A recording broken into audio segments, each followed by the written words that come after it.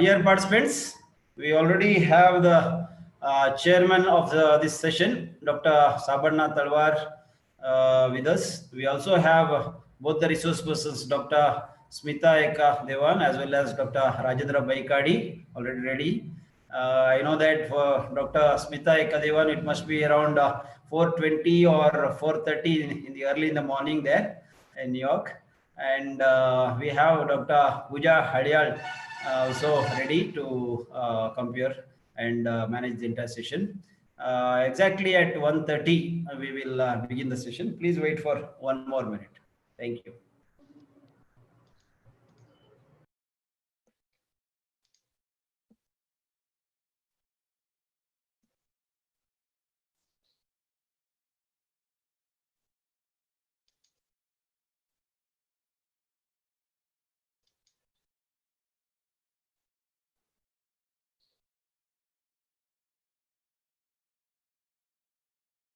In the meantime, I think we can have some instructions to the participants here.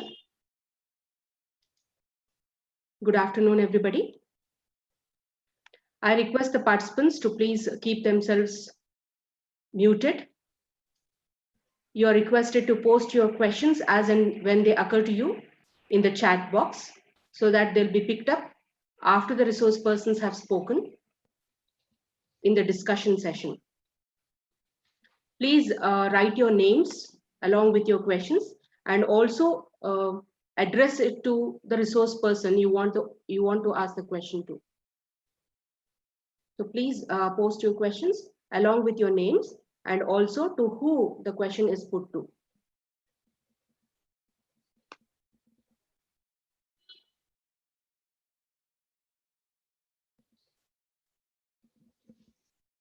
I think we are very happy to have this fifth session, or probably it's the sixth session. Yeah, session number 6, which will be followed by the final valedictory session, which will wind up the 2 days marathon thought processes that went on research methodology. It has indeed been exhilarating experience probably COVID time or lockdown has never been so productively used than it has been for these 2 days for us. So I must place on record our gratitude as a university to the director of Prasaranga, Dr. Ashok D'Souza sir, as well as assistant director, Dr. Maitreni Gadiyapagaudar, who have relentlessly worked and who have made this possible for us. So with this appreciation on behalf of the entire university for the Prasaranga of our own university, let me begin the program today. Shall I begin, sir? Fayyaz, sir? Please, please. Yeah. So it is exactly 1:30 now, the scheduled time Yes, of the 6th session. it's 1:32 now already. So I'm Pooja Halyal, Assistant Professor of English, Rani Chennamma University, Belgavi, and I'm the moderator for this session. This technical session, number 6, has two very important and significant resource persons. I call them important and significant because they are the people who are outside India, bringing us fresh waves of thought from outside India to us. So we have Dr. Smita Ekadevan, who will be speaking on research with vulnerable populations, ethical concerns and dilemmas. We have Dr. Rajendra Baikadi, who will be speaking on new normal issues and challenges.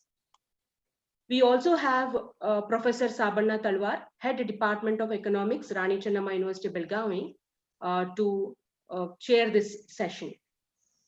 So I would directly go ahead, welcoming all of you to this afternoon session. I know it has been very difficult for the resource persons to log in because they are both from outside, and as Ashok D'Souza sir has already mentioned, in New York it is 4:30. So we must appreciate the kind of commitment towards academics and research that Madam Ekadevan has. So I take this privilege to introduce her. She is an assistant professor, Department of Human Services, New York City College of Technology, with a BA LLB from National Law School, Bangalore, MA in Social Work, TIS, Mumbai, and a PhD in Social Work from Fordham University, New York. She has been teaching from 2007 at Graduate School of Social Service at Fordham University and now at New York City College, New York. Besides teaching, she also has a rich administrative experience as TK20 database manager and trainer, data analyst and evaluator, and an equally commendable research experience with 2 ongoing research projects, one on female genital mutilation and another on community needs and assets at Lincoln Square in New York City. She has also published 5 papers, 6 presentations at international conferences. She is on the editorial review board of several journals. So today, she brings with her an elaborate skill set in research and teaching to talk to us on a topic that is her forte, that is research methodology. I would also take this opportunity to introduce to you another resource person, Dr. Rajendra Baikadi. He is a social work educator and researcher. He is a winner of Goldmere Postdoctoral Fellowship at Hebrew University of Jerusalem, Israel, and Confucius Studies, Understanding China Confucius Studies. He has a China Fellowship, University of People's Republic of China. He was one among the 20 selected candidates for the Short-Term Research Award by the Ministry of Education, Government of Taiwan, and conducted research at National Chengchi University, Taiwan during June-July 2018. Dr. Baikadi was awarded the prestigious INLAKS Foundation Research Travel Grant 2015 and ICSSR Collect Data Abroad Scholarships 2015 for conducting his research at Shandong University, China. His most recent books co-edited by him are Social Welfare Policies and Programs in South Asia by Routledge, Building Sustainable Community Civil Society Response in South Asia, Palgrave Macmillan, and Palgrave Handbook of Global Social Work Education. He is co-editing the journal Special Issue of Social Work and Society, which is to be published in 2020, this year. Presently, he is at Paul Borwald School of Social Work and Social Welfare, Hebrew University of Jerusalem, Israel, and is conducting research under supervision of Professor John Gall. In addition to this, Dr. Baikadi is also affiliated to the Department of Social Work, School of Humanities, University of Johannesburg, South Africa, as Senior Research Associate. So with that very brief introduction, I also move on to introducing the chairperson of this session, Professor Sabarna Talwar, who is currently the professor and head Department of Economics, Rani Chennamma University, Belgavi.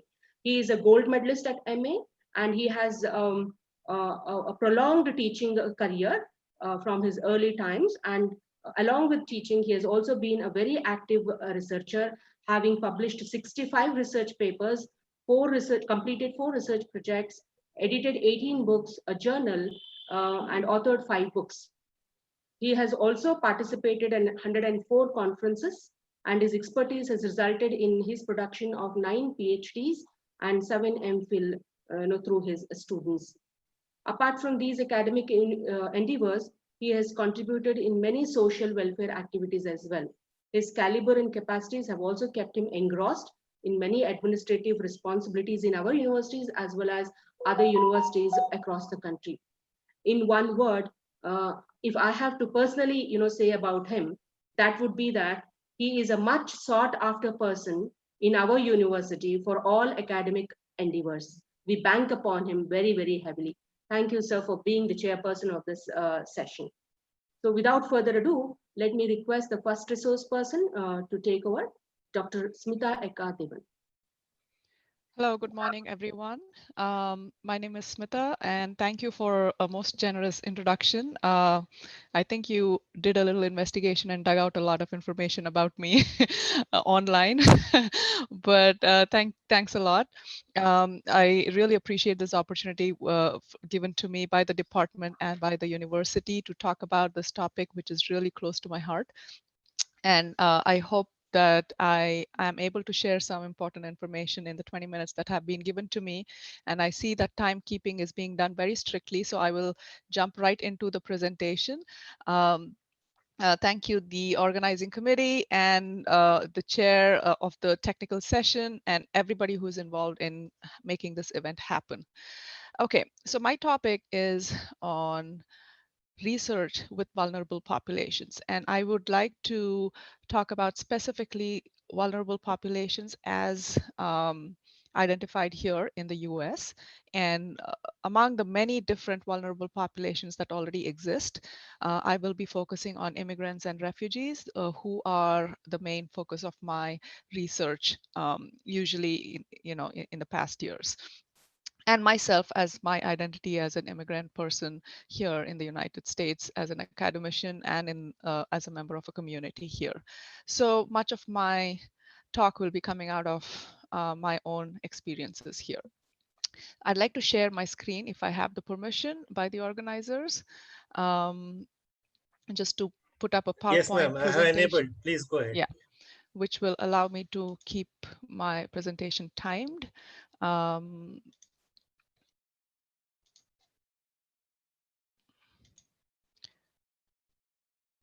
Okay, I hope you're able to see my presentation, all of you. Yes, ma'am. Okay, so I see that most of the audience here are researchers. Many of you are academicians, so I really don't need to go into very conceptual kind of terms that we are very familiar with. So I'll jump right into the main gist of what I want to talk about, which is vulnerability itself.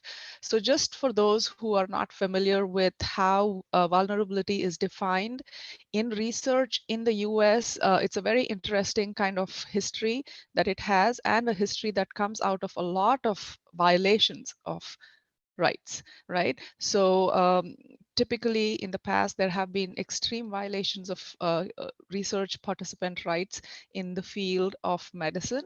And that really is where the founding roots of vulnerability that is recognized here in research in the US. So biomedical research is the ground from which the rights of research participants have really emerged.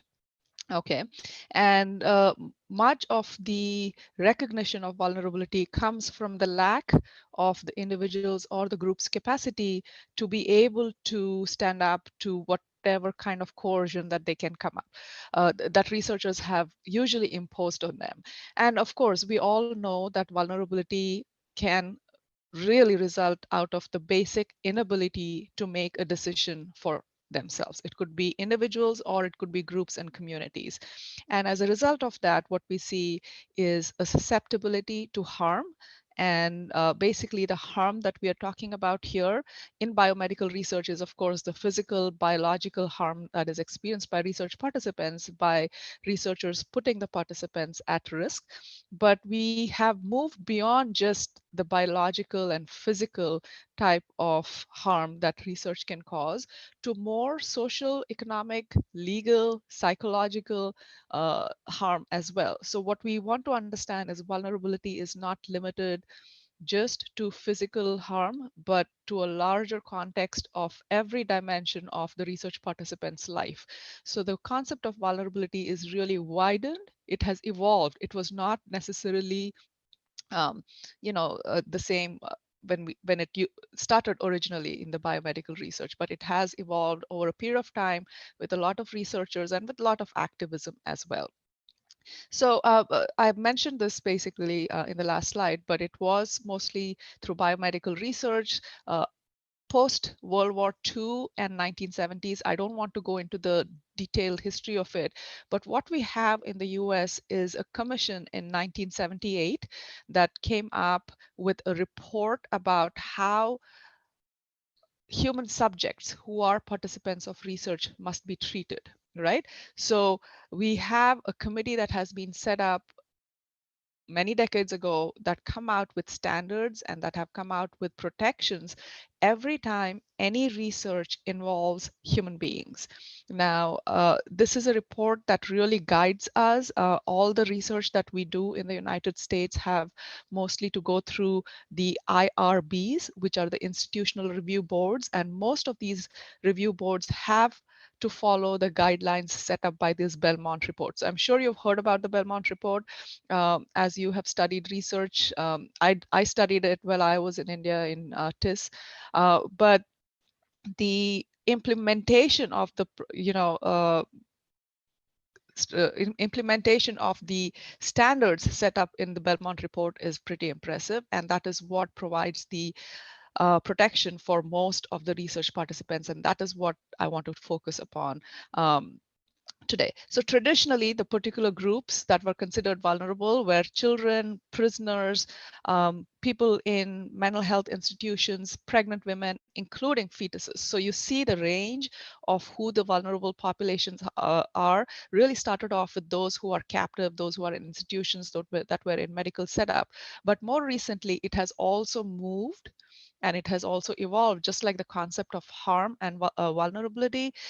This also has evolved to include racial and ethnic minority groups. I'm talking about the US context. So we are talking about racial minorities and ethnic minorities.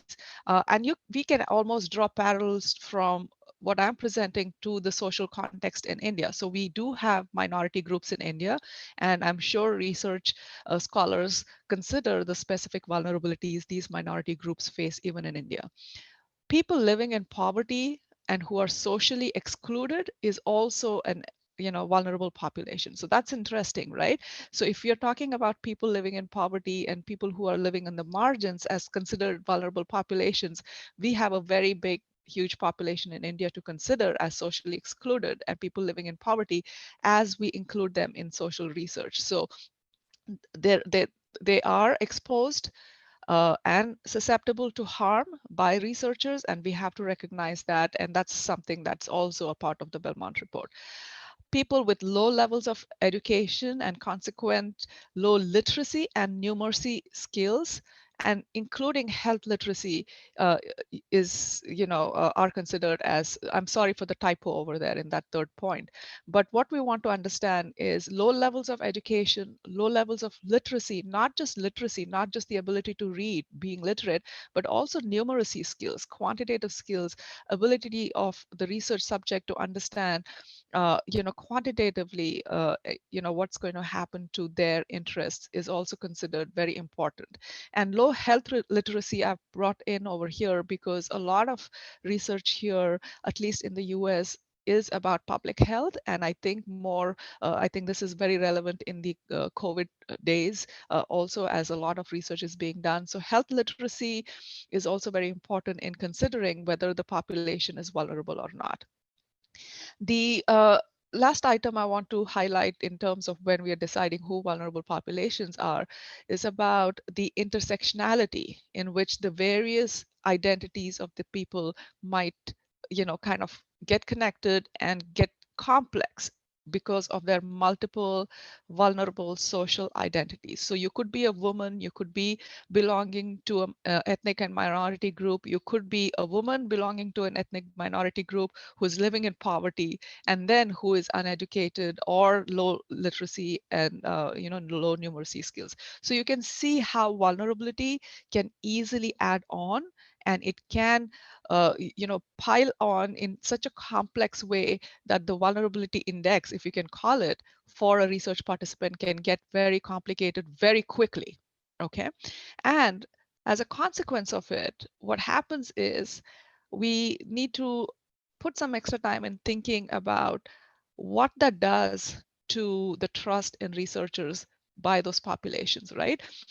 Any kind of population that has experienced different types of oppressive conditions are always very distrustful, and they would not place their trust in medicine, science, and research, because historically medicine, science, and research have in fact cause these populations more harm than good, right? So this is the overall context I want you to understand about whenever we are talking about vulnerable populations.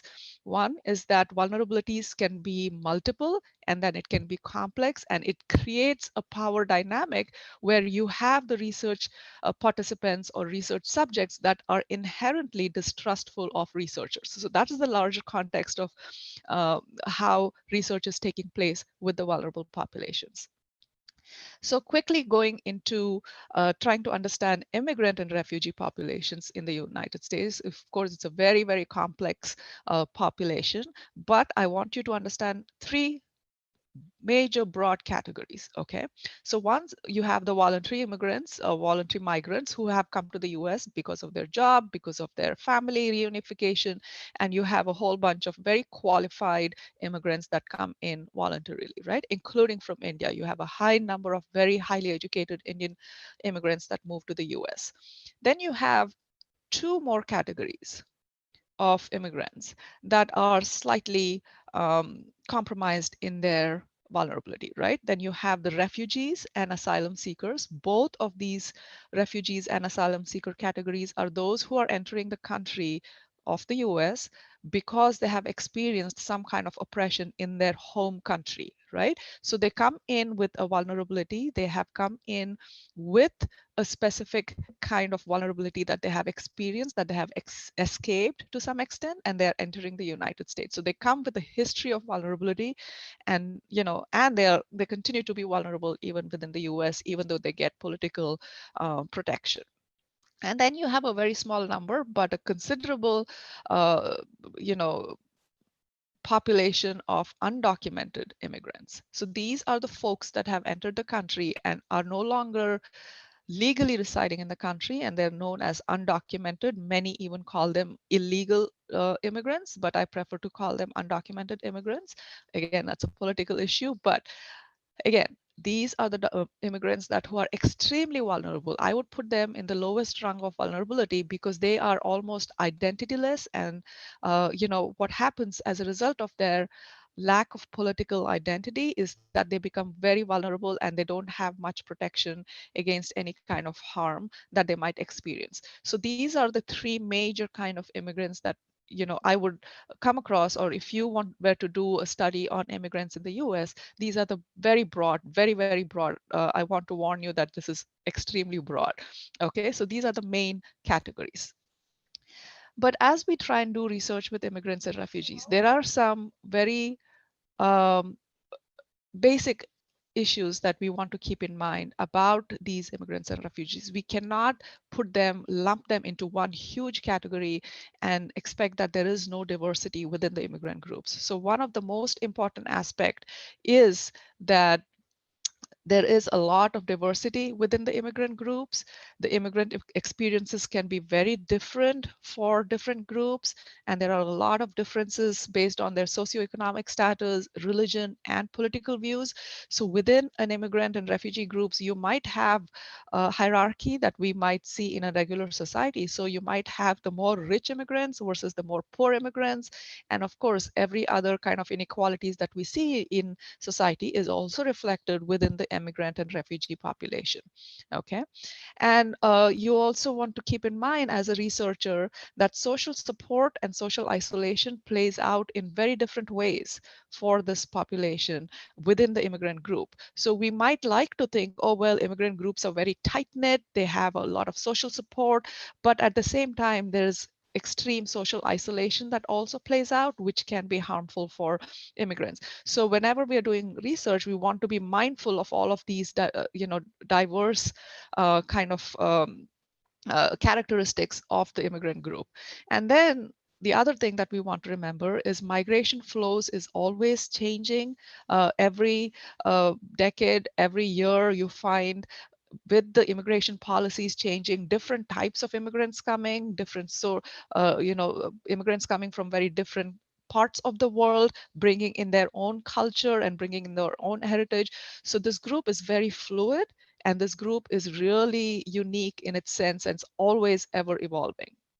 Okay, so within this group, there are some extreme vulnerabilities that we want to keep in mind. And social isolation, like I mentioned, is of course one of them, and lack of resources. So, immigrants somehow make it to America, which is great. They have come to the land of dreams, which is fine, but they can be exposed to extreme isolation. They could be in the margins, and what that leads to belonging to a community which lacks resources is that there's very low rates of participation in research. It's only the immigrant group that is very politically active or that is very resourceful that get to participate in research. Only the immigrants that are very visible, get invited to participate in research. But you have to remember that within the immigrant groups, there is a lot of invisibility also that do get ignored in research, and therefore the research findings are not necessarily very representative of the entire immigrant population. And there is a lot of marginalized and vulnerable population that are excluded from large data, because of structural factors. Now, you want to understand that much of how even in India and even in the US, everything is now linked to a part of identity. There's a social security number, there are electronic records in healthcare. There's, a lot of things a lot of information and data are electronically based. And I have health records as an example over here for research, especially when you're making health policies. If the vulnerable populations are not a part of these structural large databases, they do not get included in research decision and policy decision making about them, right? So there's a considerable amount of immigrant groups that do not participate in this larger secondary data sets. And as a result, there are policy decisions that are made on their behalf while they have not been a part of research. So that's a very, likely problem. And I'm sure we see that problem even in India.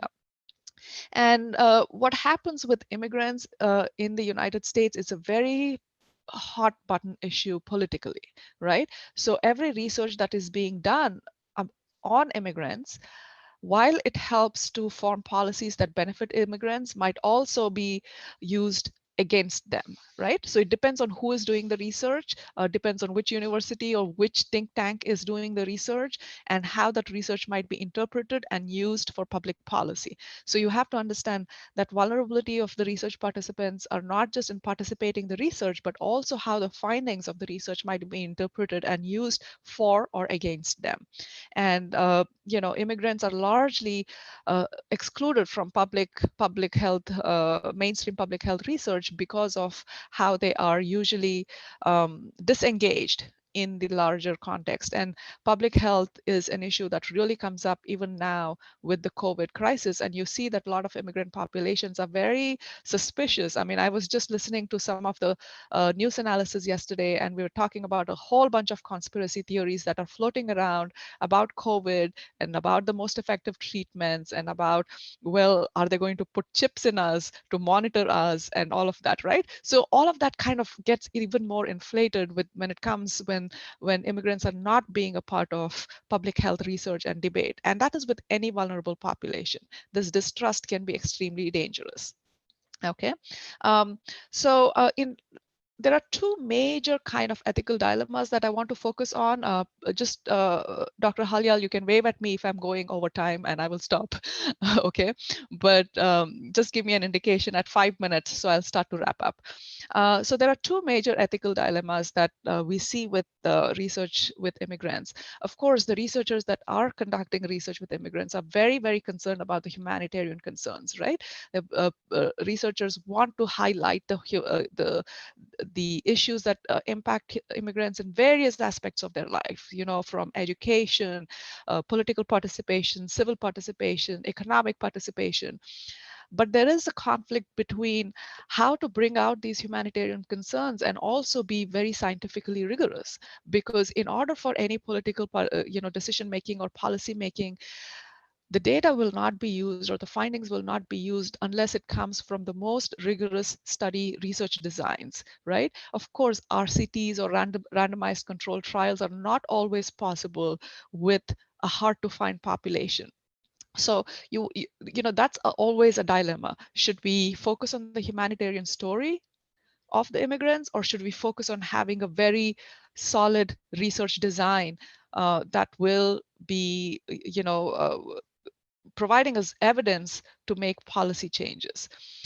And then there is the other major ethical dilemma that we talk about in terms of, what is ethical behavior as perceived by the different cultures that the immigrants belong to versus the culture of the research participants. So we know that the Americans are very particular about human rights, individual rights, personal liberty, personal freedom, informed consent, confidentiality, privacy. So these are very, very intense and important values that are inherent in everything that is American. Now, as it translates to research, and as we see research participants that are coming from different cultures, it gets a little bit too much many times for research participants to understand what is all this privacy, confidentiality, anonymity. Yes, we understand as researchers what it is and the importance of it, but many times it can get counterproductive. It puts off research participants. It can scare them as if it's a very legal contract you're entering into. So researchers really have to do this delicate dance and very balance this kind of ethical dilemmas every time we venture out to do research with immigrants. And this, of course, is the standard research methodological stages that we have in any research course, and I'm sure many of you that teach research courses are very familiar with it. But what I want to highlight with is vulnerability can come up in every single stage of this research process. So as we are framing our research questions, we want to make sure, are we framing the right questions? Are these the questions that are important to the people that we are researching? How are we selecting our variables? Are these variables applicable? Are these variables, in fact, relevant even to immigrants, right? Where are we bringing in our literature review? What are some of the background literature that we are looking at whenever we are doing research with immigrants? Many times there is no research with certain populations, certain groups. For example, I'm trying to do some research on indigenous, people of Indian origin in the US. So basically the tribal population from India that are living in the US. Now there's so little literature out there about the immigrant journey of tribal populations that move outside India, right? There is no literature available. There's very few scholars who have even talked about it. So what is my responsibility as a researcher when I'm doing my literature review? Can I borrow from other tribes, maybe in the US or in the Latin Americas or in African communities? So that's something that I'll have to be very careful about. what is the major purpose of the research? Why am I doing the research that I'm doing with the vulnerable populations? Again, extremely important question that every researcher to ask every time we deal with vulnerable populations. Is this research absolutely necessary? Is it going to benefit the vulnerable populations? Right? And at every stage, of course, with sampling, how am I going to pick, is it possible to have a probability sample with invisible populations, hard to reach populations? It's technically, it's almost impossible because we don't have a sampling frame from which we can select our subjects, right? And then what kind of measures are we using? Are we using the right questionnaires? Are we using the right questions? How are we doing the data collection? And of course, even in data analysis, we have to be very careful how we are analyzing the data and how we discuss the implications of all of these research. So basically, my point being, at every stage of research methodology, we have to be very, very careful, and we have to be very mindful of how the different vulnerabilities of the population we are studying might come out in each of these different phases. Okay.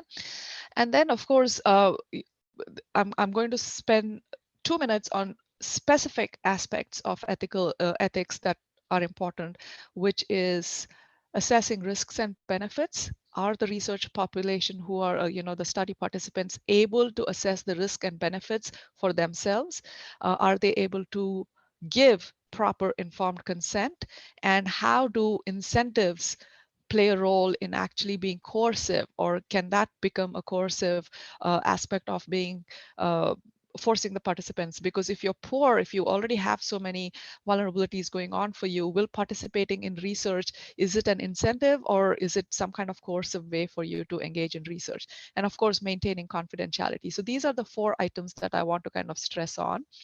How much time do I have, Dr. Halia? 5 minutes? Okay. Okay. All right. So, informed consent, of course, it's absolutely the core central functioning of the research ethical process. Before we start the data collection, before we do anything, how are we going to obtain informed consent is a central part of the application that I would file in with my university before I do any research. I have to lay out every single step of how I will approach the research participants, how I will introduce myself, how will I explain what the study is about, what is expected out of the participants, how much time will they have to be spending. I have to also tell the participants that there might be some questions in this research that might upset you. And if there are questions in the research project that might upset my research participants, I have to provide for a solution for it as well. So even if I have a 5% probability that my research participants will be exposed to any kind of trauma just because of the questions I ask them and the trauma that can be triggered, I have to make sure I have provided them some resource that they can reach out to in case they are traumatized. So what I want you to understand is informed consent is this detailed dialogue we really need to have with our research participant about what we are doing with them, why we are doing with them, what is the investment that they have to make in the research study. So, while all of this is great on principle, it is a fantastic conceptual idea to make sure our participants are equally engaged. We are making an assumption that they are on the same power balance with us, right? More or less, whenever we are researching vulnerable populations, that's not the reality. There is a power imbalance, and informed consent can be impacted because of the power imbalance. Okay, and then there are cultural differences in determining incentives and coercion. Many are undocumented. They don't know if they can be highlighted, will they be reported to authorities? And many refugees who are in camps or in agencies that they're receiving services, they may feel obligated that they have to participate in research, or that they will be not receiving the benefits anymore. And then the issues of confidentiality can also become very, very problematic. And one example I constantly come across with immigrant populations is this different interpretation of what confidentiality is. For example, in India, if a person is suffering from a terminal illness, before the patient is told about their health condition, it is the family member that is being told about the health condition. That is a definite no-no. No information about a health condition of a patient can be discussed with anybody other than the patient, right? But when we're doing research, and it becomes a problem many times also, all of these kind of nuances, which are small, but these are very culturally important. I mean, I'm not saying that one is better than the other, but these are the kind of real issues that immigrant populations come up with, and we researchers have to navigate also with the distrust that many immigrants and vulnerable populations have with agencies, with service providers, with law enforcement, and that distrust is very difficult to handle. Okay, so participatory research is considered one solution to this. We encourage that members from the immigrant or from the vulnerable populations be a part of the research, but it's always a dilemma to make sure what kind of capacity or what role this participant will play in research. Is that person qualified or not? So there is a lot of assessment that needs to be done around that as well. And I want to spend just one last minute of my presentation on research that have been trafficked, or that who have been part of human trafficking, right? So as I was doing this research, one of the biggest problems that I had to come up, that I experienced is framing of the problem, right? So human trafficking, how am I going to frame it? Is this labor trafficking? Is it sex trafficking?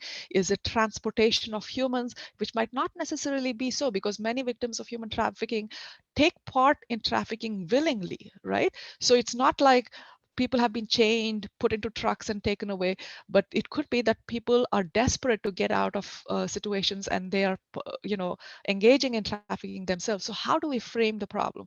The other problem that I experienced is the terminology used. Are they survivors? Are they victims? And then if you look at many of the theoretical frameworks that we have to use in research, we have to understand who is defining the problem, right? And where the problem definition is being defined by those in power, and is that really a problem? How would the survivors or victims consider themselves? So that is one thing. And then, especially with people who have been trafficked in the US, it's a large criminal justice issue. So access to data, access to even people who have been trafficked. If I want to do research on, and I say, okay, I need 100 people who have been trafficked, it's very difficult to get data, or very difficult to get people who have been trafficked, or access to humans. I might get records of these people from agencies which have been de-identified, but I might be really impossible to meet these humans because the law protects them. I cannot engage. I cannot just say, okay, all 100 people, let's assemble in this room and we'll fill out questionnaires, or that if you give me their email addresses, I will send them the emails and they can answer it. It's not going to happen. So there are keepers of safety protection. By that I mean agencies that are invested in making sure that the rights of the vulnerable population, especially in this context of human trafficking, are protected from researchers like me. Because although I have good intentions, there has to be an assessment of whether my research is going to be useful for that population or not. So with that, I will end my presentation. Sorry, I literally rushed through everything, but I hope to get questions from you, and I'll be happy to clarify whenever we are doing the Q&A or question and answer session. Thank you.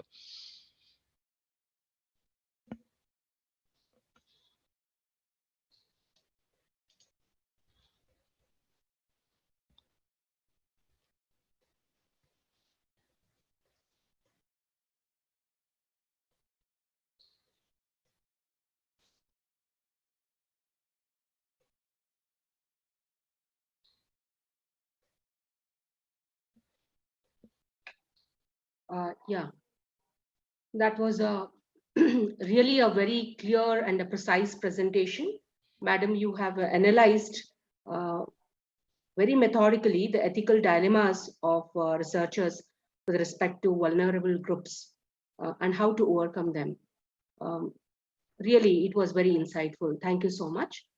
So let us move on with the second presenter, Dr. Rajendra Baikadi, please. We can take the questions later after both the presentations. Yes, sir, I have a new. Can you please?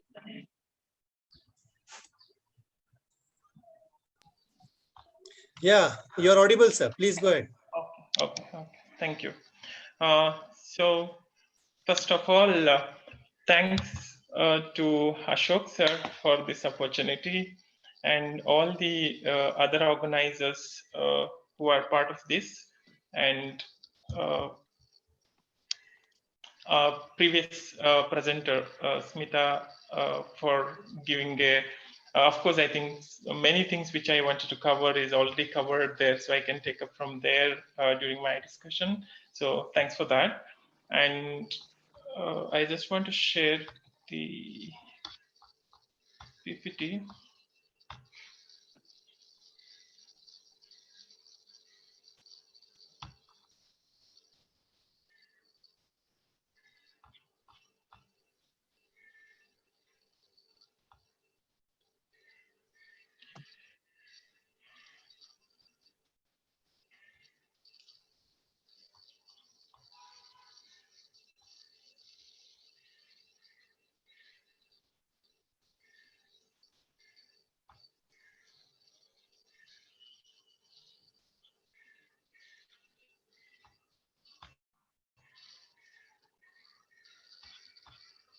Yes, it's visible, right? Yes, sir. It's visible. Make it full screen, sir. Yes.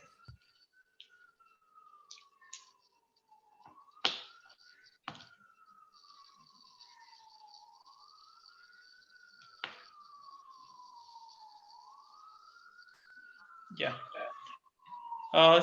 So my topic is research in new normal issues and challenges, where I just want to focus because, of course, research happens in every day. There's a whole lot of research which is for the purpose of a degree, which is for the purpose of a project, which is for the purpose of, even people are there who are doing field work and researching for the, they're interested in that, so that's why they're doing. But what this new normal or what this COVID-19 brings in the challenges for this research, because of course it's not going to be end soon, and over the night everything changed. There was a whole lot of freedom which we had in terms of going to the field, in terms of talking to people, in terms of availability of data, using of those data. So all these things, when we consider, there was a whole lot of freedom just a day before, but immediately overnight everything changed. So there is a whole lot of challenges which we started facing. On the one hand, this new normal gave us a lot of opportunity in terms of availability of data which is already there in the field. Uh, Even if it challenged us for the primary data collection, but there are a lot of other opportunities which came in. But at the same time, the people who were in the field, or people who were supposed to start field works, there is a whole lot of confusions, there is a whole lot of uncertainties which came in between. So if we just imagine, this was the time when master students supposed to go to the field for their data collection for their projects, if we take in terms of academics. And of course everything changed, and of course everything overnight without any informations, or without any nobody's permission. Of course no country took nobody's permission before going online for teaching, or for each and everything, even for the work. Nowhere it happened that over the night the decision was taken by the administrators or the people who are with power, and the next day everybody was asked to follow. That's it. So it is not that you can't do, or I'm not able to do, or I don't have the facility to do that, but there is no options. So we have to go for that, and we have to do that. So in these situations, what are the challenges we face for the research, or how research is going ahead? Because it is not, of course, now it is 3 to 4 months, but of course it's going to continue. As we see, there is no much changes which is happening, even though there is a changes happens, but this particular situation which we are facing is going to continue.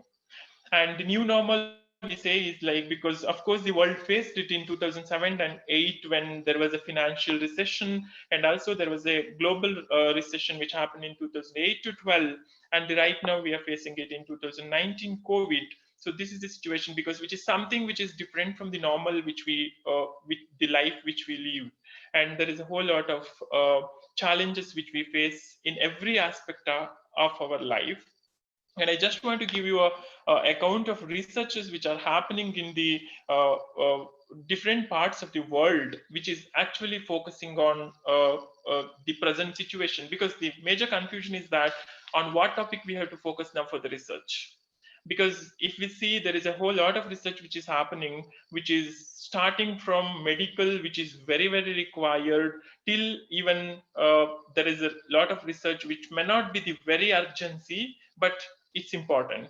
So in that case, what we need to focus right now, the researchers who are researching, what they need to focus right now is the major question which comes up to every researcher, or even for the funder, or even for the person who decides what need to be done. So in that, like, COVID-19 will be the most studied crisis. The researchers and the people in the field says that this will be the most studied crisis in the world. Till now, we haven't studied this any other crisis this much, because it is creating that global kind of panics. People are becoming panic, and of course, it's creating every aspect of the life of the people is disturbed or affected. So a project aiming to inform current and future public policy, what factors influence the adoption of social distancing, because the one thing which we are observing right now is like people are not, of course, in countries like India, we see a whole lot of population which is not in line with the rules, or whatever asked to do, so the social distancing. And a group of researchers is studying on that, and through that influencing or informing the public policy, and through that bringing changes in people's attitude. And also a group of economists are studying about the change to individual behaviors, like power of incentives and what kind of incentives people respond to. Like, because without a medicine which we don't have right now, and we don't know when it will come, there is a whole lot of trials which is going on, but nothing is ensured, or nothing is assured that tomorrow there will be a medicine.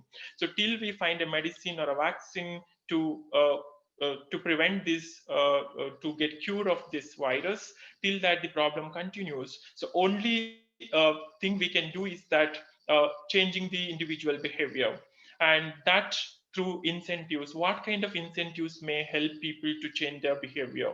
And also yet another group of, or team of researchers is studying individual decisions in the context of this pandemic, and to understand the economic theory to how people assess the internalization of risk, and how they decide to invest in their health. So what makes them to take care of their own health? So a group is studying on that, and also collecting data through online platforms, which is the one of the major platform which we right now have. We don't have any other methods right now for the data collection purpose. And like phone surveys, a group hopes to share light on how people invest or don't, like people who are investing and the people who are not investing, on their and the other's life. Because it is more important is that the people who are involved in that, like, it is not only I'm affecting my own life, others' life too. Because the example, if we take wearing the mask, so there is a whole lot of population. Even when I go out here in Israel, in Jerusalem, I see a whole lot of people, they don't bother about wearing the mask, of course. There is a whole lot of policies we have, is like, you have to pay a fine for that if you're not wearing. But also people don't want to wear that, especially the youth, the younger generation, who don't want to wear that. So there is a whole lot of studies which is going on, that what makes people not to wear. So what it is the personal risk, or is it the reason that the public risk which is going to pay? And if you look at what new normal looks like, is like there's a lot of talk about civil unrest, like a unjust society, the need for the universal basic income, a change in attitude towards everything from capitalism to socialism to democracy to inclusion. So whole lot of this discussions which is going on in this area, because we see a whole lot of inequalities which exist in our society. And if we look at, because of this pandemic, we are facing a whole lot of issues again in India. The migrant population, if we see the recent discussions, a whole lot of things happened with migrant population, and unfortunately nothing much has been done for those people. So there is the people who walked from all the way to their home, and in between there is a whole lot of people who lost their life. So it is nothing much has been done for those people, and that is where the discussion comes in, like a basic universal income. And also, even though this discussion is going on, but there are many countries, people are suffering so much, and they're streaming, they have no government bailouts, they are screaming in pain and begging for some forms of help. It may be the food. There is a whole lot of families which didn't had even food because of lockdown. Of course, immediately there was a lockdown, and nothing available for people for months together. So they were asked to be inside. You cannot come outside at all. So there is a whole lot of issues which happen, and people, of course, provided. There was a small civil society groups, or the people along with their friends provided helps. But of course, that was not to the demanded level.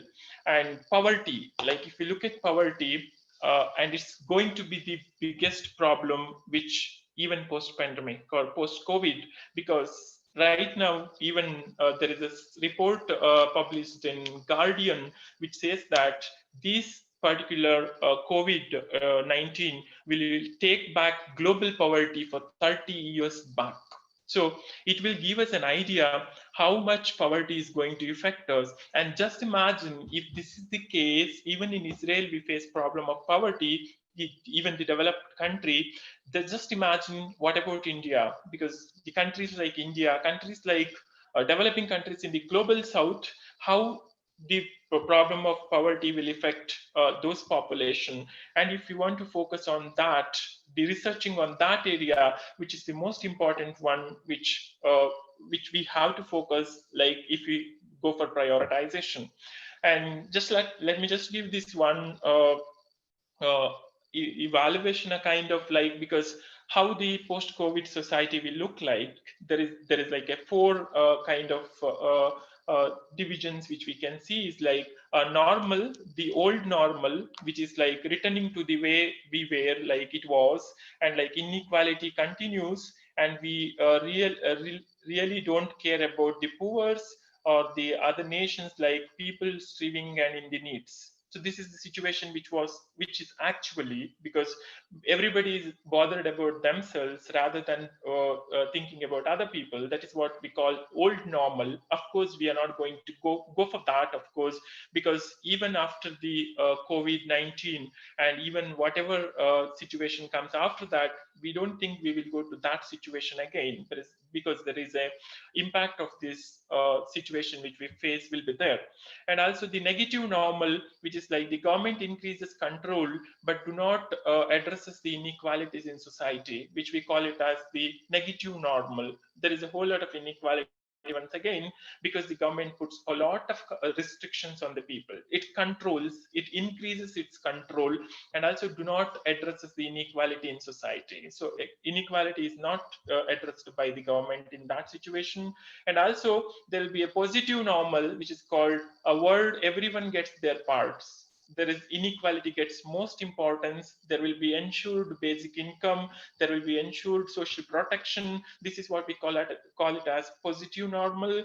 And the new normal, this is like where we work hard and increase controls but less inequality again.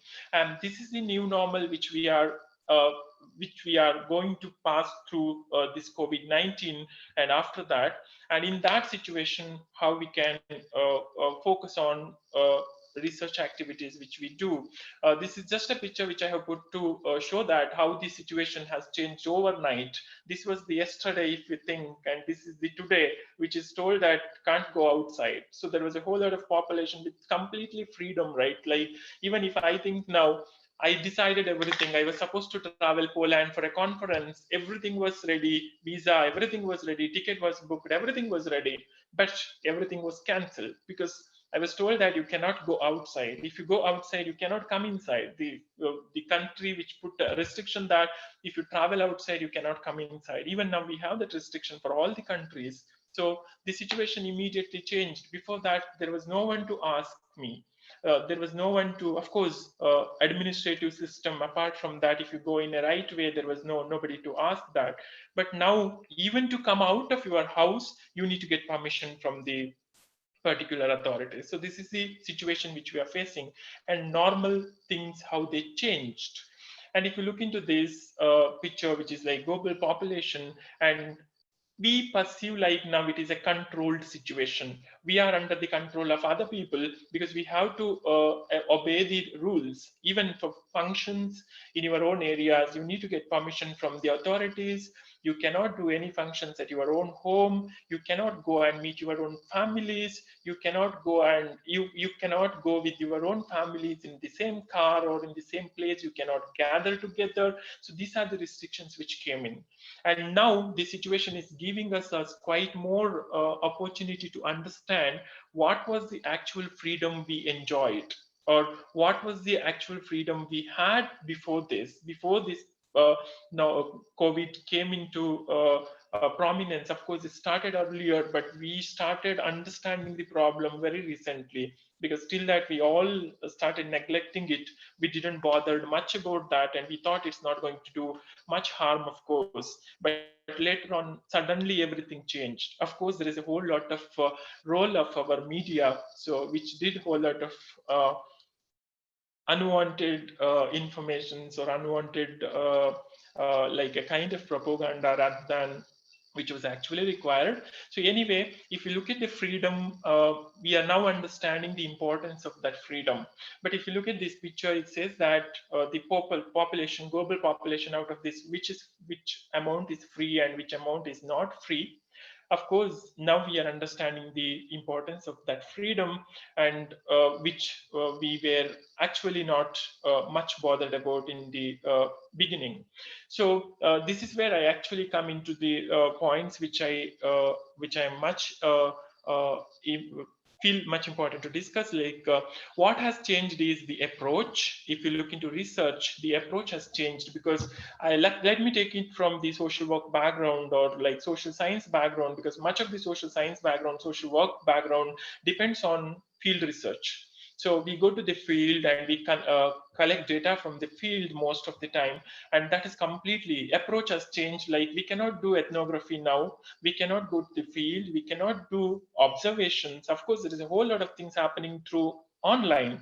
Just imagine the moment I stand in front of you and speak in this conference, and I'm talking from here, like I'm sitting here in Israel, and I'm giving this talk through online platform. There is a whole lot of difference in the feelings. And of course, you cannot easily understand what I'm actually feeling and what I'm actually explaining. So there is a whole lot of issues with this approach, which changed from methods which we can follow. We cannot do ethnography, we cannot do observation, participative observation. Whatever the research method we used to follow as normal is become an abnormal now, because we are not allowed to use it at all.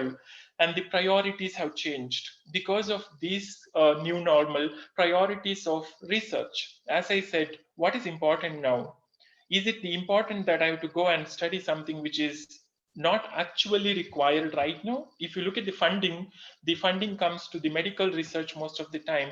All over the world, the laboratories which are considered are not important, which are not doing research related to medicines, were asked to close down, because you are not going to do any benefit at this moment. So we have to look at the priority. Do we think it's only the COVID-19 which is getting importance? Do we think the marital issues which are there, domestic violence which is there, child labor which is there, is not important in the COVID-19? So of course it is important. If you look at there is a whole lot of picture which comes in front of, like, because again, coming back to lockdown and there was an opportunity for the person to go away from that situation. But now, no, 24/7, you have to be in the same situation. What kind of violence you face, there is no people to come and help. There is no support to approach apart from online. Again, calling helplines, or even any other kind of online counseling. Other than that, there is no other opportunities. So priorities have changed over the time, and funding requirements have changed. Like what people are funding for now, research is completely for the medical and the related to COVID. There is a whole lot. I have just given an idea. There is like social science journal editors are seeing a related bump in submissions. Like the American Psychological Association said that submission for its publications were up to 15 times more than the expected growth. And majority of them are like from April, 15 times has increased. And through not all those are papers are from related to COVID virus, but there is a whole lot of increase. And also there is another statement which says that more than 90% of papers which are submitted for a preprint are from COVID, are addressing about COVID-19. So this shows that the research is completely focusing on COVID-19 and its impact on society. It is important, of course. It's not that it is not important. At the same time, there is a whole lot of other issues which is coming along with this, which is not considered as most important, or which is not considered as equally important. Of course, they are equally important, which we need to, of course, as the previous resource person explained, the importance of vulnerable population research. If you look into all this, what I explained is like people with domestic violence, experiencing domestic violence, children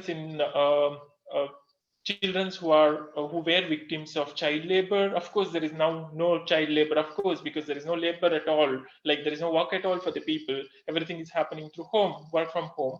But of course, there is a whole lot of problems which they already faced will need to be addressed. And that is where, and also the attitude of the people has changed a lot. From even the researchers' attitude has changed from focusing everything on COVID-19 rather than looking at the other important aspects which need to be which is associated with that, but which are not considered most importantly. So this is what something we have to focus on. And also, what is the problem with changing approach? Like, of course, there is a whole lot of approach change. I said, like, we have adopted online data collections. Of course, funders need you to go for online data collection now.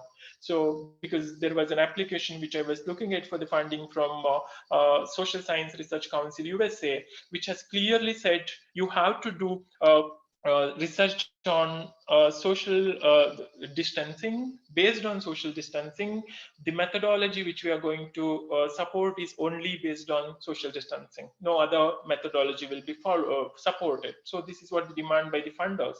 So we have to change it. And change is enforced. It is not something which we accepted.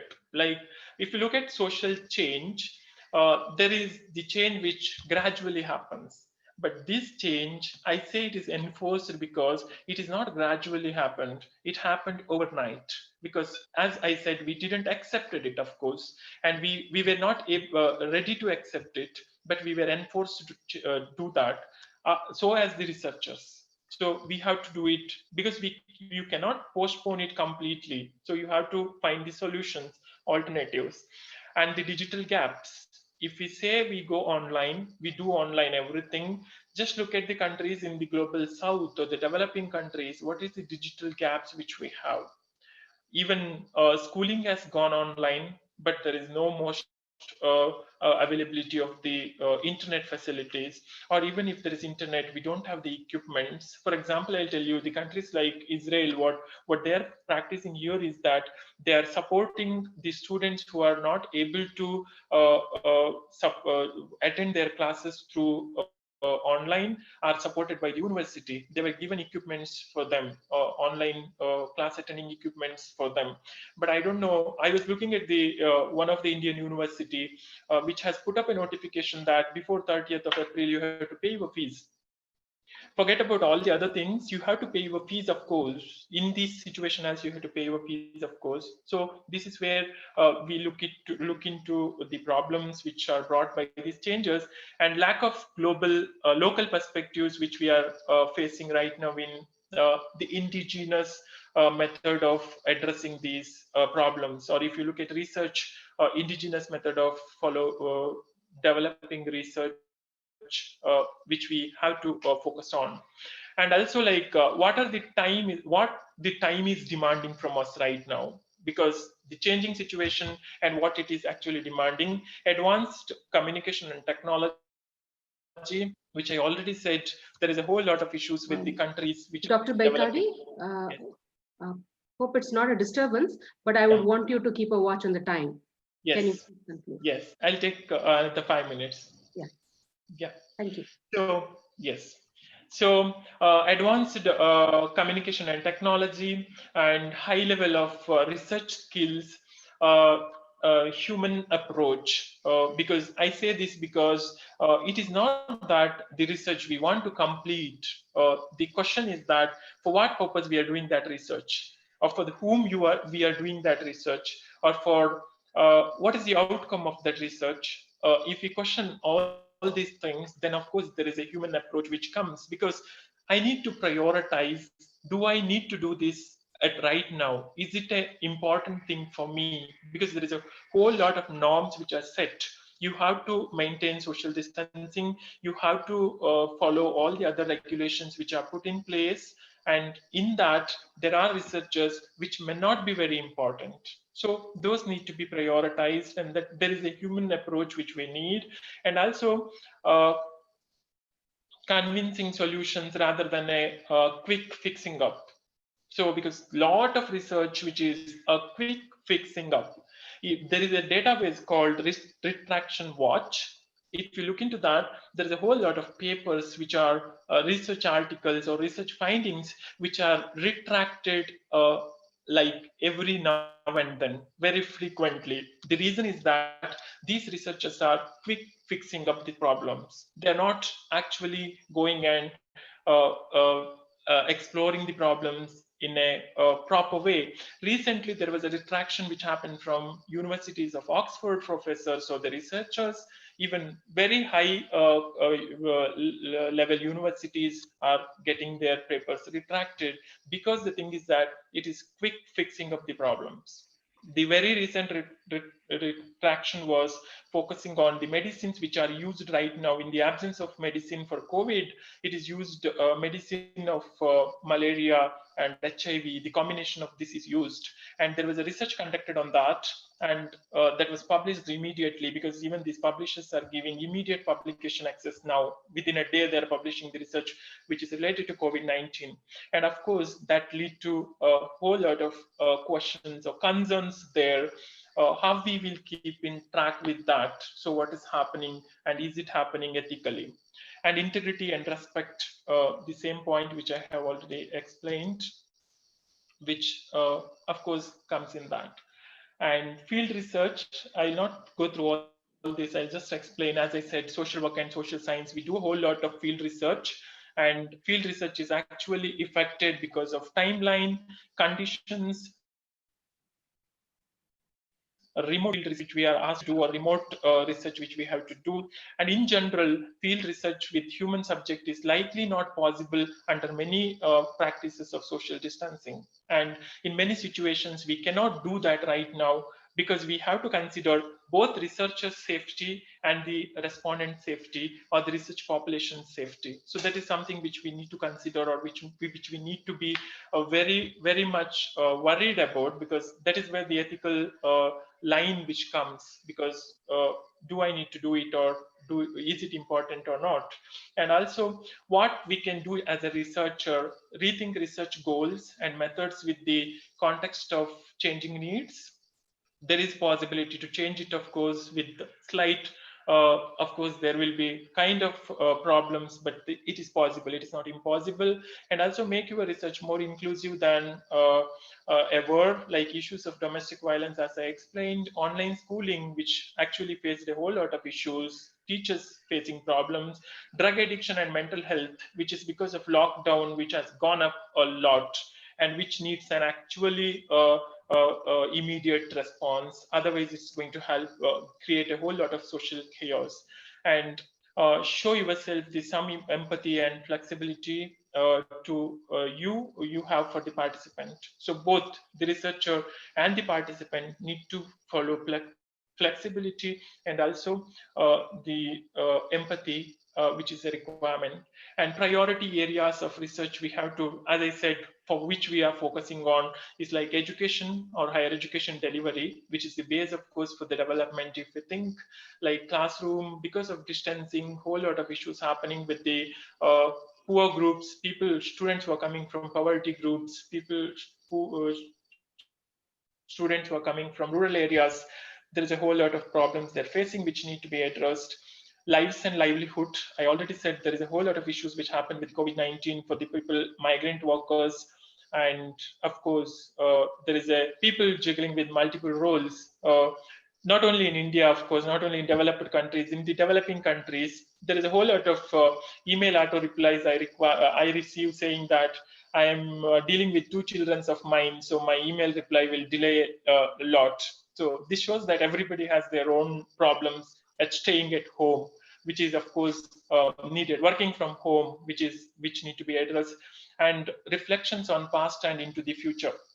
So what was there and what like vulnerabilities, priorities, like what values, vulnerabilities, priorities, and opportunities have this pandemic or this COVID has explored or has given to us, which need to be studied. And there is a whole lot of other issues like employment issues and all other things. So this is, I'm not going to deal with it. So to conclude, there is a need for advocacy in within our own community. If we look into social work, if you consider, because I come from social work background, so I think we have to focus on that. And there is like equality, justice, and dignity. These are the 3 things which need to consider even in the research, whatever we are doing right now in new normal, because these are the things which are considered in other normal life, of course, but even at the time of this COVID or the new normal, we should not go away from these concepts like equality, justice, and dignity. The respondents or the research respondents or the research populations with whom we are researching, we need to consider this very much. So with this, I conclude my presentation with the thanks to the organizer, and especially thanks to my sir, Ashok sir, because he was my teacher in my MSW at Mangalore Srinivas College of Social Work when I studied in 2008 to 10. So my sincere thanks to him. He was a good mentor for me, of course, and thanks for this opportunity. Thank you, Dr. Vaikadi. Yeah. It's very easy to see one's reflection in still water, but not in a flowing water. And I guess you are attempting to capture the current moments of crisis that we are all under right now. So I would like to call your attempt as a way to find a method in madness. Thank you so much for that presentation. We have a few questions here. There are only 2 questions. One is addressed to, both are addressed to Dr. Vaikadi. The first one is by Dr. Sumant Hiremat, Assistant Professor, Department of Sociology, Rani Chennamma University, Belgavi.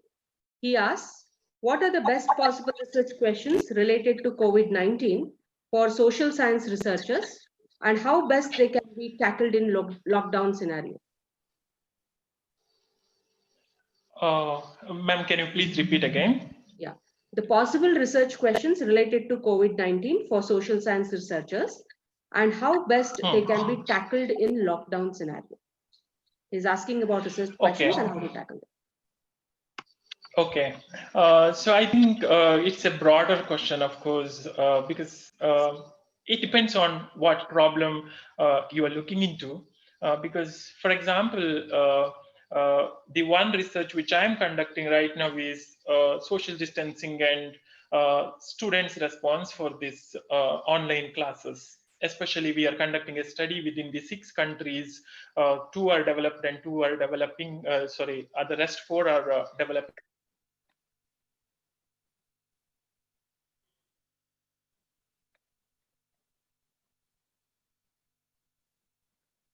So you're not audible. Dr. Baikadi, sir, you're not audible. Please check. Fayyaz, sir. Yeah, Rajan.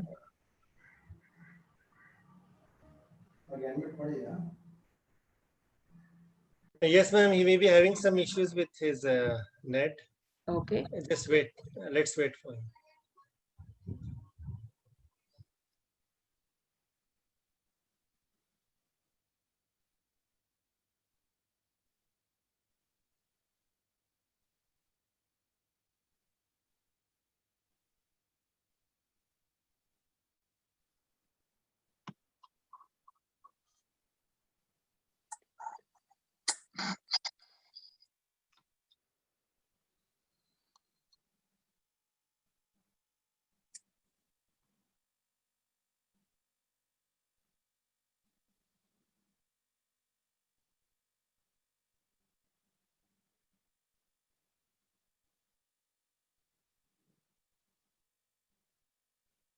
So you can take next question.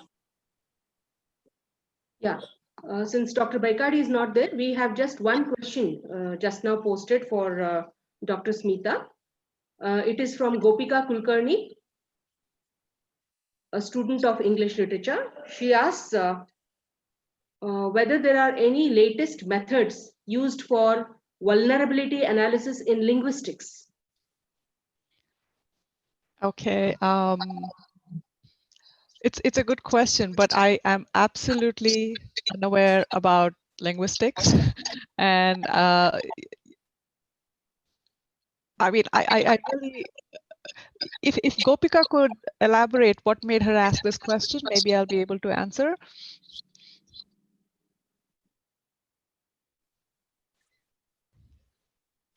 Is she on? Probably if she's not there, but probably if I can analyze it for you. Yeah, sure. She must be talking about the language problems, or probably some languages which are vulnerable groups because there are very few speakers, you know. Right. So vulnerable linguistic groups, probably. Okay. That focus. Okay. I mean, you know, there are a lot of efforts to preserve languages and preserve rare language groups, which has been done by UNESCO, I know, and other groups that are doing it. But in terms of methodology, I mean, you know, as a researcher, I'm conducting the research, so I can only imagine, for example, if there are groups that I want to do research with that don't have a script, right?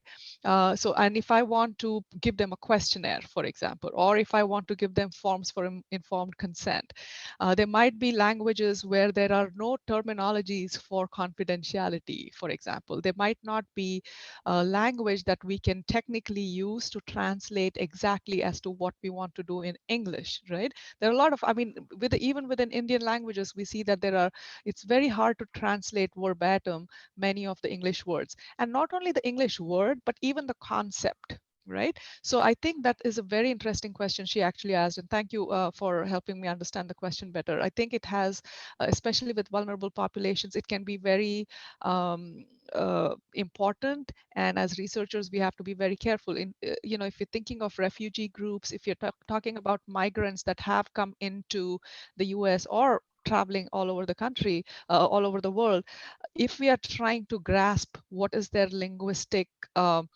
essence of what we want to do in terms of confidentiality, informed consent, incentives, you know, in terms of methodology, how are you going to explain to them what we are going to do with our data, for example. How are we going to disperse that information after we collect the data? We are going to publish it in a journal. Is this journal going to be accessible in a language that our participants can understand, right? So I think it can tie out to be a very important issue that, I mean, I think the other presenter, Dr. Baikadi, also mentioned about equality, justice, and social work practice, and how we do a lot of field research.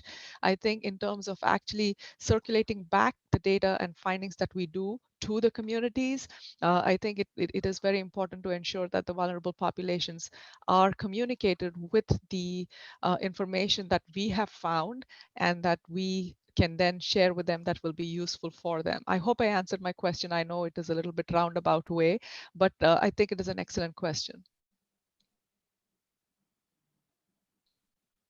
So Fayyaz sir, do we need to wait for Dr. Baikadi, or shall I request Professor Sabarna Talwar to go ahead with his chairman's remarks? Because time is running out. I just want to say one quick thing before I end. Very quickly, I want to acknowledge that as researchers, a lot of us rely on our whole careers and our resumes and CVs on research that we do on vulnerable populations, right? It is because of our research that we do with vulnerable populations and the information that these vulnerable populations give us that we are able to make our academic progress and make our names and make our reputations. So it is very important to understand that while we are calling them vulnerable populations, they are actually very important sources of information for us, and they are the keepers of and holders of knowledge that really help us out. So that's what I want to say about vulnerable populations, not that they are this helpless group that we have to go and save them, but rather that they are our source of strength, and that we really rely on these groups and understand these groups to make our own professional growth. Yeah. That was very well said, Dr. Smita. Vulnerable groups, we can see them as vulnerable, but probably it is their strength, though in their vulnerability, but still they are sustaining themselves. That speaks a lot about them. Thank you so much for the discussion. I would now go ahead requesting Professor Sabarna Talwar sir to give his presidential address.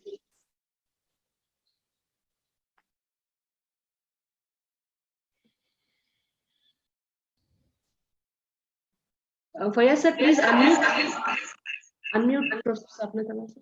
Yeah, sir can unmute them, sir. Sir, go ahead, sir. Okay. Thank you. Both presentations were excellent. There was a clarity in their presentations, and also they extended the information or the knowledge to our participants by giving a lot of information on different areas covering the vulnerability, new normal area, new issues to be tackled by the researchers and all these things. So I'm not going to repeat all those things which they presented in a systematic way, but only from the Indian context or from the Indian point of view. So what kind of research we are undertaking, how much we are hesitant to take research on deprived classes or the vulnerable people in our Indian society. So first of all, who are the vulnerables in India? Vulnerables like deprived classes, SCs, STs, OBCs, marginalized classes, migrant laborers, how severely they affected the whole country observed. And recently I have collected information on Safai Karmacharis and migrant laborers. So 90% of migrant laborers, they belongs to SC, ST and OBC communities. And it is very surprised to note that even now, Safai Karmacharis, 95% Safai Karmacharis belongs to scheduled caste only. So this kind of, and also workers who are working in unorganized sector, they constitute almost 90%. And agriculture laborers, especially female agriculture laborers, maid servants, female education, health, even tribal people.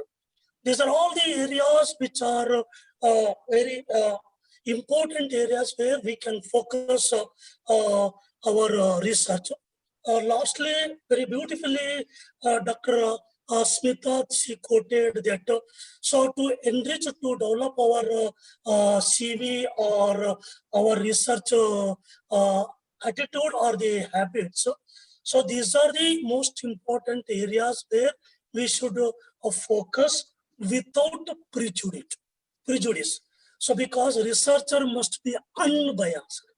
So we should not have any kind of research prejudice or the unbiased.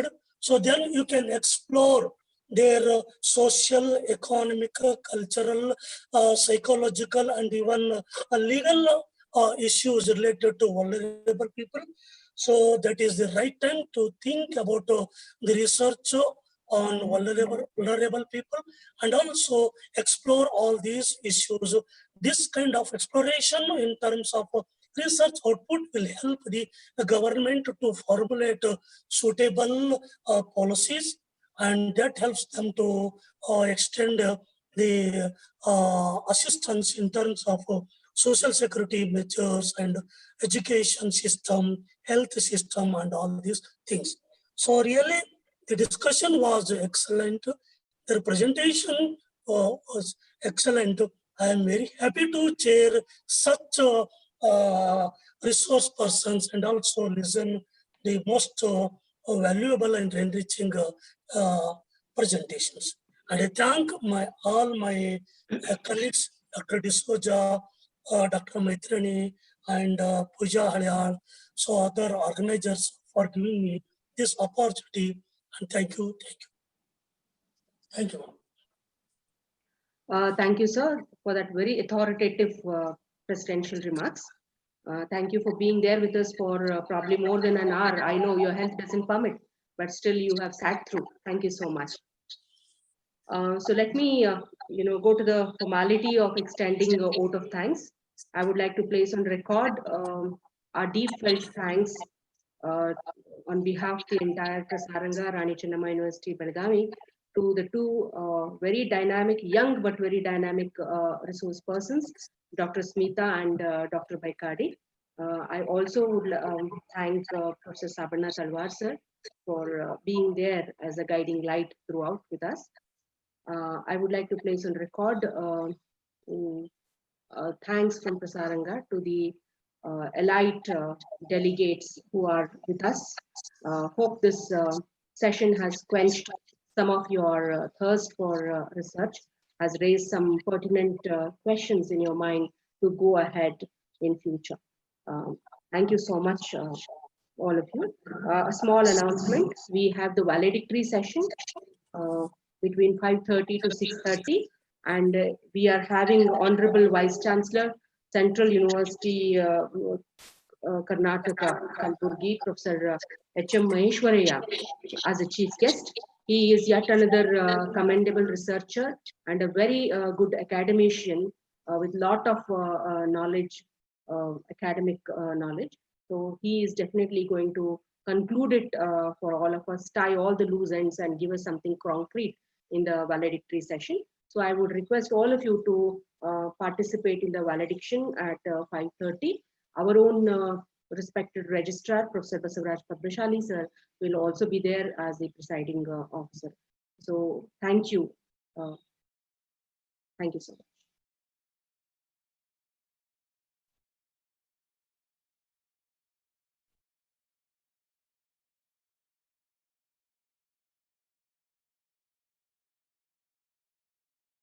Yes, Fayyaz, sir, can you close it for us? Santosh, sir? Yes, ma'am.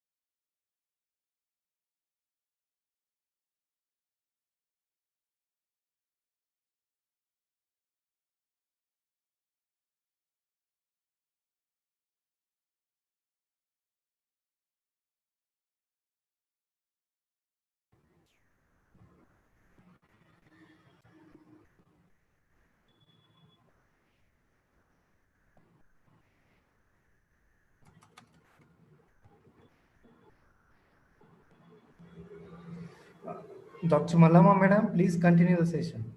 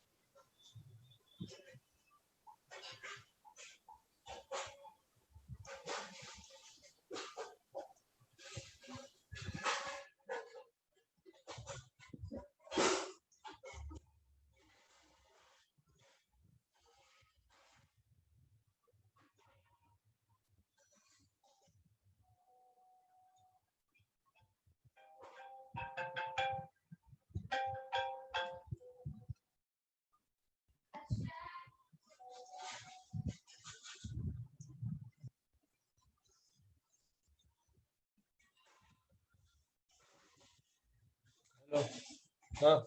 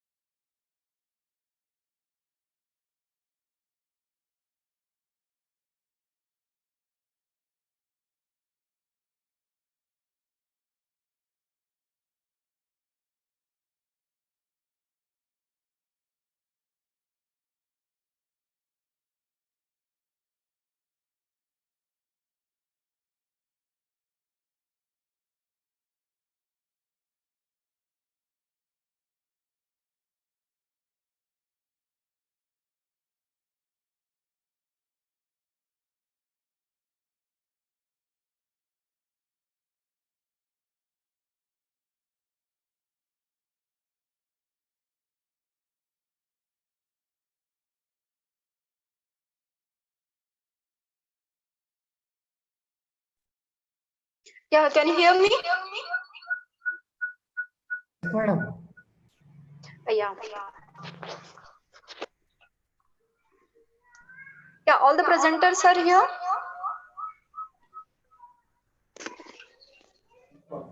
Santosh, it's echoing. Yes, madam. Please take forward. It's echoing.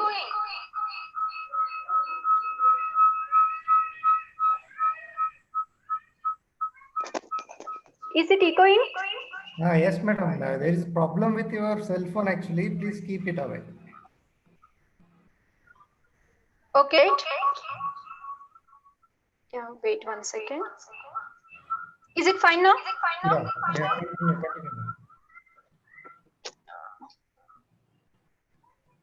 Yeah.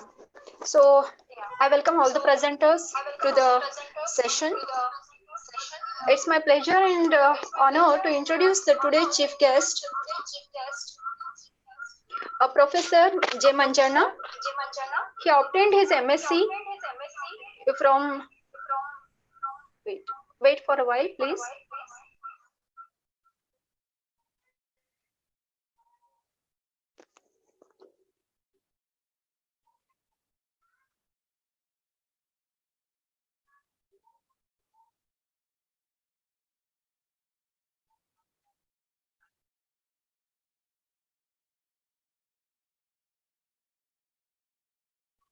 Yeah.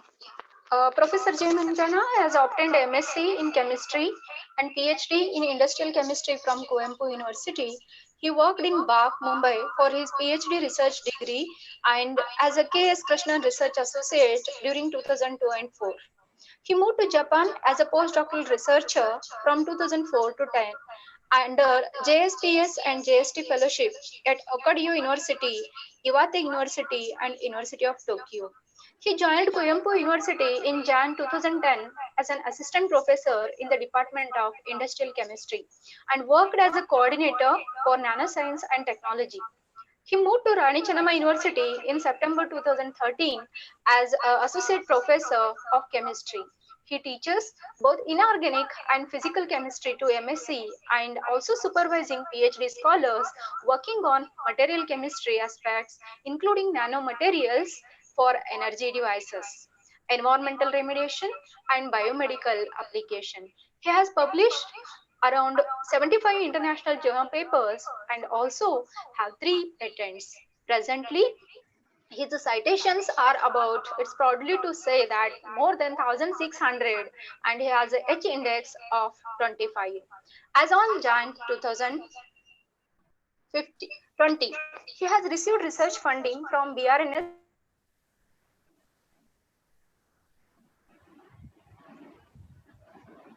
Can you hear me? Yeah, now I can hear. Up to now, sir, can you hear me? Okay. So I will introduce the chairperson once again. Sorry for the network issue. No. I think all the audience have heard. Please you just finish it up in 2 minutes. Yeah. Okay. Yeah. They have heard it. So, sir is also chairman and member of Board of Studies and Board of Examinations in many universities. He has organized many more national and international seminars and conferences successfully. He is active in teaching, research, and administration. With this brief introduction, I welcome you, sir, for this session. So, with your permission, sir, I will go with the paper presenter details and with their name. So first person, I would like to call the first presenter.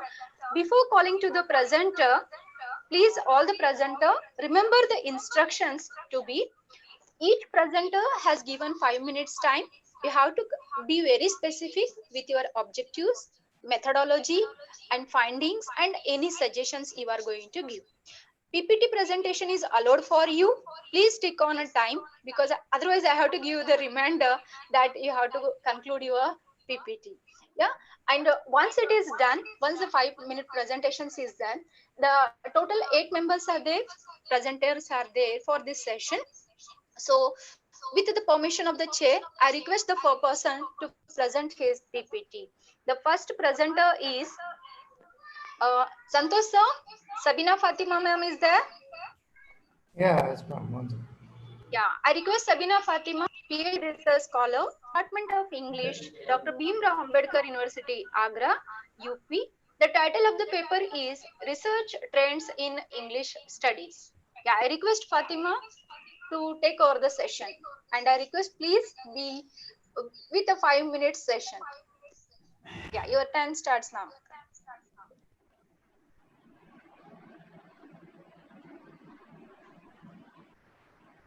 Yeah, madam, the candidate is exited. They are not online.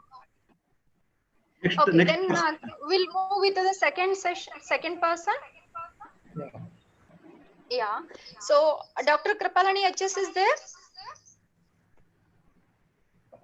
Kripalani HS? You have unmuted. Yes. Yeah, she's there. Okay, she's there. Yeah, I will request Dr. Kripalani HS, Assistant Professor of Sociology, Sahyadri Arts College, Shimoga. The title of the paper is Revitalizing Folk Medicinal Practitioners, a Need of Research. Ma'am, kindly take over the session and please make it to finish it within 5 minutes. Yeah, it's Okay, take over to you, ma'am. Okay, thank you. Good afternoon, one and all. Before starting my presentation, I would like to congratulate Prasaranga Rani Chennamma University for the decennial celebration. So my research topic is on revitalizing folk medicinal practitioners in need of research. I'm not going to elaborate all the meaning, introduction and all. Directly, I will go to the objectives of the study. My objectives are to understand the need of research to analyze this marginalized group, to analyze the number of traditional health practitioners, including knowledgeable women households. There are various women households also, and in each and every corner of the village, there are so many health practitioners which are still not recognized. The focus on the list of the conditions or ill health being treated by traditional health practitioners. There are so many diseases, ill health conditions which are treated by the traditional health practitioners that I would like to highlight here. To analyze the problems and perspectives of folk medicinal practitioners. Now we call it as a heritage of the Indian medicine, but they have so many problems. They are lagging behind. They are declining in their profession. That I want to analyze on their problems and perspectives. So move to the observation or the findings of the study. The respondents are in the age group of 24 to 80 years. I found more than 80 years, two persons are near to 90 years, but they are not practicing, but they have the knowledge of folk medicines and all, so I left them. Both male and female practitioners are found, but male practitioners are more in number. Yes, it's naturally female practitioners are also there, and I'm very happy to introduce the female health practitioners also. Among the total respondents, 8% of them are giving medicine to both humans and then animals. And most of them are giving medicines to the human ill health conditions. And 41% of the respondents have no formal education. 3% were attended only university education. This may be the drawback of their profession, I think. Most of them are very less educated or are uneducated. Only 3% they have reached to the degree level. Only 8% of them are financially dependent more on their practice for their livelihood with other few business apart from the agriculture. Those who not have agriculture of their own, so they are having their petty businesses and they depend on this practice for their financial resource also. 10% of the respondents do not demand any fees from the patients. Yes, of course, they do not demand any fees, but if the patients, whatever they give, they accept, no demand for that, for the fees. Greater part of villagers has good faith in the traditional treatment regarding some particular ill health conditions. So this is very important. They have faith in particular ill health conditions. Now also like maybe like jaundice, bone setting, cough, and some ladies problem. Now also people will go to the folk medicinal practitioners. 98% of the respondents are mainly dependent on plants or flora for their preparation of medicine. Yes, they depend on leaves, herbs, the roots and all. There is a contradictory situation.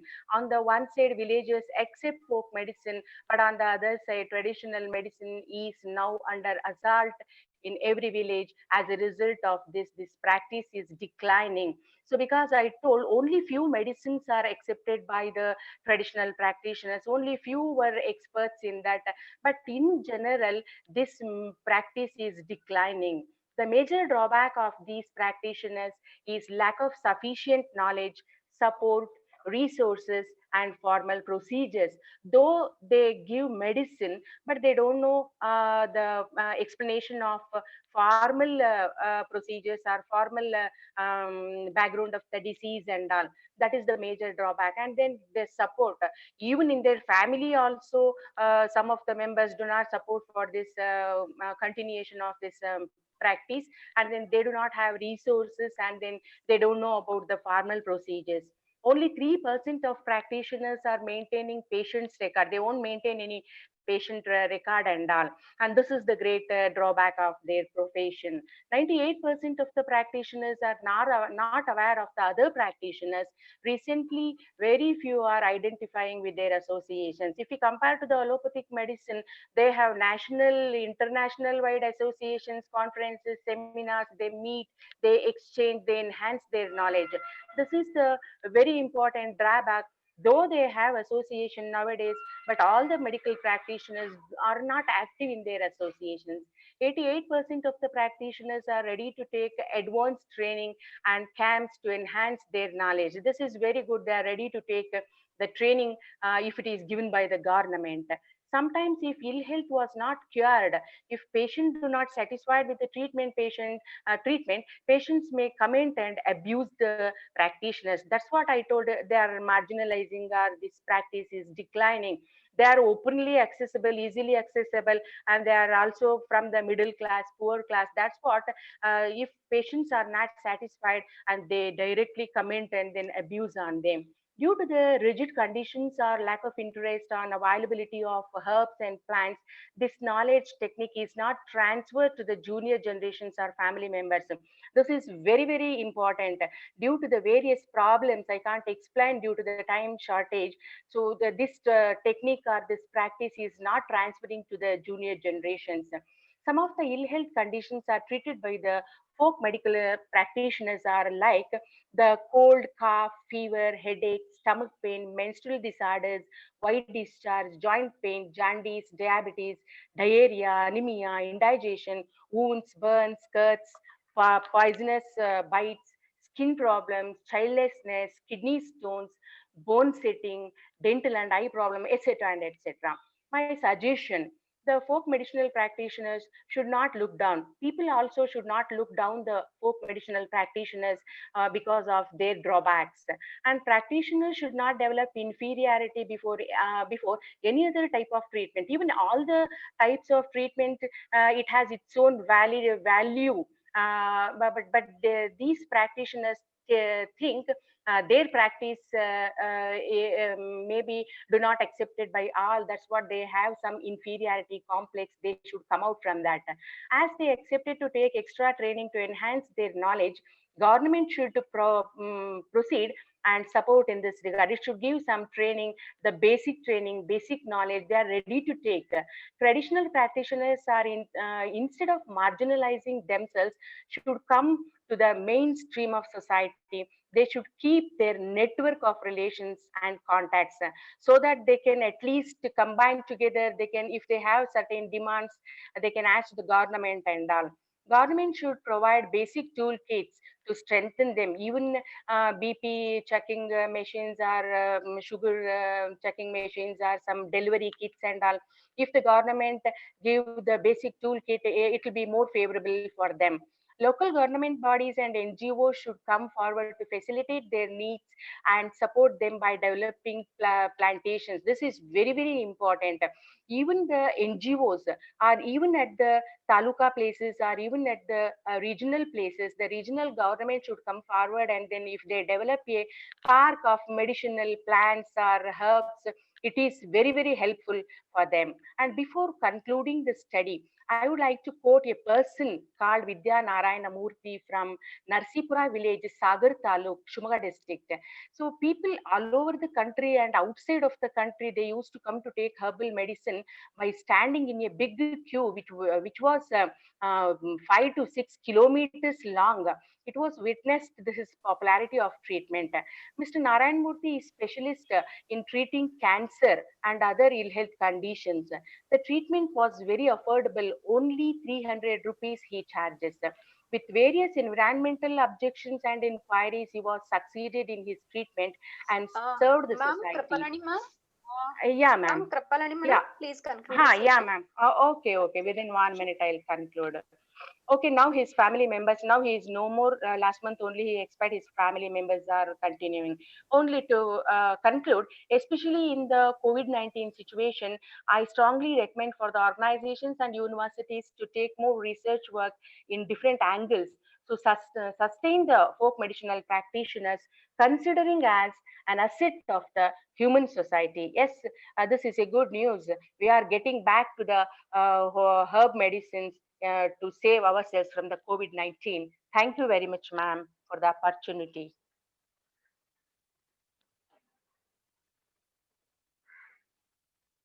Yes, ma'am, I have completed. Hello. Yeah, Sabina Fatima. Yeah, thank you, ma'am.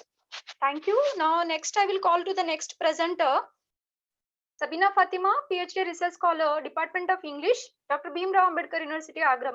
Are you there, Sabina? Yeah, she's there. Request Sabina ma'am, please unmute your. Yeah, you can start with the presentation. Please stick to the 5 minutes time. Yeah, I hand over to the Sabina Fatima. Hello, can you hear me? Yeah, am I audible? I can. Yeah, you can. You are audible. First of all, I would like to thank you all for giving me the opportunity to present this paper. My topic is research trend in English, and research in humanities, especially language, is mainly descriptive and conceptual. And not going into the detail of my paper, just uh, I'm going to tell my objectives. Here, the tool that I use in the finding out the origin and the development of language and literature is to decode the manuscript, journals, newspaper, and critical philosophical discourses through which researcher can achieve the goal. And the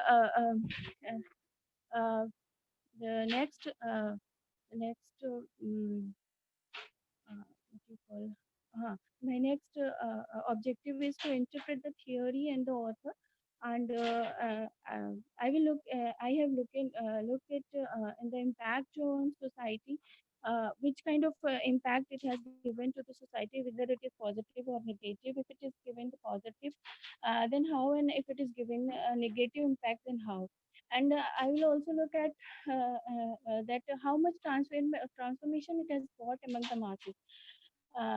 Next, relationship with other authors, means with the other authors or the theory. If somebody is working on we look at whether it is we will look at if it is there in the ecology or and the environmental sciences or the political theories also incorporated in it. Then addition between the researcher and sociologist, means I have to look at the between my research and the economic and political and and the political scenario of the present time.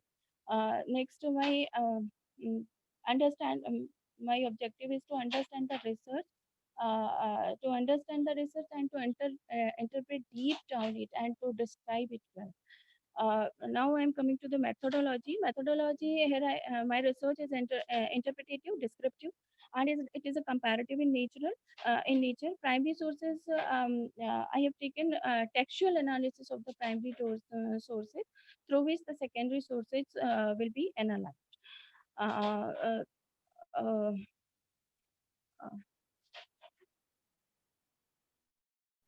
yeah. My suggestion is that can from if somebody is working on some topic, then he can find new avenues will come out from this research areas. It means it has broadened the topic. Suppose I'm working on resistance, so anybody next somebody can work on resistance and revolt. Whenever we work on some theory or work or the author, then we can also work in a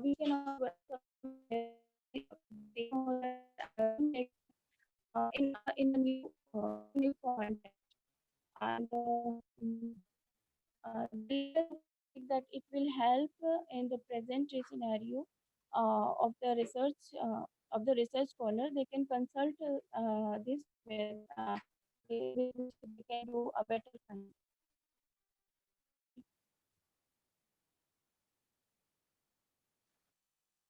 Hello. Hello. Hello. Yeah, hello, Fatima. Yeah, you finished? Yeah. Yeah, okay. Malam ma'am? Hello. Hello. Sir, Yeah, 1 please minute. unmute me. Please unmute me each and every time. Please, you are No, no, making no. it mute. Please unmute me. No, you are already unmute. You are not unmute. We can able to hear you. Yeah, now it is, sir. Yeah, Yeah. yeah. You Thank continue, you. continue, ma'am. Thank you. Yeah, thank you, Sabina Fatima, for your nice presentation. Now, I call upon the next presenter, Sridhar Halki, Assistant Professor, Chauhan College of Education, Chikkodi. The title of the presentation is Use of ICT Tools in Research. Sridhar Halki, please carry out the session. Hello. Hello. Yes, please go Hello. on. Yes, please go on. Hello. Hello, sir. Hello. Hello.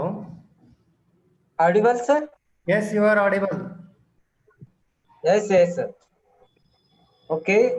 I am Sridhar Halki, research scholar in Ranchanama University, Belgavi, and working as assistant professor in Chosen College of Education. So my topic is ICT tools in research. So first of all, I am going to explain information communication technology. Information communication technology has mainly two parts. One is information communication infrastructure, ICI, and the second one is information technology. The first one is ICI, information communication infrastructure, refers to the physical telecommunication systems like cellular, broadcast, cable, satellite, internet, voice, mail, radio, television, etc. And then information technology refers to the hardware and software of information collection, like storage, processing, and presenting. The mainly I am collected so many apps for the research work. It helps us to the research collection and research analysis. The first one is PACO, PACO. It experiences the sampling methodology and points throughout their day about their experience in the moment. In this app, share photos, data analysis, and distribution of the data likewise. And then next app is Trint. It is the collection of audio and video content. And next one is Indimo, INDEMO, Indimo app. It analyzes the qualitative research dashboards in context, then better understanding of the cases in research. Then next app is Memoir. It helps to the searches memories of the current location of the research. And then app is Papership, note taking. It helps note taking, drawing pictures, manage, organize, search your papers, etc. Then next one is Liquid Planner. It also helps in the research work, create new projects, packages, risks of manage projects on the go. Then next one is Sociolist Shoot Logic. It helps in the logic map in the research work. Then next one is Sketch. Sketch it is also helps in the research work, like making photos, maps, save files. These are helpful in the research work. Then next one is Sticky. Sticky helps in the colorful text, images, layouts, bookmarks, likewise. Then next one is Quadrant. It helps in the qualitative and mixed method research projects. Then next, Jetero. It collects all your research in single searchable interface of PDFs, images, audio, and video files. Then next one is Note. It make help in the research work like handwriting and keyboard, note taking, note text, paint, voice, photo. These are helpful in the so many analysis work like graphical representations. It is helpful. Then next one is Reprimer. It is the this app is helpful to the qualify for qualitative data by organizing your data and your terms based on meaningful description. The next one is Whisper. It helps in the whatever you saved, like uh, play like collections, attach photos, notes. These are this app is helpful in the research work. Then next one is Magic iPad. This will help in mind mapping. For example, researcher can works like he can do the mind mapping, outlining, note taking, visual ideas from brainstorming sessions is also helpful. Then effects of ICT Sir, on research. Sridhar sir, please Okay. conclude the session. Okay. ICT looks like as the field of research plays important role. We learned from many lessons from above description. These include achievement, increased speed, increased quality, improvement quality, reduce complexity, as well as lower the cost of research. Okay, thank you, madam. Thank you, sir. Now, once again, I'm requesting to all the presenter, please be stick to your time. 5-minute time is given to you. So make sure that to conclude within the 5 minutes. Yeah, thank you. Thank you, Ilkal sir. Now I will call upon the next presenter, Professor M.C. Eriswamy sir, Professor in Education, Department of Education, Rani Chennamma University, Belagavi. The title of the paper presentation is Ethics in Research. So I request Eriswamy sir to take over the session.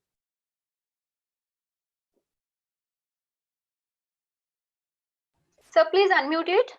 Eriswamy sir, please unmute it. Yes, madam. Now I unmuted. Yeah. Yeah. Audible, madam, now? Yes, sir. You are audible. I can start, madam? Yes, sir. Your time starts, sir. Okay. Good afternoon. I would like to thank you for all organizers and in this session, Professor Manjana sir and also Dr. Mallamma Reddy madam and other technical sessions.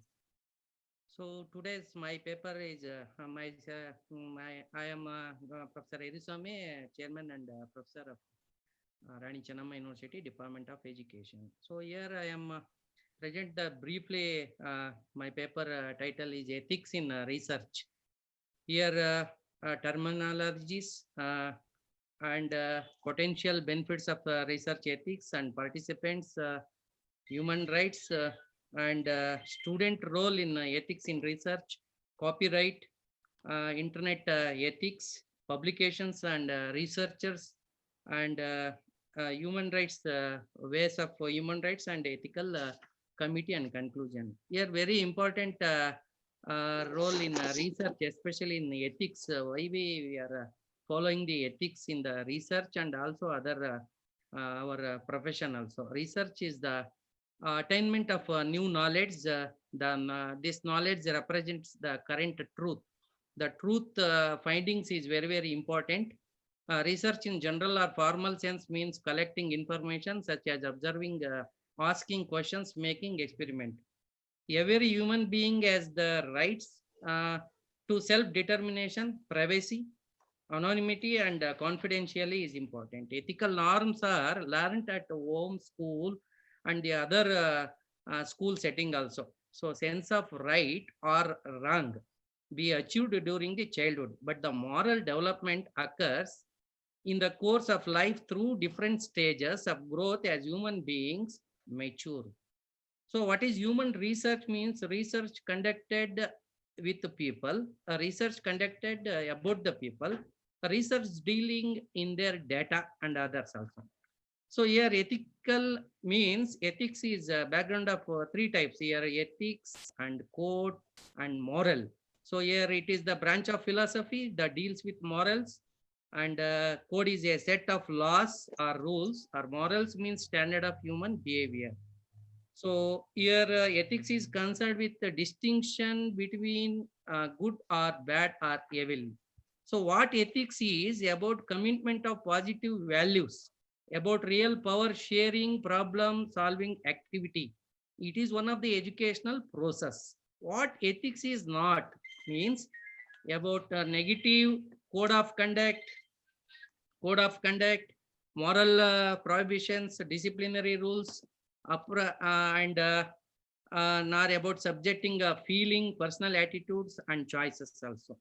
So in 1978, US also mentioned the ethics one commissions about the behavioral science and human subjects, and 1992 the guidelines of psychologist, ethical principles of psychologist, and third one, the 1995 American nurses also they are given guidelines. Ethical concern, there are two types of research here, qualitative and quantitative. So here qualitative, distress, interpretation, identification, and inconvenience or convenience. So here ethical quantitative, we know very well the title selection of the problem or title, then review of research questions and research design, collection of data, and interpretation or analysis of data, and then report. So the most important ethical principles of a good research we have as a researcher or guide or a research guide or any co-author, we should have honesty, very important, objectivity, integrity, carefulness, openness, respect for intellectual honesty, respect for colleagues, and respect for responsible for the publications, responsible mentoring, and social responsibility, and competency, legality, and last one, human subject protection. So student or researcher's role in ethics in research, ethical clearance should be get done from the guide. The need to get approval from the guide or co-guide, and unethical to publish including going and co-author. So ethical issues regarding morning, the first session, Tumkur University Professor Dr. Rupesh sir also mentioned the regarding academic writing and other things, copyright. We need permission to use figures and tables from other publishers' sources. The quotes are okay if properly referenced, we should mention. Next one, internet ethics development. So you have 1 minute time. Please conclude, sir. And the important things is human rights. Human rights are claims and demands that have been justified in the eyes of an individual or by the consequences of group of individuals. Here, human rights, self-determination, privacy, fair treatment, or protection, especially in scientific research related or medical related. This is human rights are very important. The ethics committee. So in university level, we format on the doctoral committee, like ethics committee also important. One lay person or public person, social responsive person, and experts are made. Here in our university, we have a doctoral committee, we mentoring for the student proposals and synopsis and PhD viva also. The last conclusion is increasing research activity. To be ethical, all human research participants must be scientific sound. Ethics is an important as a scientific consideration which reviewing a research project. So professional codes, laws, regulation, and ethics committee can provide guidance, but ultimately determinants rest with researchers, value system, and moral code. Thank you for giving opportunity for presentation of this topic. Thank you. Thank you, sir. Thank you very much, sir. So now the next presenter I call upon Dr. Sumanta Siramat, Assistant Professor, Department of Studies in Sociology, RCB. The title of the presentation is ICT in Social Science Research. Please, sir, take 4 minutes for explanation and conclude in last minute, sir. Please. Yes, take over the session, sir. Thank you, ma'am.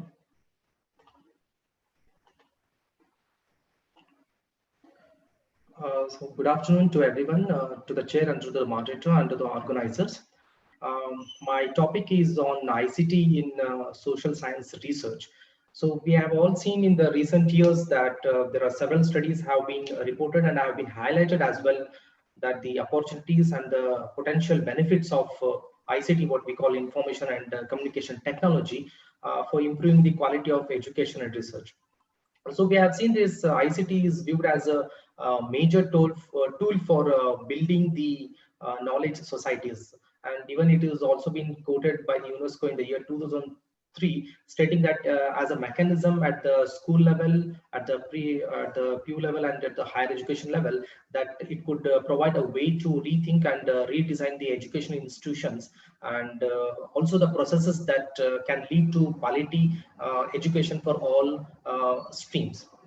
So the present study, what I have framed for the webinar, it outlines the several aspects to be observed, and it also can it also being promoted like the widespread access to broadband technologies. You can see the professional development, support policies for teachers, and more research into how people teach and learn using the ICT. So the development of new high quality online content and adoption of these current regulations to make the use of ICT at higher education institutions and research, especially in the social science research, are a lot easier. There is also a review of research on educational media, and more particularly on the integration of digital media in the research and education, which has allowed us to identify several areas of study that have been developed in different periods and under different epistemological, methodological assumptions. So from the beginning itself, the research has been centered on audiovisual media. But given the development of other technologies, and particularly the inclusion of computers in the classroom teaching, as well as in the new studies research have been carried out, they say that the impact and the effects of the uses of these technologies are commendable. We can say that this development of information and communication technology and its integration in all the areas of social life, it also leads to the development of digital literacy. So in a couple of decades, under the influence of this ICT, education underwent a dramatic change. So this ICT plays a valuable role not only in achieving different activities such as teaching and learning, a development of curriculum or collaborative learning, but also in a research, which lacks lack of information, and the concept of ICT literacy in higher education institution leads to poor research outcome. You can say in a decade back, some decade back, social science have focused on the imperative need of ICT literacy, especially in research, and it enriches and also encourages the deep and authentic learning. This shift occurred when the social science researchers became dependent more than ever on ICT in scientific research. So the scientific research in social sciences use a lot variety of ICT products and services than ever on ICT in scientific research, as well as a lot many services for their research work, as these products prove very helpful in finding the much needed information quickly and also easily, and also helpful for the researchers to access. They can also manage, they can integrate, they can evaluate, as well as they can create and communicate information more easily. So accordingly, all through this process, ICTs and research learning can occur anywhere at any time. So based on the ICT teaching and learning and research no longer depend exclusively on printed sources. So my present paper, which it also tries to it also aims to describe the various ways the ICT is used in education, especially in social science research. It also tries to examine the use of ICT among the social science researchers in their varied fields. And we have some research proposed, ICT research proposed by the government of India. And India has been ranked 121st among the 157 countries in terms of progress in the realm of ICT in the social science research. And there is also an NMEICT, that is National Mission on Education through ICT. That's a major initiative by the government of India in the social science research for direction intending to leverage the potential of ICT in providing high quality, personalized and integrative and to some extent, and it's also a free cost to all the learners as well. And there are some what we call free digital libraries. Last minute, please come to the conclusion. Yeah, I'll be concluding in another 2 minutes. So we have also free digital libraries for the social science researchers where they can use these ICTs. Say National Digital Library of India is there. There is an interactive archive is there, and we have connect and communicative experts and researchers from the websites like Academia is there, Open Science, the Social Science Framework is there, ResearchGate is there, Thinkable is there, Science Open is there. So there are a number of websites which are being helpful for the social science researchers. There is also a widely used SPSS, Social Science for Statistical Package for Social Science Researchers. So there are a number of database as well as the ICTs which are helping the social science researchers to conduct their research very successfully, which are a lot easier for them to come out with all these sort of field work studies and enter into these data and get valuable results and get it published in reputed publications where there is citation styles are there. Okay, so these are the few things where the social science researcher with the help of ICT, they are involved into the research. Seeing to the time constraint, I've been very fast and precise into my presentation. Hope I'll do my justice in providing it in a full paper and submit it to the Prasaranga where they can go for the publication. I thank all the organizers for giving this opportunity to present my paper. Thank you. Yeah, thank you, sir. Thank you so much for your nice presentation. Now I call upon the next presenter, Dr. Nagaratna V. Parande, Assistant Professor, Department of English, Rani Chennamma University, Belagavi. The title of the presentation is Contemporary Methodological Issues in Diaspora Research. Ma'am, please restrict to the 5 minutes time. Please conclude the last moment. Yeah, thank you. I request to take over the session. Good afternoon, everyone. Madam, I want to make PowerPoint presentation. Please. Yeah, ma'am. It's you can, ma'am. Yeah. Santosh, are you there? Please make the PPT to shareable. They can share, ma'am. Parande, ma'am, you can share. Yes, ma'am. Ma'am, go to the share and you can share your screen. No, it's showing that host disabled participant screen sharing. Okay. Ramesh sir, make it shareable. 1 minute, ma'am. Yeah.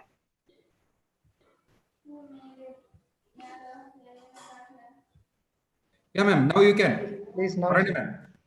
Yeah.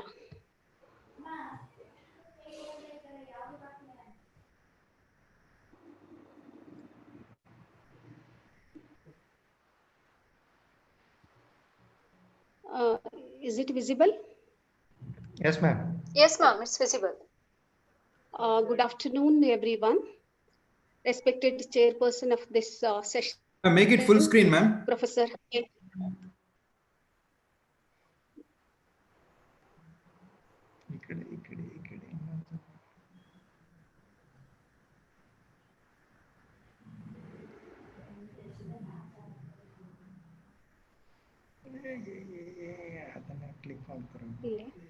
I mean, full slideshow, make it full screen or Control F. Yeah, done. Okay. Respected chairperson of the session, Professor J. Manjana, sir, coordinator, Dr. Mallamma Reddy, and all the participants. The title of my paper is Contemporary Methodological Issues in Diaspora Research. Let us start with the word diaspora. As we know, the word diaspora denotes the dispersion of people across borders and the construction of an identity as a distinct community. In many cases, this invokes connection to a real or imagined homeland. While diasporas existed throughout the history, in today's globalized world, this phenomena is more prevalent. And diaspora, as all of us know, is a central feature of globalization today. Historically, it was associated with the Jews, and this diaspora became a global issue since 1990s. As we know, what happened in 1990s. That's LPZ, liberalization, globalization, and privatization. So here, liberalization provided space for immigrants, and later these immigrants are called as diaspora. Diaspora research has received overwhelming response from all academicians. However, the theories and methods are still emerging. The theories, the methods that have already emerged in the diaspora research are not only diverse, but also wide-ranging. Cross-cultural and comparative studies were not a trend earlier days, but the researchers are using these two methods, that is cross-cultural and comparative studies. Diaspora research uses many tools such as qualitative, quantitative, and mixed approaches and methods. And this diaspora research relies on transnational and intersectional approaches to provide research strategies for studying the complexities of diaspora. In diaspora research, we should know that we should not consider diaspora as homogeneous. To avoid this naturalization of diaspora, the researchers should be aware of the challenges of nationalism, the ethnic lens, and heteronormative bias, because these may be implicit in conceptual and empirical methods. Hence, the objective of my paper is to explore fundamental issues in contemporary methodologies used in diaspora research. In my paper, the methodology of my paper is textual analysis of primary and secondary sources.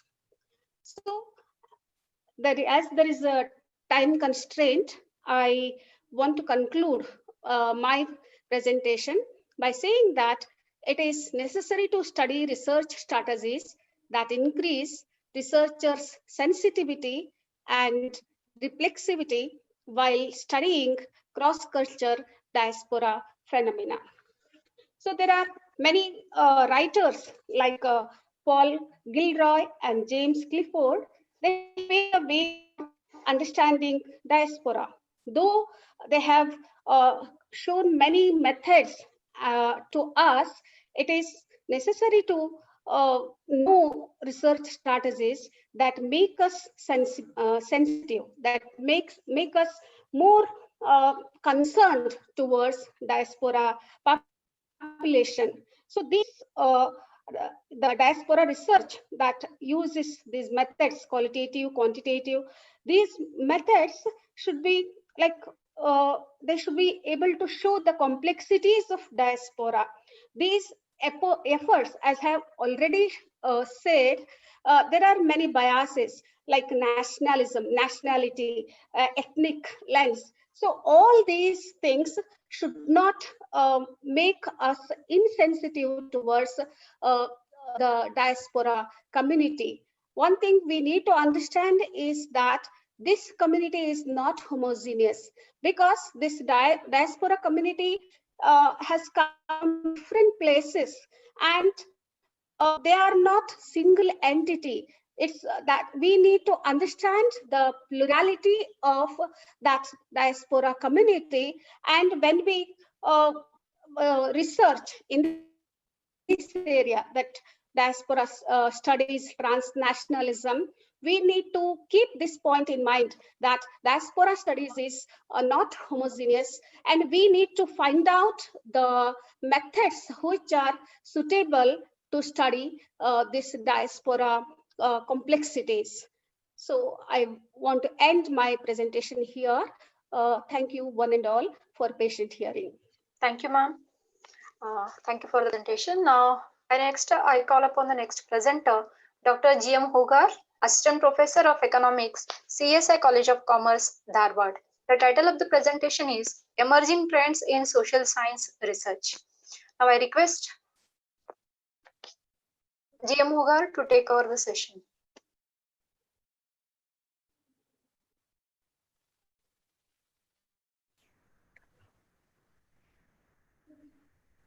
GM Hogar sir, are you there?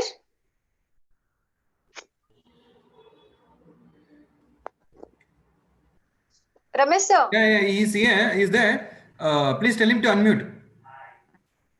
Hello, Hugar sir. Okay, Hogar sir, please unmute it. Yeah, madam. Is it audible, ma'am? Yeah, if you have PPT, sir. No, sir. No, madam. Okay, fine. Yeah, shall I go? Yes, sir. Your time starts. Yeah. So namaste, everybody. Myself, GM Hugar, Department of Economics from Dharwad. Today, I'm going to present my research paper on emerging trends in social research in brief.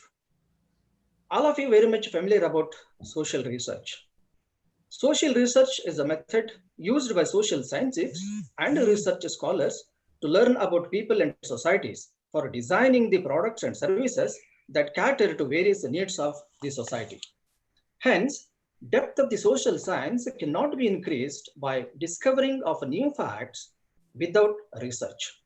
Therefore, social research having broad categories in which again there are plenty of subcategories which definitely helps to discover new facts or verifying old facts and their sequence.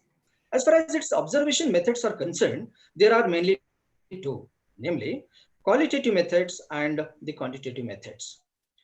Looking at the first one, so-called qualitative methods, these are used for direct communication with the numbers. These numbers may be of a market, observation, or text analysis. On another hand, quantitative methods are used for statistical analysis of collected data. Looking at the present scope, social research, it is of mainly four types. Number one, qualitative research. Second one, quantitative research. Third one, primary research. And fourth one, secondary research. Looking at the first one, so-called qualitative research, is a method of collecting the data via open-ended and conversational discussions. And looking at the second one, so-called quantitative research, again, it is a method of collecting the data via different mediums like surveys, polls, questionnaires, and so on. Looking at the third one, so-called primary research, again, here, it is conducted by research scholars themselves only through a list of prepared questions. And looking at the last one, so-called secondary research, again, it's a method where informations have been collected by the research organizations or authorities like newspapers, online communities, reports, and so on.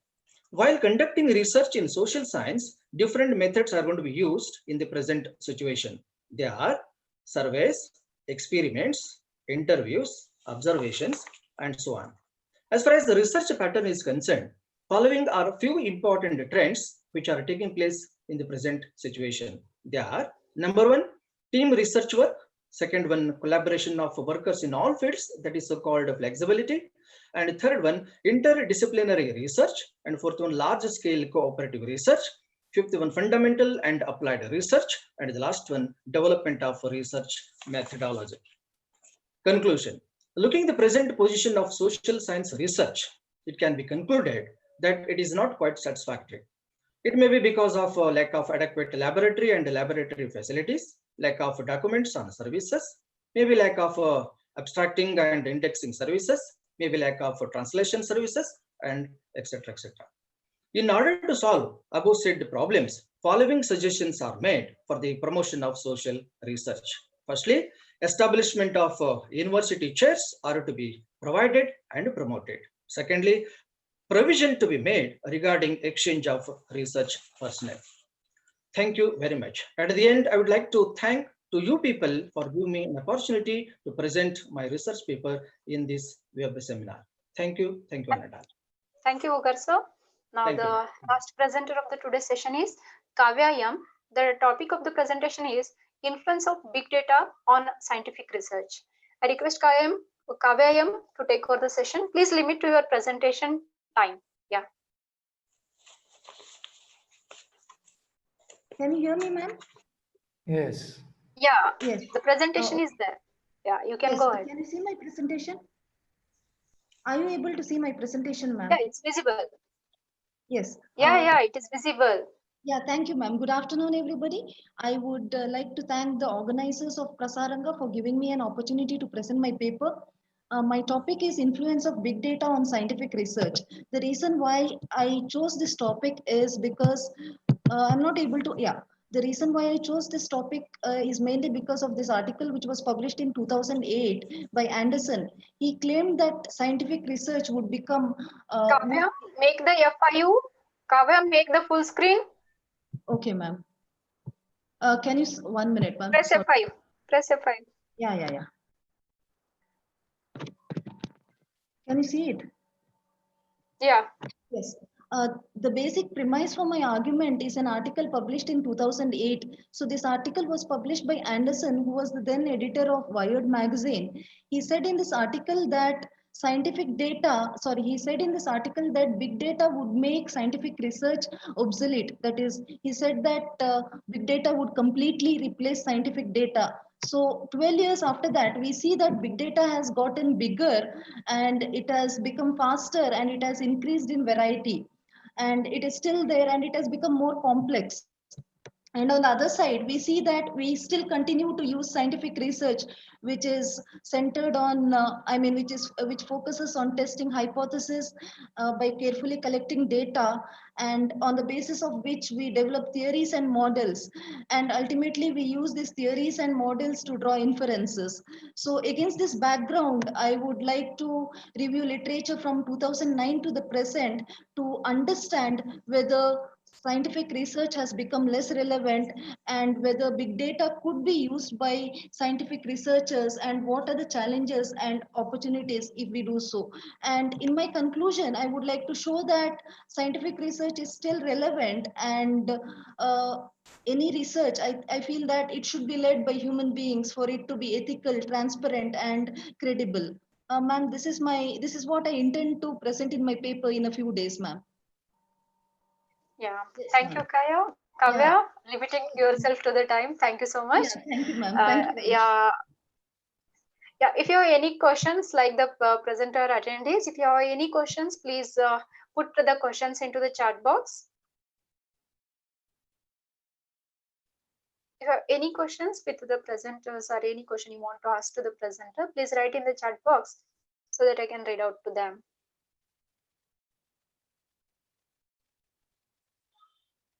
Okay, thank you. So I will request our chairman of the today's session, Jayappa Manjana sir, to make the presidential remark and to conclude the session.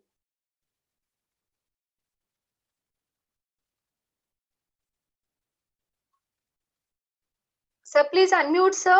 It is not audible.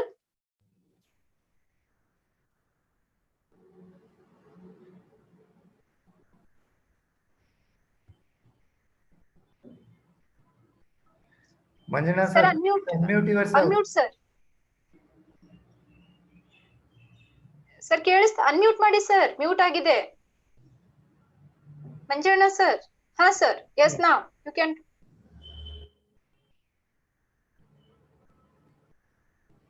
Sir, ತಮ್ಮ voice ಕೇಳಿಸ್ತಾ ಇಲ್ಲ sir. Voice ಕೇಳಿಸ್ತಾ ಇಲ್ಲ sir.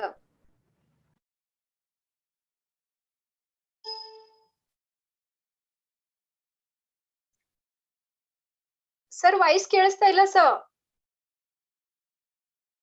Ramesh sir. Yes, ma'am. Yes, ma'am. There's some technical issue, I think, with Manjana, sir. Sir, Manjana, sir? Manjana, sir, you are visible, but your audio is muted. No, sir, its audio is unmute, but there is some issue with his laptop, I think. Microphone. Yeah. Microphone. Has he connected? Manjana, sir? Sir? Sir, you're not audible. You're not audible. Manjana, sir? Manjana sir, you're not audible. Completely disconnect and rejoin it, sir. Sir disconnect ಮಾಡಿ ಇನ್ನೊಂದ್ಸಲ ರಿಜಾಯ್ನ್ ಆಗಿ sir.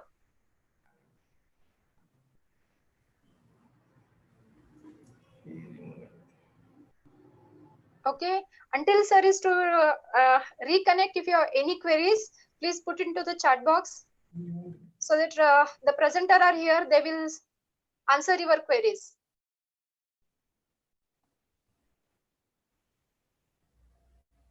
I request attendees, if you have any questions, then please put into the chat box. The presenters are here, they will answer your questions. Professor Dissert, with your permission, as the time up, we can move to the next session, Kannada session. We will wait for some 30 seconds, sir. Hello. For Manjana sir to join. If Yes, still sir. he joins, Sir, unmute ಮಾಡಿ sir ಇವಾಗ. go ahead with the next session. Okay, now is it audible now? Yes, sir. Yes, sir. Yes, Oh, sir. I'm extremely sorry. I don't know, I'm unmuted and all. Well, so let me come to the session. Actually, so all these 8 presentations were excellent on the topic trends and ethical concerns in research methodology and methods. So each one, I say, Sabina, starting from the first Krupalini, she talked about stressing on this, research, especially in the coming, in the going pandemic year of this COVID, etc. And Sabina Fatima also talked beautifully on the research trend in English studies, followed by this Sridhar Halki. So he also talked about the ICT tools. It was very relevant. He talked about many different kinds of arts and apps he used. Further, the Professor MC Eriswamy also talked about the ethics, especially the human participation, how the ethics should be followed in the ongoing research and its importance as well. Followed by this Nagaratna Parande madam also talked about the contemporary methodological issues in diaspora research. It was all went very well, followed by Sumant Hiramat and GM Hugar. I could not hear Sumant Hiramat speak. There was some technical problem with my Ignite. Well, so and finally, this influence of big data and scientific research by Kavya. So it was also very nice. So all these presentations are very nice, and I'm sure these participants benefited from this the knowledge that they have shared, all the researchers. So I thank all the organizers for this wonderful session, starting from Professor D'Souza, Dr. Mallam, who has coordinated all this entire session, and this entire Prasaranga team. So for nice organization, I thank one and all. So it was nice, good to be with you all. Thank you. Thank you, sir. Thank you for all the presenters. Ramesh, sir. Yes, ma'am. Please request Mukund to take over. Yeah. Mukund, sir. Mukund Mundargi, sir, please take over the session. I thank all the participants and presenters for this wonderful session. Thank you, one and all, for giving me the opportunity. Thank you. Thank you, Mallama ma'am. Good evening, all. Respected Director of Prasaranga, Professor Ashok D'Souza sir, Assistant Director Dr. Maitrayani madam, today's session chairman Dr. Professor K.N. Murthy sir, and my colleagues and participants. At the outset, I would like to express my sincere thanks to the Director and Assistant Director of Prasaranga and the team for giving me an opportunity to moderate the session. With this, I would like to introduce today's chairman of the session, Professor K.N. Murthy sir, who has created a niche and himself in teaching and research in academic field from last 25 years. He is presently acting as the chairman and dean for the social science Rani Chennamma University, Belgavi. He is the academic council member of RCU2, and he has held various positions in the academic field. To name few, he was the director of RCU PG Center Vijaypur, and he has published many research papers in the national and international conferences and seminars, and he has authored 10 textbooks on his name. With this brief introduction, I request you, sir, to permit me to begin the session. Thank you, sir. Sir, Murthy, sir. Yes, start with according to list. Okay, sir.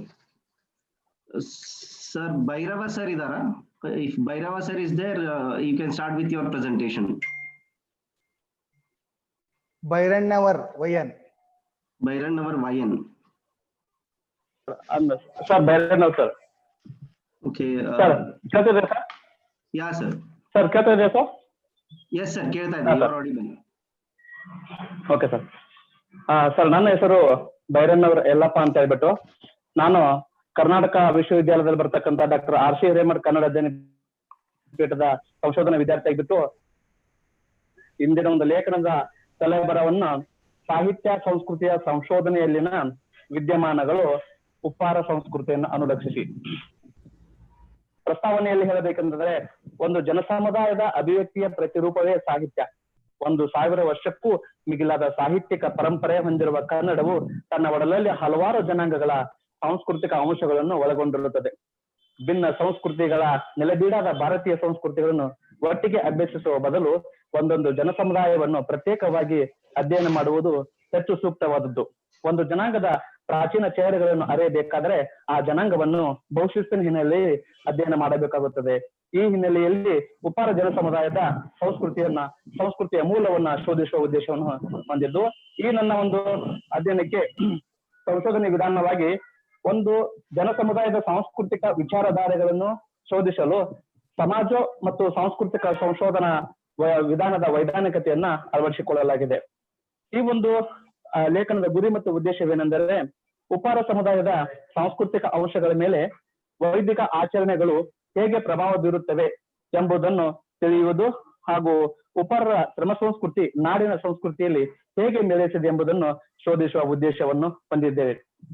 ಇನ್ನ ವಿಷಯದ ಒಂದು ವಿಶ್ಲೇಷಣೆ ನೋಡಲಾಗಿ 1880ರಲ್ಲಿ ಬ್ರಿಟಿಷರೊಂದು ಉಪ್ಪಿನ ಉತ್ಪಾದನೆಯ ನಿಷೇಧ ಕಾಯ್ದೆ ಹಿನ್ನೆಲೆಯಲ್ಲಿ ಮೂಲ ವೃತ್ತಿಯನ್ನು ಕಳೆದುಕೊಂಡ ಬಳಿಕ ಜೀವನೋಪಾಯಕ್ಕಾಗಿ ಹಲವಾರು ಕೆಲಸಗಳನ್ನು ನಡೆಸಿದಂತಹ ಉಪ್ಪಾರರು ಗಾರೆ ಕೆಲಸ, ಕೂಲಿ ಕೆಲಸ, ವಿವಿಧ ವ್ಯಾಪಾರಗಳ ಮೂಲಕ ತಮ್ಮ ಬದುಕು ಕಟ್ಟಿಕೊಂಡ ಉಪ್ಪಾರರು ತಾವು ಇಡೀ ಮನುಕುಲಕ್ಕೆ ಬೇಕಾದ ಉಪ್ಪು ತಯಾರಿಸಿಕೊಟ್ಟು ಮನೆಗಳನ್ನು ಕಟ್ಟಿಕೊಟ್ಟರು. ಸಹೋದರ ಕುಲದವರಾದ ಒಬ್ಬರ ಮೂಲಕ ಅರಸೊತ್ತಿಗೆ ಸ್ವಲ್ಪ ಚಾಟ್ ಬಾಕ್ಸ್ ಅಲ್ಲಿ ಚಾಟ್ ಮಾಡ್ತಾರೆ. ಫಲಿತಾಂಶಗಳನ್ನು ನೋಡಲಾಗಿ ಕೋಟೆ ಕೊತ್ತಲನ್ನು ನಿರ್ಮಿಸುವುದು, ಜವಳು ಭೂಮಿಯ ಉಪ್ಪನ್ನು ತೆಗೆಯಲು ಭೂ ಅಗೆದಂತಹ ಕಾರ್ಯ ಮಾಡುವುದರ ಮೂಲಕ ಉಪ್ಪಾರರು ಕ್ರಮ ಸಂಸ್ಕೃತಿಯ ಪೋಷಕರಾಗಿರುವುದನ್ನು ಶೋಧಿಸಲಾಗಿದೆ. ಇನ್ನು ಎರಡನೇದಾಗಿ ಇವರ ನ್ಯಾಯ ಪದ್ಧತಿ ಆಧುನಿಕ ನ್ಯಾಯಾಂಗ ವ್ಯವಸ್ಥೆಯನ್ನ ಹೋಲುವುದನ್ನು ಕಂಡುಕೊಳ್ಳಲಾಗಿದೆ. ಗ್ರಂಥ ಸೂಚಿಯಾಗಿ ನೋಡಬೇಕೆಂದರೆ ಉಪ್ಪಾರರ ಪ್ರೊಫೆಸರ್ S.S. ಹಿರೇಮಠ್, ಪ್ರಕಾಶಕರು ಹರಪನಹಳ್ಳಿ ತಾಲೂಕು ಉಪ್ಪಾರ ನೌಕರ ಸಂಘ, ಮತ್ತು ಎರಡನೇದು ಸಾಂಸ್ಕೃತಿಕ ಮುಖಾಮುಖಿ ಡಾಕ್ಟರ್ ರಂಗರಾಜ್ ವನದೂರ್, ಕನಕ ಸಾಹಿತ್ಯ ಪ್ರತಿಷ್ಠಾನ, ಬೆಂಗಳೂರು. ಅವಕಾಶಕ್ಕಾಗಿ ಧನ್ಯವಾದಗಳು sir. Sir hello hello hello ಹಾ ಸರ್, ಅವಕಾಶ ನೀಡಿದ್ದಕ್ಕೆ ತುಂಬಾ ಧನ್ಯವಾದಗಳು sir. Mukund hello sir. Mukund ಅವರೇ. ಮುಕುಂದ್ ಅಲ್ಲ ಸರ್, ನಾನ್ ಬೇರೆನವ್ರು ಸರ್. ಆಯ್ತಾಯ್ತು. ನೆಕ್ಸ್ಟ್ ಶ್ರೀ ಭಾಸ್ಕರ್ ಮರ್ಕಾಲ. ಭಾಸ್ಕರ್ ಮರ್ಕಾಲ್ ಅವ್ರು ಸರ್, ನೆಕ್ಸ್ಟ್ ಪ್ರೆಸೆಂಟೇಷನ್.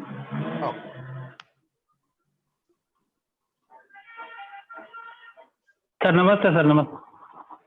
ಹಲೋ ನಮಸ್ತೆ ಸರ್, ಕೇಳಿಸ್ತದಲ್ಲ ಸರ್? ಹೇಳಿ ಸರ್, ಹೇಳಿ ಸರ್, ಟೈಟ್ಲ್ ಹೇಳಿ ಸರ್. ನಮಸ್ತೆ, ಎಲ್ಲರಿಗೂ ನಮಸ್ಕಾರ. ನನ್ನ ಹೆಸರು ಭಾಸ್ಕರ್ ಮರ್ಕಾಲ, ಕನ್ನಡ ವಿಶ್ವವಿದ್ಯಾಲಯ ಹಂಪಿ, ಇಲ್ಲಿ ಕನ್ನಡ ಸಾಹಿತ್ಯ ಅಧ್ಯಯನ ವಿಭಾಗದಲ್ಲಿ ಸಂಶೋಧನಾರ್ಥಿಯಾಗಿ ಕಾರ್ಯನಿರ್ವಹಿಸ್ತಿದ್ದೇನೆ. ನಾನು ಅದೇ ರೀತಿಯಲ್ಲಿ ಈ ಬಿಜಾಪುರದ ವಿವಿ ಸಂಘ ಕಲಾ ವಾಣಿಜ್ಯ ಮತ್ತು BCA ಮಹಾವಿದ್ಯಾಲಯದಲ್ಲಿ ಕನ್ನಡ ಉಪನ್ಯಾಸಕನಾಗಿಯೂ ಕೂಡ ಕಾರ್ಯವನ್ನು ನಿರ್ವಹಿಸ್ತಾ ಇದ್ದೇನೆ. ನನ್ನ ಸಂಶೋಧನೆಯ ವಿಷಯ ದಲಿತ ಸಾಹಿತ್ಯ ವಿಮರ್ಶೆಯಲ್ಲಿ ಸಾಮಾಜಿಕ ಚಿಂತನೆಯ ಸೋಪಾನ.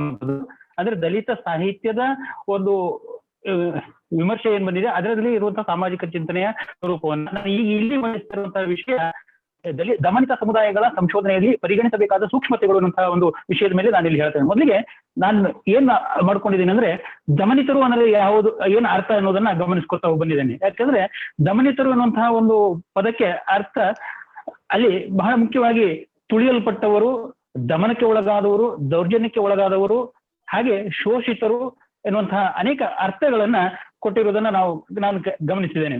ಈ ಹಿನ್ನೆಲೆಯಲ್ಲಿ ನಾನೇನ್ ಮಾಡ್ತಾ ಇದ್ದೇನೆ ಅಂದ್ರೆ, ಇಲ್ಲಿ ಬಹಳ ಮುಖ್ಯವಾಗಿ ಈ ಒಂದು ದಮನಿತ ಸಮುದಾಯ ಏನಿದೆ ನೋಡ್ರಿ, ಸಾಮಾಜಿಕ, ಆರ್ಥಿಕ, ಶೈಕ್ಷಣಿಕ, ರಾಜಕೀಯ ಹಾಗೂ ಸಾಂಸ್ಕೃತಿಕ ಮತ್ತು ಧಾರ್ಮಿಕವಾಗಿ ಎಲ್ಲ ಹಂತಗಳಲ್ಲೂ ಇವರನ್ನ ಶೋಷಣೆ ಮಾಡ್ತಾ ಬಂದಿರುವುದನ್ನ ನಾನು ಗಮನಿಸಿಕೊಂಡಿದ್ದೇನೆ. ಹಾಗಾಗಿ ಇಲ್ಲಿ ನಾನು ಬಹಳ ಮುಖ್ಯವಾಗಿ ಇದೇ ಒಂದು ಹಿನ್ನೆಲೆಯಲ್ಲಿ ಇಟ್ಕೊಂಡೆ ಸಾಮಾಜಿಕವಾಗಿ ಯಾವ ರೀತಿ ಅವರು ದಮನಕ್ಕೊಳಗಾಗಿದ್ದಾರೆ, ಆರ್ಥಿಕವಾಗಿ ಯಾವ ರೀತಿ ದಮನಕ್ಕೊಳಗಾಗಿದ್ದಾರೆ, ಈ ಹಿನ್ನೆಲೆಯಲ್ಲಿ ನಾನು ಈ ಒಂದು ಪ್ರಬಂಧದಲ್ಲಿ ಚರ್ಚೆ ಮಾಡೋದಕ್ಕೆ ಒಂದು ಮುಖ್ಯವಾದಂತಹ ವಿಷಯವನ್ನ ಗಮನಿಸ್ಕೊಂಡಿದ್ದೇನೆ. ನಮ್ಮ ಭಾರತೀಯ ಪರಂಪರೆಯನ್ನ ನಾವು ಗಮನಿಸ್ಕೊತಾ ಬಂದ್ರೆ ಮೊದಲಿಂದಲೂ ನಮ್ಮಲ್ಲಿ ಏನಾಗಿದೆ ಅಂದ್ರೆ ವೇದ ಪುರಾಣಗಳಿರ್ಬೋದು, ಯಾವುದೇ ಇರ್ಬೋದು, ಅಲ್ಲೆಲ್ಲವೂ ಕಡೆ ಕೂಡ ವರ್ಣಾಶ್ರಮ ಧರ್ಮಗಳನ್ನ ರೂಪಿಸ್ಕೊಂಡು 4 ವರ್ಗಗಳಾಗಿ ಮಾಡಿ, ಮೇಲ್ವರ್ಗ ಒಂದು ಅತಿ ಉನ್ನತ ಮೇಲ್ವರ್ಗ ಅಂತ ಮಾಡ್ಕೊಂಡು ಅದರಲ್ಲಿ ಕೆಳಗಿನ ಕೊನೆಯ ವರ್ಗ ಏನಿದೆ ನೋಡ್ರಿ, ಆ ಕೊನೆಯ ವರ್ಗವನ್ನ ಶೋಷಣೆ ಮಾಡ್ಕೋತಾ ಬಂದಿದ್ದನ್ನ ನಾವು ಗಮನಿಸ್ಕೋತಾ ಬಂದಿದ್ದೇವೆ. ಇಲ್ಲಿ ನಾನು ಮುಖ್ಯವಾಗಿ ಇಲ್ಲಿ 3 ವಿಷಯಗಳನ್ನ ಗಮನಿಸ್ಕೋತಾ ಬಂದ ಅಂದ್ರೆ ಇಲ್ಲಿ ಮಹಿಳೆಯರು ಹಾಗೂ ದಲಿತರು ಮತ್ತು ಆದಿವಾಸಿಗಳು ಅಥವಾ ಬುಡಕಟ್ಟು ಅನ್ನುವಂಥ ಹಿನ್ನೆಲೆಯಲ್ಲಿ ಗಮನಿಸ್ಕೋತಾ ಬಂದಿದ್ದೇನೆ. ನಾವು ಮೊದಲೇ ಒಂದೊಂದಾಗಿ ನಾನು ಗಮನಿಸ್ಕೋತಾ ಬಂದಾಗ ಏನ್ ಇದಾಗ್ತಾ ಇದೆ ಅಂದ್ರೆ ದಮನಿತರ ಒಂದು ಸಂಖ್ಯೆಯನ್ನ ನಾವು ಗಮನಿಸ್ತಾ ಬಂದ್ರೆ, ನಮ್ಮ ಭಾರತೀಯ ಪರಂಪರೆಯನ್ನ ನಾನು ಗಮನಿಸ್ಕೋತಾ ಬಂದಾಗ ಸಿಕ್ಕಿದ್ದೇನು ಕೇಳಿದ್ರೆ ಬಹುಶಃ ಅತಿ ಹೆಚ್ಚು ಸಂಖ್ಯೆಯಲ್ಲಿ ದಮನಕ್ಕೊಳಗಾದವರು ಅಂದ್ರೆ ಮಹಿಳೆಯರು. ಅಲ್ಲಿ ಈಗ ಮಹಿಳೆಯರು ದಮನಕ್ಕೆ ಅರ್ಥ ಬೇರೆ ಇದ್ರೂ ಕೂಡ ಮೊದಲಿಂದನೂ ನಾವು ಗಮನಿಸ್ಕೋತಾ ಬಂದ್ರೆ ಮಹಿಳೆಯರು ಅತಿ ಹೆಚ್ಚು ದಮನಕ್ಕೊಳಗಾಗಿದ್ದಾರೆ. ಇಲ್ಲಿ ಮೇಲ್ವರ್ಗ ಕೆಳವರ್ಗ ಅನ್ನುವಂಥದ್ದು ಯಾವುದೂ ಇಲ್ಲ, 2 ವರ್ಗದಲ್ಲಿಯೂ ಕೂಡ ಬಹುಶಃ ಒಂದ್ ರೀತಿಯಲ್ಲಿ ದಮನಕ್ಕೊಳಗಾಗಿದ್ದಾರೆ. ಅವರನ್ನ ಸಾಮಾಜಿಕವಾಗಿ ಇರ್ಬೋದು ಬಾಲ್ಯ ವಿವಾಹ, ವಿಧವಾ ಪದ್ಧತಿ, ಸತಿ ಸಹಗಮನ ಪದ್ಧತಿ, ಅತ್ಯಾಚಾರ, ದೇವದಾಸಿ ಪದ್ಧತಿ, ಈ ಹಿನ್ನೆಲೆಯನ್ನ ಗಮನಿಸ್ಕೋತಾ ಎಲ್ಲ ರೀತಿಯಲ್ಲೂ ಅವರನ್ನ ದಮನಕ್ಕೆ ಒಳಪಡಿಸ್ತಾ ಬಂದ್ರು. ಜೊತೆಗೆ ನಮ್ಮಲ್ಲಿ ಇನ್ನೊಂದು ನಾನು ಗಮನಿಸಿದ ಅಂಶ ಏನು ಕೇಳಿದ್ರೆ, ನಮ್ಮ ಭಾರತೀಯ ಪರಂಪರೆಯಲ್ಲಿ ಇನ್ನೊಂದು ಬಹಳ ಮುಖ್ಯವಾದದ್ದನ್ನು ಕೊಟ್ಟಿದ್ದಾರೆ. ಮನು ಏನ್ ಹೇಳ್ತಾನೆ ಅಂದ್ರೆ ಎತ್ರ ನಾರ್ಯಸ್ತು ಪೂಜ್ಯಂತೆ ರಮಂತೆ ತತ್ರ ದೇವತಃ ಅನ್ನುವಂತ ಒಂದು ಮಾತು ಹೇಳಿದ್ದಾನೆ. ಅದೇ ಮನು ಮುಂದೊಂದು ಕಡೆಯಲ್ಲಿ ಏನ್ ಹೇಳ್ತಾನೆ ಅಂದ್ರೆ ಎಲ್ಲಿಯೂ ಮಹಿಳೆಯರಿಗೆ ಶಿಕ್ಷಣ ಕೊಡುವಂತಹ ಹಿನ್ನೆಲೆಯನ್ನು ಗಮನಿಸಿದಾಗ ಅವನು ಒಪ್ಪಿಗೆ ಇಲ್ಲ, ಅದಕ್ಕೆ ಅವನು ಯಾಕೋ ಒಪ್ಕೊಂಡ ಇಲ್ಲ. ಅದು ಆ ಹಿನ್ನೆಲೆಯಲ್ಲಿ ಏನೋ ಗೊತ್ತಿಲ್ಲ, ನಮ್ಮಲ್ಲಿ ದುರಾದೃಷ್ಟ ಅಂದ್ರೆ ಮಹಿಳೆಯರು ಹೆಚ್ಚು ಶೋಷಣೆಗೊಳಗಾದವರು. ಇವರನ್ನ ಸಾಮಾಜಿಕವಾಗಿ ನೋಡುವಂತಹ ಒಂದು ಯಾವುದು ವ್ಯವಸ್ಥೆನೆ ಸರಿಯಾಗಿಲ್ಲ. ಸಾಮಾಜಿಕ ದೃಷ್ಟಿಕೋನದಲ್ಲಿ ನೋಡುವಂತ ಸಮಾಜ ಅವರನ್ನು ಹೇಗೆ ನೋಡ್ತದೆ ಅನ್ನುತ್ತದೆ. ಈಗಿನ ಒಂದು ಹೊಸ ಅರ್ಥದಲ್ಲಿ ಗಮನಿಸ್ಕೊಂಡ್ರೆ ಬಹುಶಃ ದಲಿತರು ಅನ್ನುವಂತ ದಮನಿತರು ಮಹಿಳೆಯನ್ನ ಗಮನಿಸ್ಕೊತ ಬಂದ್ರೆ ಅಲ್ಲಿ ನಾವು ಗಮನಿಸ್ಕೊಂಡಿದ್ದು ಏನ್ ಕೇಳಿದ್ರೆ ವೇಶ್ಯರು ಅಂತ ಏನಿದ್ರು ಆ ವೇಶ್ಯರು ಅನ್ನುವಂಥ ಪದವನ್ನ ಇವತ್ತು ಸ್ವಲ್ಪ ಹೊಸ ಇದರಲ್ಲಿ ಅವ್ರನ್ನ ದಮನಿತ ಮಹಿಳೆಯರು ಅಥವಾ ಲೈಂಗಿಕ ಕಾರ್ಯಕರ್ತರು ಅನ್ನುವಂಥ ಹೆಸರಿನಲ್ಲಿ ಕರೀತಾರೆ.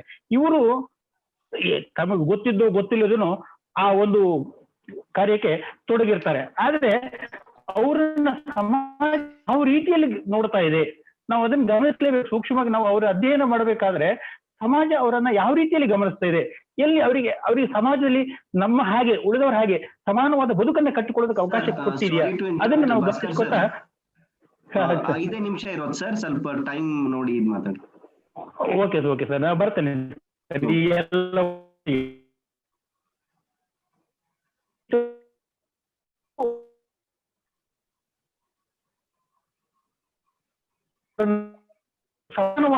ಗಮನಿಸ್ಲೇ ಇಲ್ಲ. ಒಂದು ಮೇಲ್ವರ್ಗ ಅಂತ ಏನ್ ಕರೆದಿದೆ ಅಥವಾ ಉಳಿದವರು ಏನಿದ್ದಾರೆ ಅವ್ರು ಯಾರೂ ಕೂಡ ಅವರನ್ನ ಸಮಾನವಾದ ನಿಟ್ಟಿನಲ್ಲಿ ಗುರುತಿಸಿಲ್ಲ. ಅದನ್ನ ನಾವು ಇವತ್ತು ಸಂಶೋಧನೆ ಮಾಡುವಾಗ ಅದನ್ನು ಗುರುತಿಸಬೇಕಾಗ್ತದೆ. ಯಾಕಂದ್ರೆ ಅವ್ರನ್ನ ಸಮಾಜದ ಮುನ್ನೆಲೆಗೆ ತರಬೇಕು. ಸಮಾಜದ ಮುನ್ನೆಲೆಗೆ ತಂದು ಅವರ ಅಭಿವೃದ್ಧಿಗೋಸ್ಕರ ನಾವು ಪ್ರಯತ್ನ ಮಾಡ್ಬೇಕು. ಹಾಗಾಗಿ ಈ ಸಾಮಾಜಿಕ ಚಿಂತನೆಯ ದೃಷ್ಟಿಯಲ್ಲಿ ಗಮನಿಸಬೇಕಾಗ್ತದೆ. ನಮಗೊಂದು ಶೈಕ್ಷಣಿಕವಾಗಿ ಆರ್ಥಿಕವಾಗಿ ನಾನು ಒಟ್ಟಿಗೆ ಹೇಳ್ಬಿಡ್ತೇನೆ, ಸಮಯದ ಒಂದು ಅಭಾವ ಇರೋದ್ರಿಂದ ಶೈಕ್ಷಣಿಕವಾಗಿ ಆರ್ಥಿಕವಾಗಿ ಶಿಕ್ಷಣ ಕೊಟ್ರೇನೆ ಅವರನ್ನ ಅಭಿವೃದ್ಧಿ ಪಡಿಸಬೇಕ. ಹಾಗಾಗಿ ನಾವು ಶೈಕ್ಷಣಿಕವಾಗಿ ಎಷ್ಟು ಮುಂದುವರಿದ್ದಾರೆ ಎನ್ನುವುದನ್ನ ನಾವಿಲ್ಲಿ ಗಮನಿಸಬೇಕಾಗ್ತದೆ. ಈ ಶೈಕ್ಷಣಿಕವಾಗಿ ಅವರಿಗೆ ಯಾವೆಲ್ಲ ಸೌಲಭ್ಯಗಳು ಸಿಕ್ಕಿದಾವೆ, ಶಿಕ್ಷಣದಲ್ಲಿ ಅವರು ಯಾಕೆ ವಂಚಿತರಾಗಿದ್ದಾರೆ, ವಂಚಿತರಾಗಿರೋದಕ್ಕೆ ಕಾರಣ ಏನು, ಎಲ್ಲ ಅಂಶಗಳನ್ನ ಗುರುತಿಸಿಕೊಂಡು ನಾವು ಸಂಶೋಧನೆಯನ್ನ ಕೈಗೊಂಡ್ರೆ ಬಹುಶಃ ಅವರ ಒಂದು ಕೆಲವೊಂದು ಸಮಸ್ಯೆಗಳಿಗಾದ್ರೂ ಪರಿಹಾರ ನೀಡುವುದಕ್ಕೆ ಸಾಧ್ಯ ಆಗ್ತದೆ ಅನ್ನೋದು ನನ್ನ ಒಂದು ಅಭಿಪ್ರಾಯ. ಈ ಒಟ್ಟಾರೆ ನಾನು ಹೇಳ್ಬೇಕು ಅಂದ್ರೆ, ಯಾಕಂದ್ರೆ ಸಮಯದ ಒಂದು ಅಭಾವದಿಂದ ಹೇಳ್ತಾ ಇದ್ದೇನೆ, ಒಟ್ಟಾರೆ ಹೇಳ್ಬೇಕು ಅಂದ್ರೆ ಎಲ್ಲ ರೀತಿಯಲ್ಲೂ ಕೂಡ ಸಂಶೋಧಕನಾದವನು ಅವರ ಸಾಹಿತ್ಯವನ್ನ ಯಾಕೆ ಪೂರ್ತಿ ಆಗಲ್ಲ ಅಂತ ನಾನು ಹೇಳ್ತೇನೆ ಅಂದ್ರೆ, ಸಾಹಿತ್ಯ ಬಹುಶಃ ಕೆಲವೇ ಒಂದು ವರ್ಗದಿಂದ ಬಂದಿರ್ತದೆ. ಕಲಿತವರಿಂದ ಮಾತ್ರ ಸಾಹಿತ್ಯ ನಿರ್ಮಾಣ ಆಗಿರ್ತದೆ. ನಾವು ಆ ಸಾಹಿತ್ಯ ನೋಡಿದ್ರೆ ಆ ಒಂದು ನಿಟ್ಟಿನಲ್ಲಿ ಮಾತ್ರ ನಮಗೆ ಸಿಗಬಹುದು. ಆದ್ರೆ ಎಷ್ಟೋ ಜನ ಬೆಳಕಿಗೆ ಬರೆದಿರುವಂತಹ ಒಂದು ಜನಾಂಗವೂ ಕೂಡ ಇದೆ, ಅಥವಾ ಆ ಒಂದು ವರ್ಗವೂ ಕೂಡ ಇದೆ. ನಾವು ಅದನ್ನ ಗಮನಿಸಬೇಕಾದ್ರೆ ಬಹುಶಃ ಕ್ಷೇತ್ರಕ್ಕೆ ಹೋಗ್ಬೇಕಾಗ್ತದೆ. ಹೋಗಿ ಈ ಎಲ್ಲ ಹಿನ್ನೆಲೆಯಲ್ಲಿ ನಾವು ಅಧ್ಯಯನವನ್ನ ಕೈಗೊಂಡಿದ್ದೇ ಹೌದಾದ್ರೆ ಸ್ವಲ್ಪ ಮಟ್ಟಿಗೆ ನಾವು ಇವತ್ತು ಬೇಕಾದಷ್ಟು ಅಧ್ಯಯನ ಸಂಸ್ಥೆಗಳಿದಾವೆ. ಆದ್ರೆ ಈ ಪೂರ್ಣ ಪ್ರಮಾಣದಲ್ಲಿ ನಾವು ತೊಡಗಿಸ್ಕೊಂಡ್ರೆ ಅವರನ್ನು ಕೂಡ ಎಲ್ಲರ ಹಾಗೆ ಬದುಕುವುದಕ್ಕೆ ಅವಕಾಶ ಮಾಡಿಕೊಡೋದಕ್ಕೆ ಸಾಧ್ಯ ಇದೆ ಅಂತ ಹೇಳ್ಕೊತ, ನನಗೆ ಈ ಒಂದು ಅವಕಾಶ ಕೊಟ್ಟಂತಹ ಪ್ರಸಾರಾಂಗದ ನಿರ್ದೇಶಕರಿಗೂ ಹಾಗೂ ಎಲ್ಲ ರಾಣಿ ಚೆನ್ನಮ್ಮ ವಿಶ್ವವಿದ್ಯಾಲಯದ ಒಂದು ಅಧಿಕಾರ ವರ್ಗದವರಿಗೂ ಹಾಗೂ ಇವತ್ತಿನ ಕಾರ್ಯಕ್ರಮದ ಒಂದು ವ್ಯವಸ್ಥೆಯನ್ನು ರೂಪಿಸಿಕೊಟ್ಟಂತ ಎಲ್ಲರಿಗೂ ಒಂದಿಸ್ತಾ ನಾನು ಮಾತನ್ನು ಮುಗಿಸ್ತೇನೆ. ಜೈ ಹಿಂದ್, ಜೈ ಕರ್ನಾಟಕ. ನಮಸ್ಕಾರ. Next paper presentation. Thank you sir. Sarvesh. Sir ನಮಸ್ತೆ. ಸರ್ ಸ್ಕ್ರೀನ್ ಎನ್ಲಾರ್ಜ್ ಮಾಡ್ಬಿಡಿ. ಸರ್ ಮಾಡ್ತೇನೆ. ವಾಯ್ಸ್ ಕೇಳಿಸ್ತಿದಿಲ್ಲ ಸರ್? ಕೇಳಿಸ್ತಾ ಇದೆ ಸರ್, ಕೇಳಿಸ್ತಾ ಇದೆ. ಓಕೆ ಸರ್, ವಾಯ್ಸ್ ಕೇಳಿಸಿದ್ರೆ ಸರ್ ಹೇಳಲೇಬೇಕು ಅವರು ಇಷ್ಟು ಹೇಳುವಾಗಲೇ ನಿಮ್ ಟೈಮ್. ಎಲ್ಲರಿಗೂ ನಮಸ್ಕಾರ. ಆಕ್ಚುಲಿ ನಾನು ಡಾಕ್ಟರ್ ಸರ್ವೇಶ್ ಅಂತ ಹೇಳಿ ಬೆಂಗಳೂರಿನ ಕ್ರಿಸ್ತಜಯಂತಿ ಕಾಲೇಜಿನ ಕನ್ನಡ ವಿಭಾಗದ ಮುಖ್ಯಸ್ಥನಾಗಿ ಕೆಲಸ ನಿರ್ವಹಿಸ್ತಾ ಇದ್ದೀನಿ. ನಾನು ಇವತ್ತು ನನ್ನ ಪೇಪರ್ ಪ್ರೆಸೆಂಟೇಷನ್ಗೆ ತಗೊಂಡಿರ್ತಕ್ಕಂಥ ವಿಷಯ ಸಂಶೋಧನೆಯಲ್ಲಿ ICT ಪರಿಕರಗಳ ಬಳಕೆ ಅನ್ನೋ ವಿಚಾರಕ್ಕೆ ಸಂಬಂಧಪಟ್ಟ ಯಾಕೆ ಈ ICT ನಮ್ಗೆ ಅಷ್ಟೊಂದು ಪ್ರಮುಖವಾಗಿರ್ತಕ್ಕಂಥ ವಿಚಾರವಾಗಿದೆ ಇವತ್ತಿನ ಕಾಲಘಟ್ಟಕ್ಕೆ ಅಂತ ಅನ್ನೋದಾದ್ರೆ 21ನೇ ಶತಮಾನ ನಿಂತಿರ್ತಕ್ಕಂಥದ್ದೇ ಈ ಟೆಕ್ನಾಲಜಿ ಬೇಸ್ಡ್ ಆಗಿರ್ತಕ್ಕಂತಹ ವಿಚಾರಗಳಲ್ಲಿ.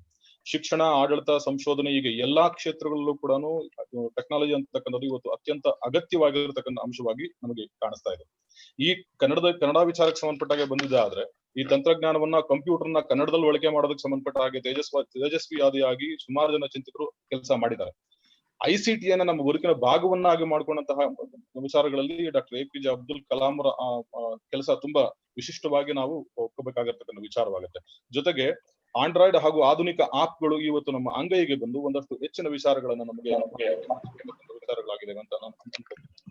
ICT ಅನ್ನೋದನ್ನ ನಾವು ಸಂಕ್ಷಿಪ್ತವಾಗಿ ನೋಡಿದೆ ಆದ್ರೆ ನಾನು ತುಂಬಾ ಸಮಯ ಕಡಿಮೆ ಇರೋದ್ರಿಂದ ಸ್ವಲ್ಪ ವೇಗವಾಗಿ ಹೋಗ್ತಿದ್ದೀನಿ, ದಯಮಾಡಿ ಅನ್ನೋದು ತಿಳಿಸ್ಕೊಡಿ. ICTಯನ್ನ ನಾವು ಸಂಕ್ಷಿಪ್ತವಾಗಿ ನೋಡೋದಾದ್ರೆ ಮಾಹಿತಿ ಸಂವಹನ ತಂತ್ರಜ್ಞಾನ, ಈ 3 ಅಂಶಗಳಲ್ಲಿ ನಾವು ಗಮನಿಸ್ಕೊಳ್ಳೋಕೆ ಸಾಧ್ಯ ಆಗುತ್ತೆ. ICTಯನ್ನ ಪ್ರಧಾನವಾಗಿ ಹಾರ್ಡ್ವೇರ್, ಸಾಫ್ಟ್ವೇರ್, ನೆಟ್ವರ್ಕ್, ದತ್ತಾಂಶಗಳ ಸಂಗ್ರಹಣೆ ಮತ್ತು ಸಂವಹನಕ್ಕೆ ಸಂಬಂಧಪಟ್ಟತಕ್ಕಂಥ ವಿಚಾರಗಳನ್ನು ನೋಡೋಕೆ ಸಿಗುತ್ತೆ.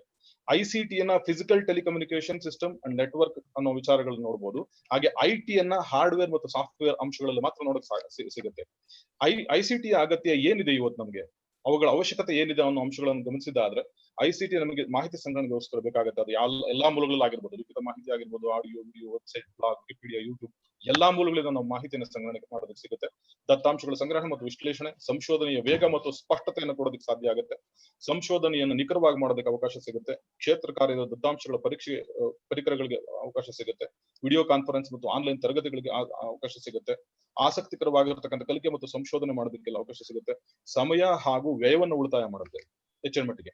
ICT ಪರಿಕರಗಳು ಯಾವುವು ಅನ್ನೋದನ್ನ ಗಮನಿಸಿದಾದ್ರೆ ನಾವು ಎಲ್ಲಾ ಕಂಪ್ಯೂಟರ್ ಬೇಸ್ಡ್ ಆಗಿರ್ತಕ್ಕಂಥ ಅಷ್ಟು ಅಂಶಗಳನ್ನು ICT ಪರಿಕರಗಳು ಅಂತ ಹೇಳಿ ನಾವು ಗಮನಿಸಬಹುದು. ಸಂಶೋಧನೆಗೆ ಸಂಬಂಧಪಟ್ಟ ಹಾಗೆ ನಾವು ಪ್ರಧಾನವಾಗಿ ಗಮನಿಸಿಕೊಂಡಿದ್ದಾದ್ರೆ ವೆಬ್ಸೈಟ್ಗಳು, ಬ್ಲಾಗ್ಗಳು, e books, e journals, e resources, Wikipedia, e paper, YouTube, ಸಾಮಾಜಿಕ ಜಾಲತಾಣಗಳು, ಕಿಂಡಲ್ ನಂತಹ ಅಂಶಗಳು, ವಿವಿಧ ಆಪ್ಗಳು, ಇವತ್ತಿನ ಕಾಲಕ್ಕೆ ಆಪ್ ಪ್ರಪಂಚ ನಡೀತಿರೋದ್ರಿಂದ ಆ ಅಂಶಗಳನ್ನು ಗಮನಿಸ್ಕೊಳ್ತೀವಿ. ICT ಇಂದ ಸಂಶೋಧನೆ ಆಗ್ತಿರ್ತಕ್ಕಂಥ ಅನುಕೂಲಗಳನ್ನ ಇದಕ್ಕೆ ಮುಂಚೆ ನಾನು ಹೇಳಿದಂತಹ ವಿಚಾರಗಳು ಇದಕ್ಕೆ ಸಿಂಕ್ ಆಗ್ತಿರ್ತವೆ. ದತ್ತಾಂಶಗಳ ಸಂಗ್ರಹಣೆ ಹಾಗೂ ಪರಿಶೀಲನೆ, ಆನ್ಲೈನ್ ಲೈಬ್ರರಿಗಳ ಬಳಕೆ, ವಿವಿಧ ವೆಬ್ಸೈಟ್ಗಳ ಪರಿಶೀಲನೆ, ವಿಕಿಪೀಡಿಯಾದ ಮಾಹಿತಿ ಆಗರ, ಯೂಟ್ಯೂಬ್ನ ವಿಡಿಯೋಗಳ ಮಾಹಿತಿ, ಸಾಮಾಜಿಕ ಜಾಲತಾಣಗಳಲ್ಲಿ ಸಂಗ್ರಹವಾಗಿರ್ತಕ್ಕಂಥ ಸಂಶೋಧನಾ ಯೋಗ್ಯ ಮಾಹಿತಿ. COVID-19 ಪ್ರಭಾವಕ್ಕೆ ಒಳಗಾಗಿ ಇವತ್ತಿನ ಪರಿಸ್ಥಿತಿಗೆ ನಾವು ಗಮನಿಸಿದಾದ್ರೆ ಆನ್ಲೈನ್ ತರಗತಿಗಳು, ಆನ್ಲೈನ್ ಪರೀಕ್ಷೆಗಳು, ಆನ್ಲೈನ್ ವೆಬಿನಾರ್ಗಳು ಎಲ್ಲವನ್ನೂ ಕೂಡ ಆನ್ಲೈನ್ ಮಾಡ್ಕೊಂಡಿರ್ತಕ್ಕಂಥ ಗಮನಿಸ್ಕೊಳ್ತೀವಿ. ಈ ಮಾಹಿತಿಯ ಸಂಗ್ರಹ ಹಾಗೂ ಪರಿಶೀಲನೆಗಳು ಅಲ್ಲಿ ಅವಕಾಶ ಸಿಗುತ್ತೆ. ಲೇಖನಗಳ ಸಂಗ್ರಹ, ಮಹಾಪ್ರಬಂಧಗಳ ಸಂಗ್ರಹ, ಕಂಪ್ಯೂಟರ್ ಅಲ್ಲಿ ಏನ್ ಸಿಗಲ್ಲ ಅನ್ನುವಷ್ಟರ ಮಟ್ಟಿಗೆ ನಾವು ಇವತ್ತು ಪ್ರಪಂಚವನ್ನು ಎದುರು ನೋಡ್ತಿದ್ದೀವಿ.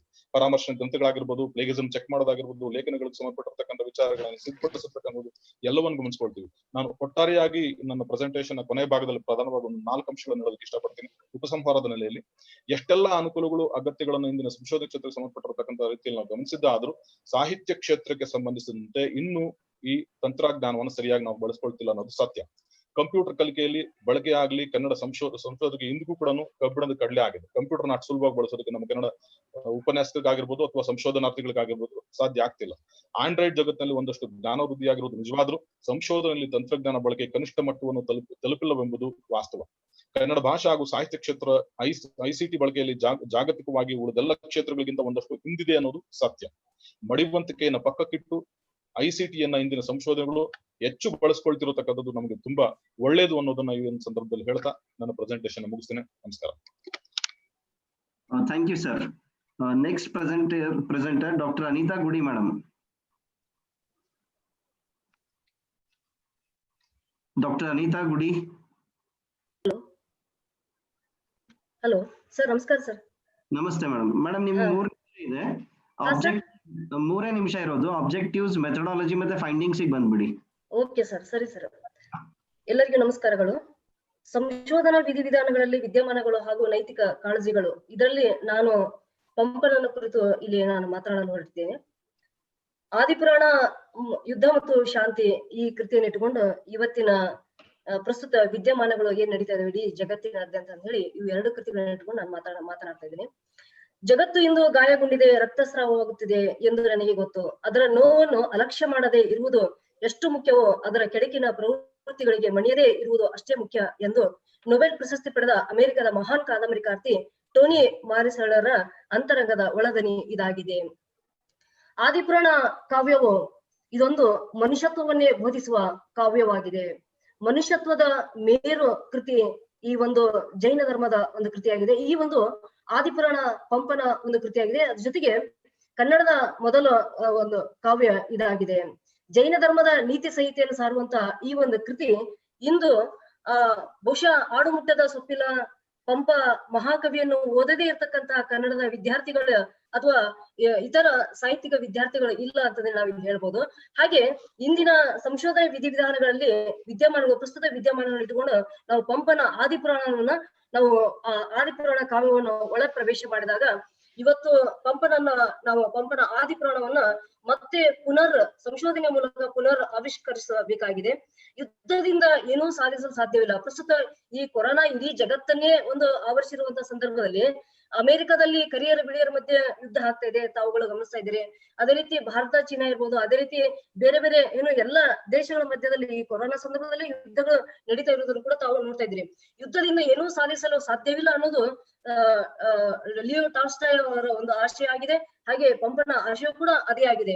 ಯುದ್ಧದಿಂದ ಏನೂ ಸಾಧಿಸಲು ಸಾಧ್ಯವಿಲ್ಲ, ಅದ್ರ ಜೊತೆಗೆ ಮನುಕುಲವನ್ನು ನಾಶಪಡಿಸುವುದೇ ಯುದ್ಧದ ಒಂದು ಗುರಿಯಾಗಿದೆ ಅನ್ನುವುದನ್ನ ನಾವಿಲ್ಲಿ ಕಾಣಬಹುದು.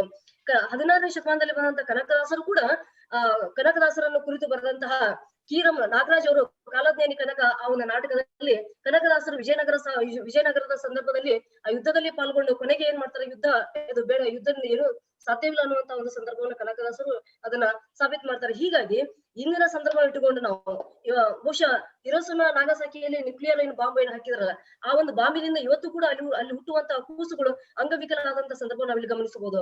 ಹೀಗಾಗಿ ಮೊನ್ನೆ ಆದಂತಹ ಪುಲ್ವಾಮಾದಲ್ಲಿ ಭಾರತದ ಯೋಧರು ಹುತಾತ್ಮರಾದ್ರು. ಆ ಒಂದು ಸಂದರ್ಭವನ್ನು ಇಟ್ಟುಕೊಂಡು ನಾವು ಆದಿಪುರಾಣ ಹೇಗೆ ಈ ಒಂದು ದೇಶದಲ್ಲಿ ಈ ಒಂದು ಜಗತ್ತಿಗೆ ಅದೊಂದು ಶಾಂತಿಗಾಗಿ ಹೇಗೆ ಆ ಒಂದು ಕಾವನ್ನು ಇಟ್ಟುಕೊಂಡು ನಾವು ಅದನ್ನ ಶೋಧಿಸಬಹುದು ಅಂತ ಹೇಳಿ ಗಮನಿಸಬಹುದು. ವೈಭೋಗದಿಂದ ವೈರಾಗ್ಯದ ಕಡೆಗೆ, ಸಮರದಿಂದ ಶಾಂತಿಯ ಕಡೆಗೆ ಸಾಗುವಂತಹ 2 ಮಹಾನ್ ಕೃತಿಗಳು ಇವೆರಡಾಗಿದೆ. ಹೀಗಾಗಿ ಇತಿಹಾಸವು ದೊರೆಗಳಿಂದ ನಾಯಕರಿಂದ ಬದಲಾಗುವುದಿಲ್ಲ, ಯುದ್ಧಗಳನ್ನು ಸೇನಾನಿಗಳಿಂದ ಗೆಲ್ಲಲಾಗುವುದಿಲ್ಲ, ಕುರಿಗಳನ್ನು ಕಸಾಯಿಖಾನೆಯಲ್ಲಿ ಕೊಂದಂತೆ ಯುವಕರನ್ನು ಯುದ್ಧದಲ್ಲಿ ಕೊಲ್ಲಲಾಗುತ್ತಿದೆ. ಹೀಗಾಗಿ ಈ ಯುದ್ಧ ಅದೆಷ್ಟು ಅನ್ಯಾಯವಾದದ್ದು ಮತ್ತು ಅಸಹ್ಯವಾದದ್ದು ಇವತ್ತು ನಾವು ಗಮನಿಸ್ತಾ ಇದ್ದೀವಿ. ಆದ್ದರಿಂದ ಇಲ್ಲಿ ಲಿಯೋ ಟಾಲ್ಸ್ಟಾಯ್ ಇರ್ಬೋದು, ಹಾಗೆ ಪಂಪ ಇರ್ಬೋದು. ಪಂಪ ಬದುಕಿರೋದು 9ನೇ 10ನೇ ಶತಮಾನದಲ್ಲಿ, ಆದ್ರೆ ಲಿಯೋ ಟಾಲ್ಸ್ಟಾಯ್ ಬದುಕಿರೋದು 18ನೇ ಶತಮಾನದಲ್ಲಿ. ಪಂಪ ಇರೋದು ಭಾರತದಲ್ಲಿ, ಲಿಯೋ ಟಾಲ್ಸ್ಟಾಯ್ ಇರೋದು ರಷ್ಯಾದಲ್ಲಿ. ಇವರಿಬ್ಬರ ಆಲೋಚನೆ 2 ಒಂದೇ ಆಗಿದೆ. ಲಿಯೋ ಟಾಲ್ಸ್ಟಾಯ್ ಇರ್ಬೋದು, ಪಂಪ ಕವಿ ಇರ್ಬೋದು, ಇಬ್ಬರು ಕವಿಗಳು ಮತ್ತು ಕಲಿಗಳೇ ಆಗಿದ್ದಾರೆ ತಾವೆಲ್ಲ ಗಮನಿಸಿದ್ರಿ. ಹೀಗಾಗಿ ಇಲ್ಲಿ ದೇಶಭಕ್ತಿಯ ಅಮಲನ್ನು ಏರಿಸಿಕೊಂಡು ಕಾದಾಡಿ ಕೊನೆಗೆ ನಿರರ್ಥಕವಾದಂತಹ ಕ್ರೌರ್ಯ, ಹಿಂಸೆ, ರಕ್ತಪಾತಗಳಿಗೆ ಅವನ ಮನಸ್ಸು ಹೇಗೆ ಅಂದ್ರೆ ಕನ್ಕ್ಲೂಡ್ ಮಾಡಬೇಡಿ, ಟೈಮ್ ಆಗ್ತಾ ಇದೆ.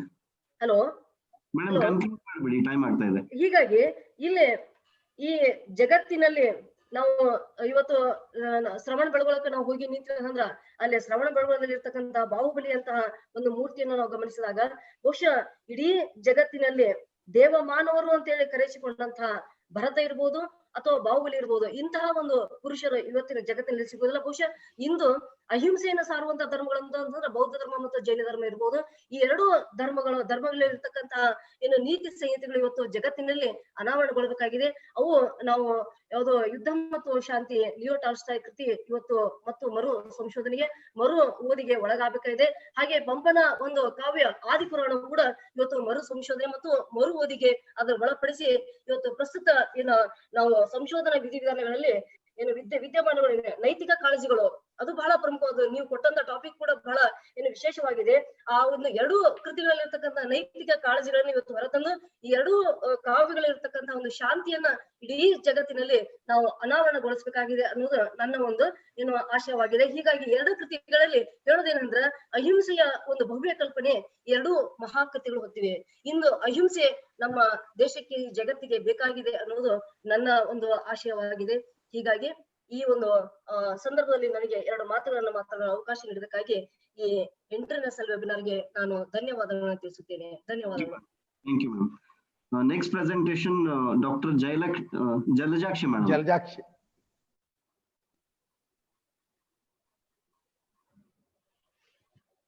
Hello.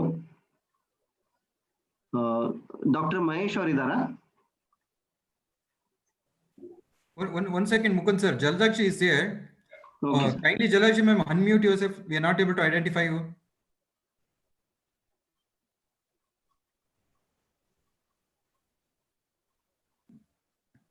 Dr. Jalajakshi.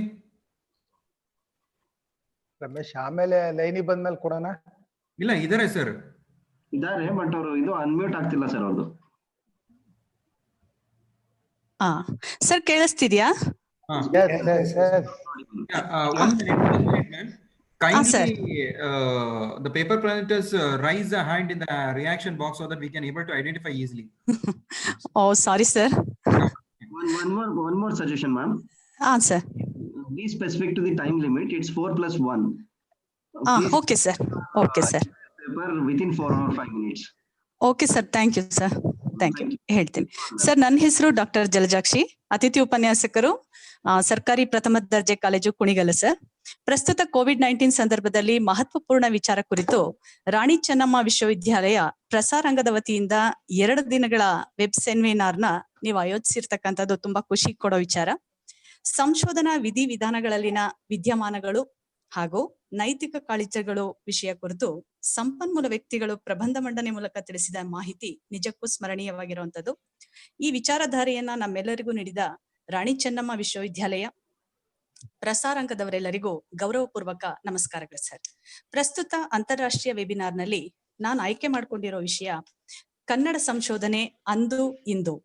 ಕನ್ನಡದಲ್ಲಿ ಸಂಶೋಧನೆ ಎಂಬ ಅಧ್ಯಯನ ಕ್ಷೇತ್ರ ವ್ಯವಸ್ಥಿತ ರೂಪದಲ್ಲಿ ತನ್ನ ಅಸ್ತಿತ್ವವನ್ನ ಗುರುತಿಸಿಕೊಂಡಿದ್ದು 19ನೇ ಶತಮಾನದಲ್ಲಿ.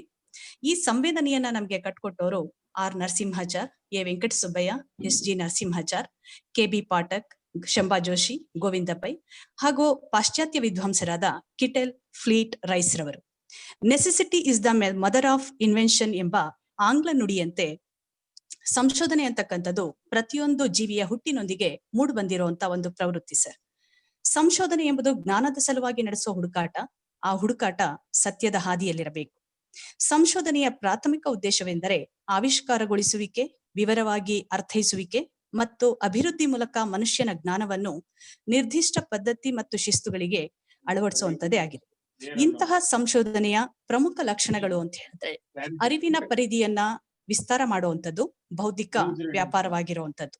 ಹಾಗಾಗಿ ಸಂಶೋಧನೆಯಲ್ಲಿ ಭಾವನಾತ್ಮಕತೆ, ಪಕ್ಷಪಾತ, ಊಹೆಗಳಿಗೆ, ಕಲ್ಪನಾ ವಿಲಾಸ ಇತ್ಯಾದಿಗಳಿಗೆ ಅವಕಾಶ ಇಲ್ಲ.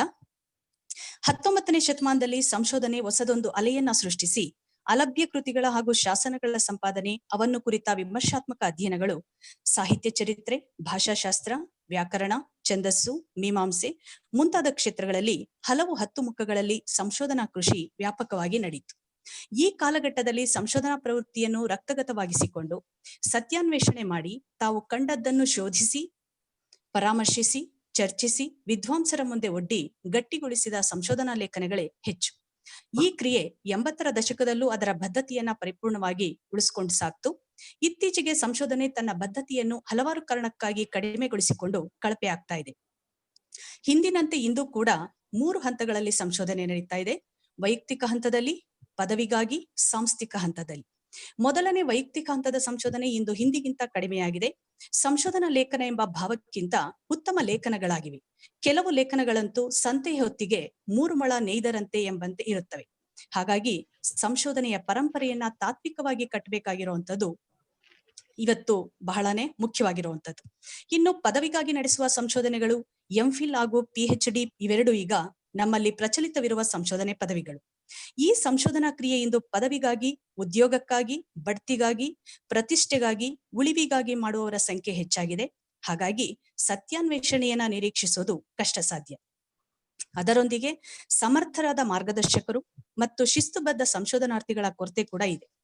ಇನ್ನು ಸಾಂಸ್ಥಿಕ ಹಂತದ ಸಂಶೋಧನೆಗಳಾದ MRPಗಳು ಅಂದ್ರೆ major research project, minor research ಪ್ರಾಜೆಕ್ಟ್ಗಳಲ್ಲೂ ಕೂಡ ಪರಿಪೂರ್ಣವಾದ ಸಂಶೋಧನಾ ಕಾರ್ಯವನ್ನು ಪೂರ್ಣಗೊಳಿಸುವವರ ಸಂಖ್ಯೆ ಕಡಿಮೆ ಇದೆ. ಈ ಎಲ್ಲಾ ವಿಚಾರಗಳಾಚೆಗೂ ಕನ್ನಡ ಸಂಶೋಧನೆ ತನ್ನದೇ ಆವರಣದೊಳಗಿನ ಸತ್ಯಾನ್ವೇಷಕ ಮಾರ್ಗದರ್ಶನದಲ್ಲಿ ಮುನ್ನಡೀತಾ ಇದೆ. ಹೊಸ ಪೀಳಿಗೆಯವರಲ್ಲಿ ಕಡಿಮೆ ಪ್ರಮಾಣದಲ್ಲಿ ಆದರೂ ಉತ್ತಮ ಸಂಶೋಧಕರು ರೂಪುಗೊಳ್ತಾ ಇದ್ದಾರೆ. ಇದು ಜೀವಂತಿಕೆಯ ವಿಕಾಸ ಪಥದ ಸಂಶೋಧನೆಯ ಮಾರ್ಗವಾಗಿದೆ. ಈ ನಿಟ್ಟಿನಲ್ಲಿ ಸಂಶೋಧನಾಕಾರರು ಸ್ವಪ್ರಯತ್ನದಿಂದ ಸಂಶೋಧನಾ ಅಧ್ಯಯನದ ನೆಲೆಯನ್ನು ಕಂಡುಕೊಂಡು ಕಟ್ಟಿಕೊಳ್ಳುವ ಚಿಕಿತ್ಸಕ ಹುಡುಕಾಟದ ಭಾವ ಬೇಕಿದೆ. ಸಂಶೋಧನೆ ಅಂದು ಜ್ಞಾನದಾಹವನ್ನು ಆಯ್ತು ಸರ್ ಸತ್ಯದ ಹುಡುಕಾಟವನ್ನು, ಬೌದ್ಧಿಕ ಗ್ರಹಿಕೆಯನ್ನು ಶೋಧಿಸುವ ಅಸ್ತ್ರವಾಗಿತ್ತು. ಇಂದು ಕೇವಲ ವ್ಯಾಪಾರವಾಗಿ ಮಾರ್ಪಾಟಾಗಿದೆ. ಇದಲ್ಲದೆ ಕೆಲವು ವಿಶ್ವವಿದ್ಯಾನಿಲಯಗಳ ದುಬಾರಿ ಶುಲ್ಕದ ಕಾರಣದಿಂದ ಬಡ ಪ್ರತಿಭಾವಂತ ಸಂಶೋಧನಾರ್ಥಿಗಳು ಸಂಶೋಧನಾ ಕಾರ್ಯವನ್ನು ಕೈಗೊಳ್ಳಲು ಸಾಧ್ಯವಾಗ್ತಾ ಇಲ್ಲ. ಒಟ್ಟಿನಲ್ಲಿ ಪ್ರಾಚೀನ ಸಾಹಿತ್ಯ, ಶಾಸ್ತ್ರ ಸಾಹಿತ್ಯ, ಶಾಸನ ಕ್ಷೇತ್ರಗಳಲ್ಲಿ ಸಂಶೋಧನೆ ವಿರಳವಾಗಿದೆ. ಈ ನಿಟ್ಟಿನಲ್ಲಿ ಸಂಶೋಧನೆ ಕ್ರಿಯೆ ಜಾಗೃತವಾಗಿ ತನ್ನ ಪರಂಪರೆಯನ್ನು ಕಟ್ಟಿಕೊಳ್ಳಬೇಕಿದೆ. ಹೊಸದೊಂದು ಪಥದೆಡೆಗೆ ಸಂಶೋಧನಾ ಕ್ಷೇತ್ರವನ್ನು ವಿಸ್ತರಿಸುವ ಜವಾಬ್ದಾರಿ ನಮ್ಮ ಮುಂದಿದೆ. ಇಷ್ಟು ಮಾತನಾಡೋದಿಕ್ಕೆ ಅವಕಾಶ ಮಾಡಿಕೊಟ್ಟಂತಹ ರಾಣಿ ಚೆನ್ನಮ್ಮ ವಿಶ್ವವಿದ್ಯಾಲಯ ಹಾಗೂ ಪ್ರಸಾರಾಂಗದವರೆಲ್ಲರಿಗೂ ಗೌರವ ನಮನಗಳು ಸರ್. ಧನ್ಯವಾದಗಳು sir. Thank you, ma'am. Next presentation by Dr. Mahesh. Hello.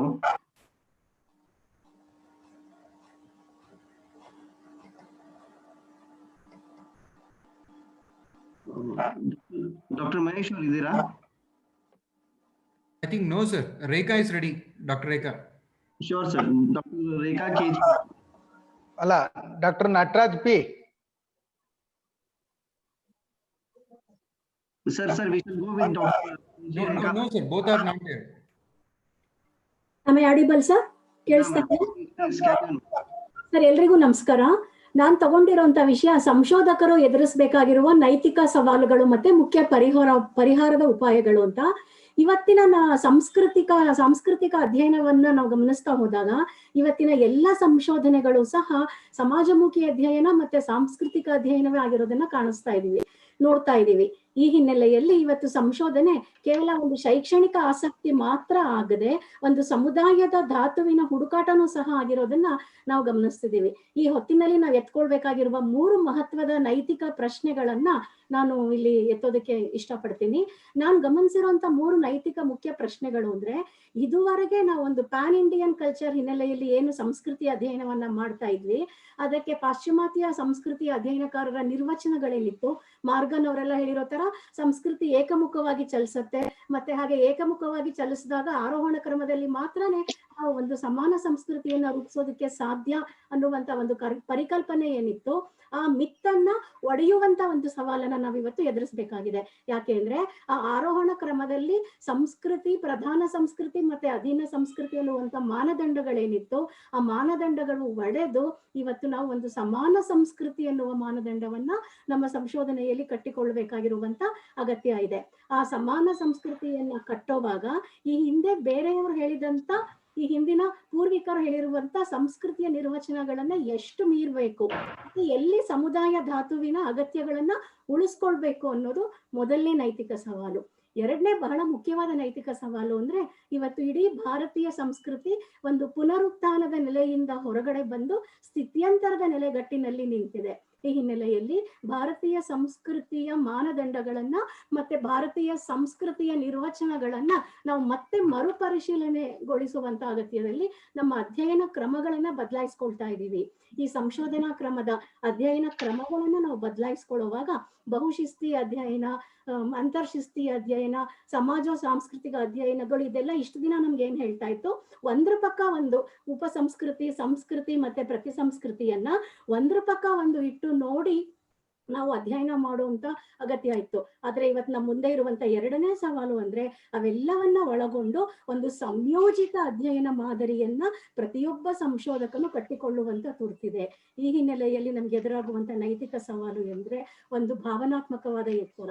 ಸಮುದಾಯ ಧಾತುವಿನ ಹುಡುಕಾಟವನ್ನ ಎಸ್ಪೆಷಲಿ ವಿಶೇಷವಾಗಿ ನಾವು ಈ ಸಂಸ್ಕೃತಿಯ ಅಧ್ಯಯನ ಕೇಂದ್ರಿತ ಸಂಶೋಧನೆಗಳಲ್ಲಿ ಪ್ರತಿ ಸಂಸ್ಕೃತಿಯ ಜೊತೆಗೂ ಎಲ್ಲರದು ಒಂದು ಭಾವನಾತ್ಮಕವಾದ ಸಂಬಂಧ ಇರೋದ್ರಿಂದ ಪ್ರತಿ ಸಂಶೋಧಕರು ಸಹ ಭಾವನಾತ್ಮಕ ಸಂವೇದನೆಯ ನೆಲೆಯನ್ನ ದಾಟುವ, ಮೀರುವ ಮತ್ತೆ ಒಳಗೊಳ್ಳುವ ಸವಾಲುಗಳನ್ನ ನಾವಿವತ್ತು ಎದುರಿಸಬೇಕಾಗಿದೆ. ಅದರ ಕಡೆ ನಾವು ಅದಕ್ಕೆ ಒಂದು ಸೋಷಿಯಲ್ ಜಸ್ಟಿಸ್ ಅನ್ನ ಕೊಟ್ಟಾಗ ಮಾತ್ರನೇ ನಮ್ಮ ಸಂಶೋಧನೆಗೆ ಒಂದು ಅರ್ಥ ಬರುತ್ತೆ ಅಂತ ನನ್ಗನ್ಸುತ್ತೆ. ಇದುವರೆಗೆ ಇರುವ ಪ್ರಧಾನ ಸಂಸ್ಕೃತಿ, ಉಪ ಸಂಸ್ಕೃತಿ, ಪ್ರತಿ ಸಂಸ್ಕೃತಿ ಅದೆಲ್ಲವನ್ನ ಮೀರಿ ಒಂದು ಸಂಯೋಜಿತ ಸಂಸ್ಕೃತಿ ಮತ್ತೆ ಸಮಾನ ಸಂಸ್ಕೃತಿಯಾಗಿ ಸಂಶೋಧನೆ ಒಳಗೊಂಡಾಗ ಮಾತ್ರ, ರೂಪುಗೊಂಡಾಗ ಮಾತ್ರ ನಮ್ಗೆ ಒಂದು ನ್ಯಾಯ ಸಿಗತ್ತೆ ಅಂತ ಅನ್ಸುತ್ತೆ. ಇನ್ನ ಮೂರನೇ ಬಹಳ ಮುಖ್ಯವಾದಂತ ಸವಾಲು ನಮ್ಮ ಮುಂದೆ ಇರೋದೇನಂದ್ರೆ ನಮ್ಮ ಸಂಶೋಧನೆಯ ಗುರಿ ಏನಾಗ್ಬೇಕು. ನೈತಿಕ ಸವಾಲುಗಳನ್ನ ನಾನು ನೋಡ್ತಾ ಹೋದಾಗ ನನ್ ಗಮನಕ್ಕೆ ಬಂದಿದ್ದು ಇದುವರೆಗೆ ಇರುವ ಮಿತ್ತುಗಳನ್ನ ಒಡೆದು, ಅಂದ್ರೆ ಈ ವೈದಿಕ ಪ್ರತಿ ಸಂಸ್ಕೃತಿಗಳು ಕಟ್ಟಿಕೊಟ್ಟಂತ ಮಿತ್ತುಗಳನ್ನ ಒಡೆದು ನಮ್ಮ ತಳ ಸಂಸ್ಕೃತಿ ಮತ್ತೆ ಉಪ ಸಂಸ್ಕೃತಿಗಳನ್ನ ಪ್ರಧಾನ ವಾಹಿನಿಗೆ ತರೋದೇ ಗುರಿಯಾಗ್ಬೇಕಾ, ಅಥವಾ ಅದೆಲ್ಲವನ್ನೂ ಸಹ ಒಳಗೊಂಡು ನಮ್ಮ ಸಮುದಾಯ ಧಾತುವನ್ನ ಸಂವೇದನಾತ್ಮಕವಾಗಿ ಉಳಿಸ್ಕೊಳ್ಳೋದು ಮುಖ್ಯ ಆಗ್ಬೇಕಾ, ನಮ್ಗೆ ಯಾವತ್ತು ಒಡೆಯುವುದು ಗುರಿ ಆಗ್ಬೇಕಾ, ಸೇರಿಸ್ಕೊಳ್ಳೋದು ಗುರಿ ಆಗ್ಬೇಕಾ, ಇನ್ಕ್ಲೂಸಿವ್ನೆಸ್ ಅನ್ನೋದು ಮುಖ್ಯ ಆಗತ್ತೆ. ಬಹುಶಃ ಇದನ್ನೇ ನಿನ್ನೆ ರಾಜೇಂದ್ರ ಚೆನ್ನಿ ಸರ್ ಅವ್ರು ಹೇಳಿದ್ದು, ನಮ್ಮ ಕನ್ನಡ ಸಂಸ್ಕೃತಿಯ ಸಂಶೋಧನೆಗಳಿಗೆ ತನ್ನದೇ ಆಗಿರುವಂತಹ ಒಂದು ಸಂಶೋಧನಾ ಮಾದರಿಯನ್ನ ಕಟ್ಟಿಕೊಳ್ಳಬೇಕಾದಂತ ತುರ್ತು ನಮ್ಗಿದೆ, ಅಗತ್ಯ ಇದೆ. ಬಹುಶಃ ಹಾಗೆ ಕಟ್ಕೊಂಡಾಗ ಮಾತ್ರನೇ ಇವತ್ತಿನ ಸಂಶೋಧಕ ತಾನು ಎದುರಿಸ್ತಾ ಇರುವಂತ ಎಲ್ಲ ನೈತಿಕ ಸವಾಲುಗಳನ್ನ ಮೀರೋದಕ್ಕೆ ಸಾಧ್ಯ. ಒಂದು ನೈತಿಕವಾದ ನೆಲೆಗಟ್ಟಿನಲ್ಲಿ ಅತ್ಯುತ್ತಮ ಸಂಯೋಜಿತ ಸಂಸ್ಕೃತಿ ರೂಪುಗೊಂಡಾಗ ಮಾತ್ರ ಆ ಸಂಶೋಧನೆಗೆ ಅರ್ಥ ಬರಕ್ಕೆ ಸಾಧ್ಯ ಅಂತ ಅನ್ಸುತ್ತೆ. ಇನ್ನು ಉಳಿದ ವಿವರಗಳನ್ನ ನಾನು ನನ್ನ ಸಂಶೋಧನಾ ಪ್ರಬಂಧದಲ್ಲಿ ವಿವರವಾಗಿ ತಿಳಿಸಿದ್ದೇನೆ. ಅವಕಾಶ ಮಾಡಿಕೊಟ್ಟಿದ್ದಕ್ಕೆ ನಮಸ್ಕಾರ sir. Thank you ma'am. Next presenter Shri Ravishankar.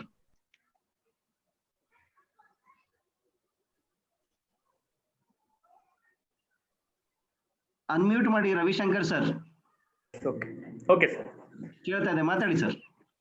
ನಮಸ್ತೆ ಸರ್, ನಾನು ರವಿಶಂಕರ್, ಕ್ರಿಸ್ತು ಜಯಂತಿ ಕಾಲೇಜ್ ಬೆಂಗಳೂರಿನಿಂದ ಮಾತಾಡ್ತಾ ಇದ್ದೇನೆ. ನನ್ನ ವಿಷಯ ಸಂಶೋಧನೆಯ ವಿಧಾನ ಹಾಗೂ ಸಾಧನಗಳಲ್ಲಿ ಹೊಸ ಪ್ರಯೋಗಗಳು ಎಂದು. ಸಂಶೋಧನೆ ಎನ್ನುವುದು ನಿತ್ಯವೂ ಪ್ರಯೋಗ ಮಾಡ್ತಾ ಇರತಕ್ಕಂಥ ಒಂದು ವೈಜ್ಞಾನಿಕ ಅದೊಂದು ಪದ್ಧತಿ. ವೈಜ್ಞಾನಿಕ ವಿಚಾರಗಳನ್ನು ಅಳವಡಿಸಿಕೊಂಡು ನಿತ್ಯವೂ ಕೂಡ ಹೊಸ ಹೊಸ ಸೃಜನಶೀಲತೆಗೆ ಅಳವಡಿಸುವಂತಹ ಒಂದು ವಿಧಾನ. ಸಂಶೋಧನಾ ವಿಷಯ ಕ್ಷೇತ್ರ ಯಾವುದೇ ಆಗಲಿ, ಯಾವುದೇ ಕ್ಷೇತ್ರದಲ್ಲಿ ಸಂಶೋಧನೆ ಕೈಗೊಳ್ಳಲಿ, ಆದರೆ ನಾವು ಅನುಸರಿಸುವಂತಹ ವಿಧಾನ ಮತ್ತು ಸಾಧನಗಳೇನಿದ್ದಾವೆ, ಅಂದ್ರೆ ಪರಿಕರಗಳೇನಿದ್ದಾವೆ, ಇವುಗಳಲ್ಲಿ ನಾವು ಹೊಸ ಪ್ರಯೋಗಗಳನ್ನು ಕಂಡುಕೊಳ್ಳದೆ ಹೋದ್ರೆ, ಹೊಸ ಪ್ರಯೋಗಗಳನ್ನು ಅಳವಡಿಸಿಕೊಳ್ಳದೆ ಹೋದ್ರೆ ನಮ್ಮ ಸಂಶೋಧನೆಯು ಒಂದು ಪ್ರೆಸೆಂಟ್ ವಾಸ್ತವ ಪ್ರಜ್ಞೆಗೆ ಇರುವುದಿಲ್ಲ ಎಂಬುದನ್ನ ನಾನು ಲೇಖನದಲ್ಲಿ ಪ್ರಸ್ತುತವಾಗಿ ಪೀಠಿಕೆಯಲ್ಲಿ ಪ್ರಸ್ತಾಪ ಮಾಡ್ತಾ ಇದ್ದೇನೆ. 20ನೇ ಶತಮಾನದವರೆಗೂ ಕೂಡ ನಡೆದಂತಹ ಸಂಶೋಧನೆಗಳು ಎಲ್ಲವೂ ಮೂಲ ಕೃತಿಯನ್ನು ಆಧರಿಸಿದಂತಹ ಸಂಶೋಧನೆಗಳು ಮತ್ತು ಮೂಲ ಕೃತಿಯನ್ನು ಹುಡುಕುವಂತಹ ಅದಕ್ಕೆ ಬೇಕಾಗುವಂತಹ ಎಲ್ಲ ರೀತಿಯ ಆಯಾಮಗಳನ್ನು ಒದಗಿಸುವಂತಹ ಸಂಶೋಧನೆಗಳು ನಡೆದಿದ್ದಾವೆ. ಆದ್ರೆ 21ನೇ ಶತಮಾನದ ನಂತರದಲ್ಲಿ ಅಥವಾ 21ನೇ ಶತಮಾನದ ಈ 2ನೇ ದಶಕ ಅಥವಾ 1ನೇ ದಶಕದ ಆಜುಬಾಜಿನಲ್ಲಿ ನಡೀತಾ ಇರುವಂತಹ ಸಂಶೋಧನೆಗಳು ಈ ಮೂಲ ಕೃತಿಗಳನ್ನು ಅಧ್ಯಯನ ಮಾಡಿದಂತಹ ಅಧ್ಯಯನಗಳ ಮೇಲೆ, ಅಂದ್ರೆ ವಿಮರ್ಶೆ ಇವತ್ತು ನಡೀತಾ ಇರುವಂತಹ ಸಂಶೋಧನೆ. ಆದ್ದರಿಂದ ಇದುವರೆಗೂ ನಾವು ಬಳಸಿಕೊಂಡಂತಹ ವಿಧಾನಗಳನ್ನ, ಅವೆಲ್ಲಾ ವಿಧಾನಗಳು ಸೂಕ್ತಕರವಾದಂತಹವೇ, ನಾನು ಇಲ್ಲ ಅಂತ ಹೇಳ್ತಿಲ್ಲ. ಎಕ್ಸಾಂಪಲ್ ಪ್ರಾಯೋಗಿಕ ಪದ್ಧತಿ ಆಗ್ಬೋದು, ಕೃತಿ ಕೇಂದ್ರಿತ ಪದ್ಧತಿ ಆಗ್ಬೋದು, ಕರ್ತೃ ಕೇಂದ್ರಿತ ಪದ್ಧತಿ ಆಗ್ಬೋದು, ಸಮಾಜಶಾಸ್ತ್ರೀಯ, ಅಂತರ್ಶಿಸ್ತು, ಇವೆಲ್ಲವೂ ಕೂಡ ಉತ್ತಮ ವಿಧಾನಗಳೇ.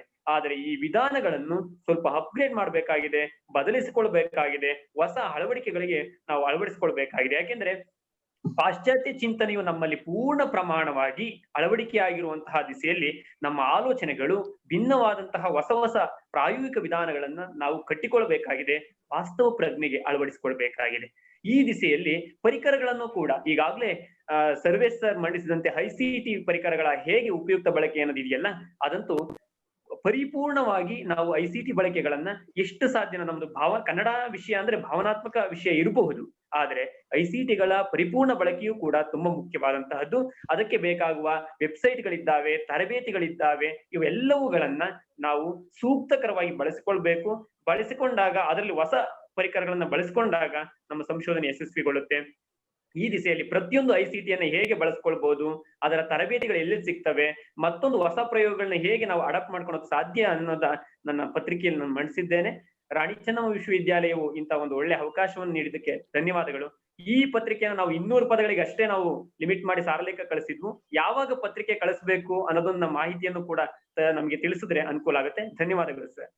Thank you, sir. We will get back to you, sir. Sure. Thank you, sir. Dr. Kumaraswamy, sir. Sir, unmute ಮಾಡಿ sir ನಿಮ್ದು. Unmute ಮಾಡಿ sir. Yeah, continue. Yes, sir. Thank you so much. ನಾನು ಡಾಕ್ಟರ್ ಕುಮಾರಸ್ವಾಮಿ ಬೆಜ್ಜಿಹಳ್ಳಿ, ಬೆಂಗಳೂರಿನ ಲೋಯಲಾ ಪದವಿ ಕಾಲೇಜಿನಲ್ಲಿ ಕನ್ನಡ ಸಹಾಯಕ ಪ್ರಾಧ್ಯಾಪಕನ ಕೆಲಸ ಮಾಡ್ತಾ ಇದ್ದೀನಿ. ನಾನು ಈ ಅಂತಾರಾಷ್ಟ್ರೀಯ ವೆಬಿನಾರ್ನಲ್ಲಿ ಮಂಡಿಸಲಿರ್ತಕ್ಕಂಥ ವಿಷಯ ದಮನಿತ ಸಮುದಾಯಗಳ ಸಂಶೋಧನೆಯಲ್ಲಿ ಪರಿಗಣಿಸಬೇಕಾದ ಸೂಕ್ಷ್ಮಗಳು, ಸಬಾಲ್ಟರ್ನ್ ಸ್ಟಡೀಸ್ ನಲ್ಲಿ, ರಿಸರ್ಚ್ ನಲ್ಲಿ ನಾವು ಗಮನಿಸಬೇಕಾದ ಸೂಕ್ಷ್ಮಗಳು ಯಾವುದು ಅನ್ನೋದನ್ನ ಕುರಿತು ನಾನು ಮಾತಾಡ್ತೀನಿ. ಎರಡು ಅಂಶಗಳನ್ನು ಮಾತ್ರ ನಾನು ಇಲ್ಲಿ ಶೇರ್ ಮಾಡ್ತೀನಿ ಸಮಯದ ಅಭಾವದಿಂದ. ಮೊದಲ ಭಾಗದಲ್ಲಿ ನಾನು ಅರ್ಥೈಸುವಲ್ಲಿನ ತೊಡಕು, ಎರಡನೇ ಭಾಗದಲ್ಲಿ ಅಧ್ಯಯನದಲ್ಲಿನ ತೊಡಕು, ಈ 2 ಅಂಶಗಳಿಟ್ಕೊಂಡು 4 ನಿಮಿಷದೊಳಗಡೆ ಮುಗಿಸೋ ಪ್ರಯತ್ನ ಮಾಡ್ತೀನಿ. ಅರ್ಥೈಸುವಲ್ಲಿನ ತೊಡಕು, ಈಗ ಸಬಾಲ್ಟರ್ನ್ ಅಂದ ಕೂಡಲೇ ನಮ್ಗೆ ನೀವೇ ಬ್ರಾಕೆಟ್ ನಲ್ಲಿ ಕೊಟ್ಟ ಹಾಗೆ ದಲಿತ, ಮಹಿಳೆ ಮತ್ತು ಬುಡಕಟ್ಟು, ಅಲೆಮಾರಿ, ಅಲೆಮಾರಿ ಮುಂತಾದ ಸಮುದಾಯಗಳನ್ನ, ಅಂದ್ರೆ ಸಮಾಜದಲ್ಲಿ ಅಂಚಿಗೆ ತಳ್ಳಲ್ಪಟ್ಟ ಸಮುದಾಯಗಳನ್ನ ಕುರಿತು ಅಧ್ಯಯನ ಅಂತಕ್ಕಂಥದ್ದು ನಮ್ಮ ತಿಳುವಳಿಕೆ. ಹಾಗಾಗಿ ಇಲ್ಲಿ ನಮಗೆ ಎದುರಾಗುವಂತ ತೊಡಕು ಯಾವುದು ಅಂತಂದ್ರೆ, ಹೀಗೆ ಈ ಸಮುದಾಯಗಳನ್ನೆಲ್ಲ ಏಕೀಭವಿಸಿ ನಾವು ನೋಡೋದಕ್ಕೆ ಬರೋದಿಲ್ಲ. ಉದಾಹರಣೆಗೆ ನಾನು 2 ಹೇಳ್ತೇನೆ. ಒಂದು, ಮಹಿಳೆ ಅಂತಕ್ಕಂಥದ್ನ ಸಬಾಲ್ಟರ್ನ್ ಸ್ಟಡೀಸ್ ನ ಒಳಗಡೆ, ಅಧ್ಯಯನದ ಒಳಗಡೆ ತಂದಾಗ, ಈಗಾಗ್ಲೇ ಒಬ್ರು ಮಂಡಿಸ್ತಾ ಇದ್ರು, ಈ ಮಹಿಳೆಯ ಶೋಷಣೆ ಅಂತಕ್ಕಂಥದ್ದು ವಾಸ್ತವವಾಗಿ ಎಲ್ಲ ಸಮುದಾಯಗಳಲ್ಲಿ ಇರುವಂತದ್ದೇ. ಆದ್ರೆ ಐರಾರ್ಕಲ್ ಆಗಿರ್ತಕ್ಕಂಥ ಭಾರತೀಯ ಸಾಮಾಜಿಕ ವ್ಯವಸ್ಥೆಯಲ್ಲಿ, ಅಂದ್ರೆ ಏಣಿಶೇಣಿಯಿಂದ ಕೂಡಿರ್ತಕ್ಕಂಥ ಭಾರತದ ಸಾಮಾಜಿಕ ವ್ಯವಸ್ಥೆಯಲ್ಲಿ ಎಲ್ಲ ಮಹಿಳೆಯರ ಶೋಷಣೆಯನ್ನು ಒಂದೇ ಎಂದು ಪರಿಗಣಿಸಿ ನೋಡುವುದು ಸೂಕ್ತವಾದದಲ್ಲ ಅಂತಕ್ಕಂಥದ್ದು ನನ್ನ ಅಭಿಪ್ರಾಯ, ಖಚಿತವಾದ ಅಭಿಪ್ರಾಯ. ಅಂದ್ರೆ ಸಮುದಾಯಬದ್ಧವಾಗಿ ಮತ್ತು ವರ್ಗ ಕಾರಣದಿಂದಾಗಿ ಶೋಷಣೆಯ ವಿಧಾನಗಳು ಬೇರೆ ಬೇರೆ ಇರ್ತವೆ ಅಂತಕ್ಕಂಥದ್ದನ್ನು ನಾವು ಅಧ್ಯಯನಕ್ಕೆ ತೊಡಗುವ ಮೊದಲೇ ನೋಡ್ಬೇಕಾಗ್ತದೆ. ಮಹಿಳೆಯದು ಇಷ್ಟ ಆಯ್ತು. ಇನ್ನು ದಲಿತ ಅನ್ನೋ ಕಾನ್ಸೆಪ್ಟ್ ಅನ್ನ ಸಬಾಲ್ಟರ್ನ್ ಒಳಗಡೆ ತಂದ್ರೆ, ದಲಿತ ಅನ್ನೋದು ಜಾತಿ ಸೂಚಕ ಪದವೇ ಅಲ್ಲ. ಈಗ ಆ ಪದದ ಮೇಲೆ ಪ್ರಭುತ್ವ ಅಟ್ಯಾಕ್ ಮಾಡಿದೆ, ದಮನಿಸ್ತಾ ಇದೆ, ಅದು ಬೇರೆ ಮಾತು, ಅದು ನಾನು ಮಾತಾಡೋದಿಲ್ಲ. ಆದ್ರೆ ದಲಿತ ಅನ್ನೋ ಕಾನ್ಸೆಪ್ಟ್ ಅದು ಜಾತಿ ಸೂಚಕ ಅಲ್ಲ, ಅದು ಎಲ್ಲ ದಮನಿತ ಸಮುದಾಯಗಳ ಮಹಿಳೆಯನ್ನು ಒಳಗೊಂಡಂತೆ ಅದು ಎಲ್ಲಾ ಸಮುದಾಯಗಳ ಒಂದು ಕೂಡು ಪದ, ಒಂದು ಶಕ್ತಿ ಇದೆ, ಅದಕ್ಕೆ ಒಂದು ರಾಜಕೀಯವಾದ ಆಯಾಮ ಕೂಡ ಇದೆ. Hello, sir, 1 second. Dr. Nagavani madam, please don't share your screen. Hello, ದಯವಿಟ್ಟು ನೀವು ನಾಗವೇಣಿ ಅವರು ನೀವು ಸ್ಕ್ರೀನ್ ಶೇರ್ ಮಾಡ್ತಾ ಇದ್ದೀರಾ? ಹೌದು, ನನಗೂ ತೊಂದರೆ ಆಗ್ತಿದೆ ಅದು. Please continue sir, sorry for disturbance. No problem. ನಾನು ಹೇಳ್ತಾ ಇದ್ದೆ, ಅಂದ್ರೆ ದಲಿತ ಅನ್ನುವ ಅದಕ್ಕೊಂದು ರಾಜಕೀಯ ಆಯಾಮವಿದೆ. ಆ ಪದವನ್ನ ನಾವು ತಳ ಸಮುದಾಯಗಳು ಅಂತ ಕರೆಯೋದಾದ್ರೆ, ಅಥವಾ ಅನ್ಯಾಯಕ್ಕೊಳಗಾದ, ದಮನ ದಬ್ಬಾಳಿಕೆಗೊಳಗಾದ ಸಮುದಾಯಗಳು ಅಂತ ಕರೆಯೋದಾದ್ರೆ, ಭಾರತದ ಸಾಮಾಜಿಕ ವ್ಯವಸ್ಥೆಯಲ್ಲಿ ಸಮಾಜದಲ್ಲಿ ವಾಸ್ತವದಲ್ಲಿ ಬೇರೆನೆ ಇದೆ. ಅದು ದಲಿತ ಅಂದ ಕೂಡಲೇ ಕೇರಿಗಳನ್ನ ತೋರಿಸ್ತಾರೆ ಹೊರತು ಅಲ್ಲಿರ್ತಕ್ಕಂಥ OBCಗಳನ್ನ, ಶೂದ್ರ ವರ್ಗಗಳನ್ನ ಯಾರು ಕೂಡ ತೋರಿಸೋದಿಲ್ಲ. ಅವರು ಕೂಡ ನಾವು ದಲಿತರು ಅಂತ ಹೇಳಿ ಕ್ಲೈಮ್ ಮಾಡೋದಿಲ್ಲ. ಇದು ಸಮಸ್ಯೆ ಇದೆ. ಅಂದ್ರೆ ನಾವು ಸಂಶೋಧನೆಗೆ ತೊಡಗುವಾಗ ಈ ದಲಿತ ಅನ್ನೋ ಪದ ಒಳಗೊಂಡಿರ್ತಕ್ಕಂಥ ಎಲ್ಲ ಸೂಕ್ಷ್ಮಗಳನ್ನ ಗಮನಿಸ್ಬೇಕಾಗುತ್ತೆ ಅನ್ನೋದನ್ನ ನಾನು ಹೇಳ್ತಾ ಇದ್ದೀನಿ. ಒಂದು. ಎರಡನೇದು, ಕೇರಿಗೆ ಹೋದ್ರು ಅಲ್ಲೂ ಕೂಡ ನಿಮ್ಗೆ ಎಡಗೈ, ಬಲಗೈ, ವಲಯ, ಮಾದಿಗ, ಲಂಬಾಣಿ, ಭೋವಿ ಈ ತರದ ಸಮುದಾಯಗಳು ಮೇಲ್ ಕಾಣಿಸುವ ಸಮುದಾಯಗಳು ಬಂದಾಗಿಯೂ ಕೂಡ, ಅಂದ್ರೆ ರಾಜಕೀಯವಾಗಿ, ಶೈಕ್ಷಣಿಕವಾಗಿ ಈ ಸಮುದಾಯಗಳು ಒಂದಷ್ಟು ಪ್ರಗತಿಯನ್ನು ಸಾಧಿಸಿರ್ತಕ್ಕಂಥ ಕಣ್ಣಿಗೆ ಕಾಣುವಂತ ಸಮುದಾಯಗಳಾಗಿರೋದ್ರಿಂದ, ಶೋಷಣೆ ಕಡಿಮೆ ಆಗಿದೆ ಅಂತ ನಾನು ಹೇಳೋದಿಲ್ಲ, ಆಗಿರೋದ್ರಿಂದ ಅವು ಮಾತ್ರ ಕಣ್ಣಿಗೆ ಕಾಣ್ತವೆ. ಅದ್ರ ಆಚೆಗೆ ಇರ್ತಕ್ಕಂಥ ನೂರಾರು ಸಮುದಾಯಗಳನ್ನು ನಾವು ಸಂಶೋಧನೆಯ ವ್ಯಾಪ್ತಿಗೆ ತಂದುಕೊಳ್ಬೇಕಾಗಿದೆ ಅನ್ನೋದು ನನ್ನ ಅಭಿಪ್ರಾಯ. ಅಲ್ಲಿ ದಕ್ಕಲ್ರಿದ್ದಾರೆ, ಬಂಗಿಗಳಿದ್ದಾರೆ, ನಲ್ಕೆಗಳಿದ್ದಾರೆ, ಅಜಲ್ರಿದ್ದಾರೆ, ಕೂಸಾ ಸಮುದಾಯಗಳಿದಾವೆ, ಬೇಕಾದಷ್ಟು. ನಾನು ಹೆಸರು ಹೇಳ್ತಾ ಹೋದ್ರೆ 100 ಸಮುದಾಯಗಳನ್ನು ನಾನು ಹೆಸರುಗಳನ್ನು ಹೇಳಬಲ್ಲೆ. ಅವೆಲ್ಲವೂ ಕೂಡ ತಳ ಸಮುದಾಯಗಳ, ಶೆಡ್ಯೂಲ್ ಕಾಸ್ಟ್ ನ ಒಳಗಡೆ ಬರುವಂತಹ ಸಮುದಾಯಗಳು ಅನ್ನೋದನ್ನ ನಾವು ಅರ್ಥ ಮಾಡ್ಕೊಳ್ಬೇಕಾಗಿದೆ.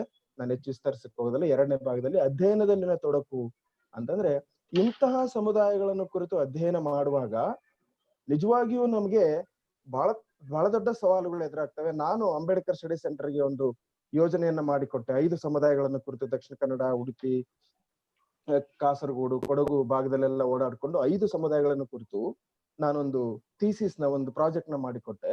ನಿಜಕ್ಕೂ ಕೂಡ ಇಂತಹ ತಳ ಸಮುದಾಯಗಳನ್ನ ಕುರಿತು ಅಧ್ಯಯನ ಮಾಡ್ತಕ್ಕಂಥದ್ದು ಸುಲಭವಾಗಿಲ್ಲ ಅಂತಕ್ಕಂಥದ್ದು.